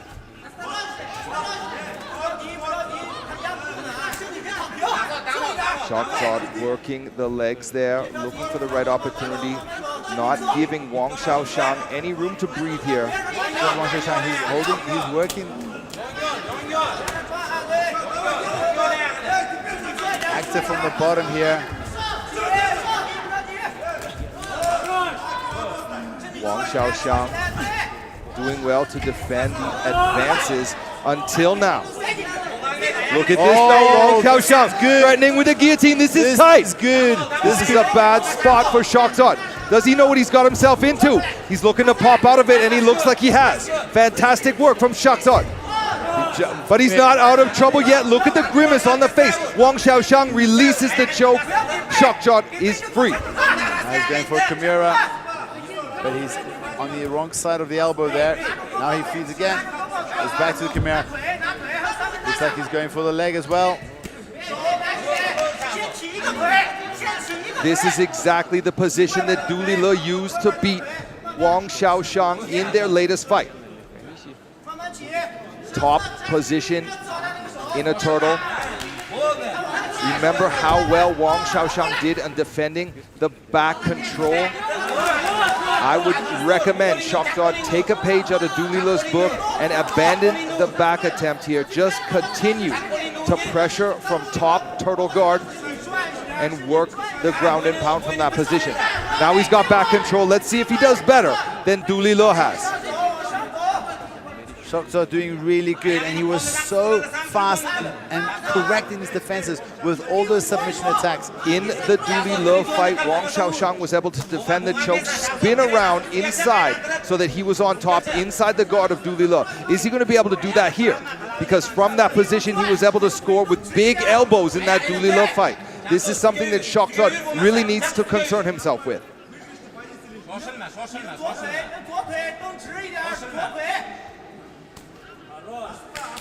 Still managing to control the back. Shokhzod is doing well here in this second round as well. But it's Wang Xiaoshang doing these small little punches. He goes again. There he goes again for the, oh, and he might, if he can lock his legs and keep it to this side, he might be able to give him a problem, but that arm doesn't look that tight. Still plenty of time, over a minute remains. Oh, he's locked up the legs. Now he's starting to put on the squeeze. Oh, that's a tap! That's a tap! Wang Xiaoshang comes from behind to slap on an arm in guillotine and come from behind win, beating the WEF champion, Wang Xiaoshang. A hard-fought win over a formidable opponent. Congratulations to Wang Xiaoshang tonight. Coming from behind, exactly the way you said it. Man, he slaps on that guillotine. He went for it earlier. Shokhzod did exactly the right thing, jumping over the other side. But finally, he cinched it up and puts on the squeeze. My, he was losing that fight until he wasn't. Exactly. Congratulations to our JCK Phantomweight champion. And also a big round of applause for Shokhzod. He did an amazing job. He got caught in a very difficult submission to escape from, forced to tap. We really hope to see him back here. He's a great fighter.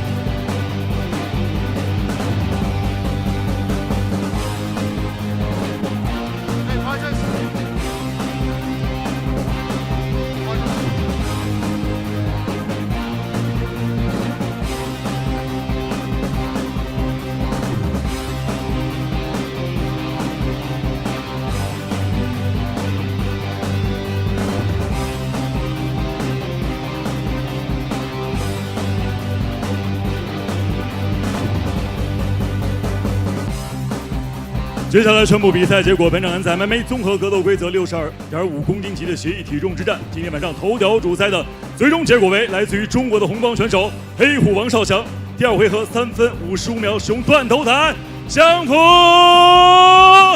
获胜。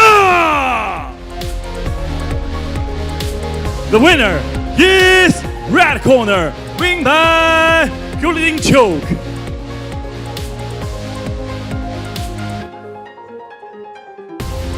非常的精彩。少强，首先恭喜你获得了，其实我们 JCK 应该是一个全新的系列冠军对冠军系列的第一场比赛。那么这场比赛知道你赛前其实在降重方面也出了一些问题。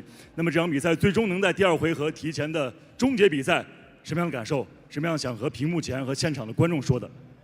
我现在特别开心。我现在特别想说的一件事情。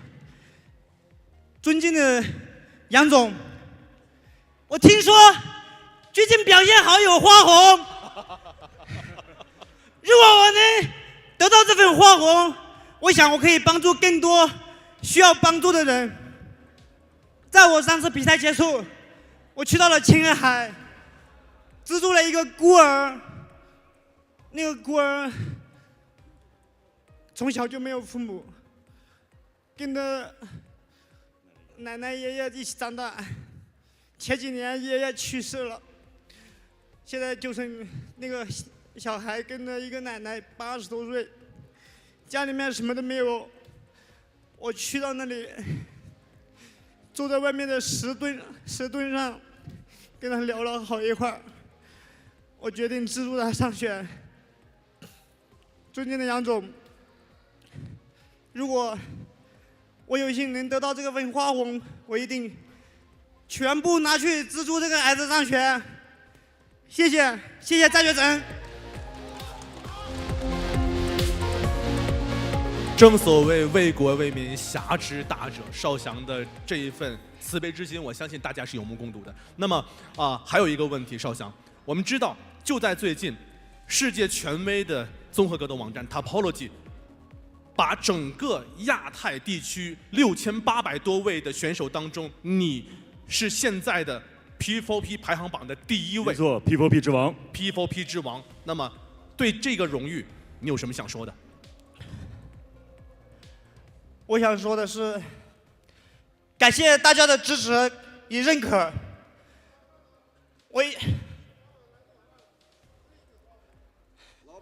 老板杨总刚才来了电话了，同意给花红。你掌声送给杨总。善心的人必须得给。感谢杨总，杨总大爱。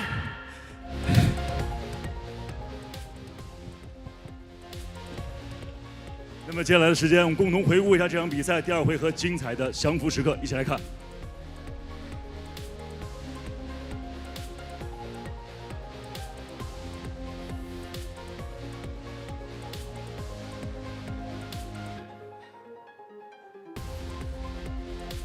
非常非常精彩的一次断头降服。我们知道，其实你的对手在地面缠斗是非常的强势，而且在第1个回合给你带来了很大的麻烦。那究竟是怎么抓到这次的一次千载难逢的机会，完成这次降服呢？我在接到这个比赛对手的信息的时候，离比赛很近了，这就是我平时训练的结果。这个技术是我最喜欢用的。我的教练都非常担心这个技术会教到他，当然开玩笑啊！我的老师非常厉害，乔丹，世界级别的柔术大师。对。那么最后一个问题，那么这场比赛的胜利最想献给谁？然后面对如此多支持你的，不管是拳迷，还有我们很多的山区的儿童，那么这个时候你最想对他们说什么？那未来你还要做什么？我想说的是，青海的那个孩子，你好好上学，学费哥哥给你挣到了。女士们、先生们，掌声送给 JCK 重量级的金腰带获得者。那么今天冠军对冠军的最后的赢家，黑虎王少翔。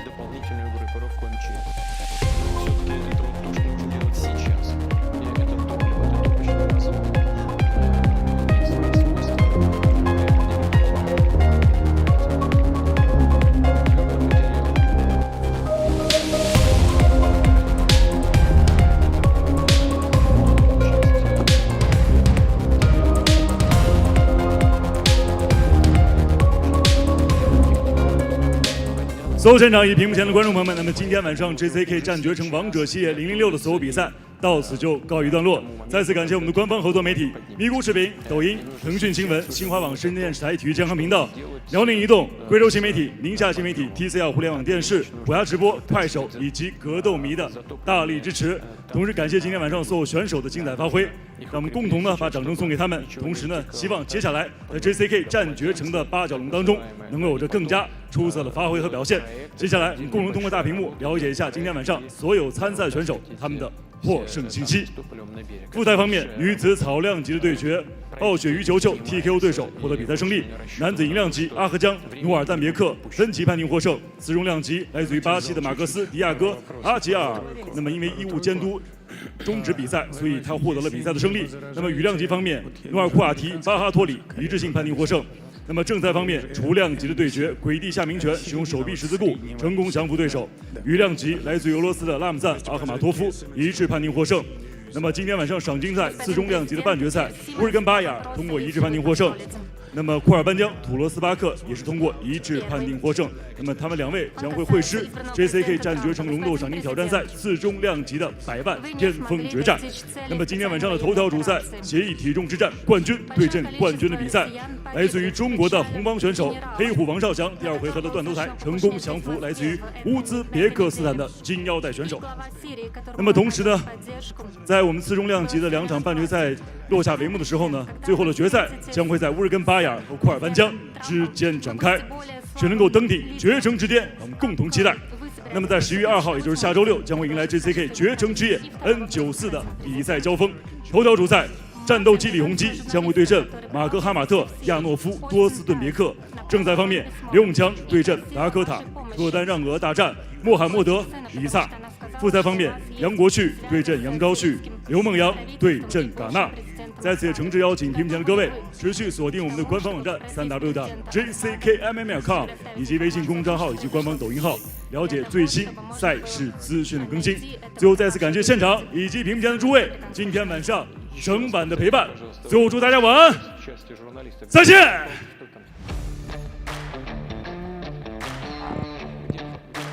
Vaughn, what a night of action! Who would have thought the main event, our champion Wang gets the comeback win? Did you see that coming? Man, he was losing that fight until he wasn't. What a fantastic performance from Shokhzod. I really hope to see him back again. He really brought it to Wang Xiaoxiang, and then finally in the second round, after winning the first round, and as far as he had got in the second round, he got caught in a head and arm guillotine, forced to tap, and Wang Xiaoxiang was as surprised as we were that he came through and won that champion versus champion battle. A fantastic main event, and of course the welterweight semifinals ended with reigning champion Kurban defeating Lahu, and Bayar defeating the Frenchman Andy. So it will be Kurban and Bayar to fight for the second time in their career in the finals in just a few weeks from now. And you know, not both those fights were tough as nails. Nobody got seriously damaged, but they had to work for it. Those are two close fights. Let's also talk about Apingshila against the Russian Ramzan. What a beautiful fight. You know, very, very close. I think the Russian was lucky to get the decision. That's my opinion. But still, both these fights. Still a great fight. Amazing Win or lose, a salute to Apingshila for a fantastic performance. And also, Ming Chen, what a beautiful armbar from the bottom. And I was also very surprised with Yu Cho Cho's knees to the body in the opening bout of tonight's show. A fantastic stand-up performance from that young lady as well. And Kuati getting the win over the Mongolian. He also did good. That was a tough fight, hard-earned, had to work for it. And let's not forget the stellar performance by the Brazilian Thiago, where his opponent couldn't come out in the third round. Folks, we'll see you at the next JCK next weekend. See you next week. 2024年11月2日将迎来 JCK 决城之夜 N94 头条主赛，李洪基对阵吉尔吉斯斯坦选手马克哈马特亚诺夫多斯顿别克。正赛方面，刘永强对阵达科塔，特丹让俄对阵穆罕默德里萨。复赛，杨国旭对阵杨昭旭，刘梦阳对阵戛纳。杨健康、叶德利穆黑亚提、托列巴合提江、张连航展开4人新锐赛的争夺，谁将脱颖而出，拿下 JCK 战决城签约合同？2024年11月2日 ，JCK 决城之夜第94期，敬请期待。Россия стала гораздо сильнее за предыдущие 2-3 года. Почему? Потому что мы становимся по-настоящему суверенной страной. Мы уже мало от кого зависим. Мы в состоянии уверенно держаться на ногах с точки зрения экономики. О темпах развития экономики я уже сказал. Мы укрепляем свою обороноспособность. Боеготовность наших вооруженных сил сегодня находится, уверенно говорю, на самом высоком месте в мире. На самом высоком месте в мире. То же самое касается и нашей оборонной промышленности. Мы наращиваем производство всего, что нужно для наших армий и флота. Причем и на текущий момент, и на перспективу.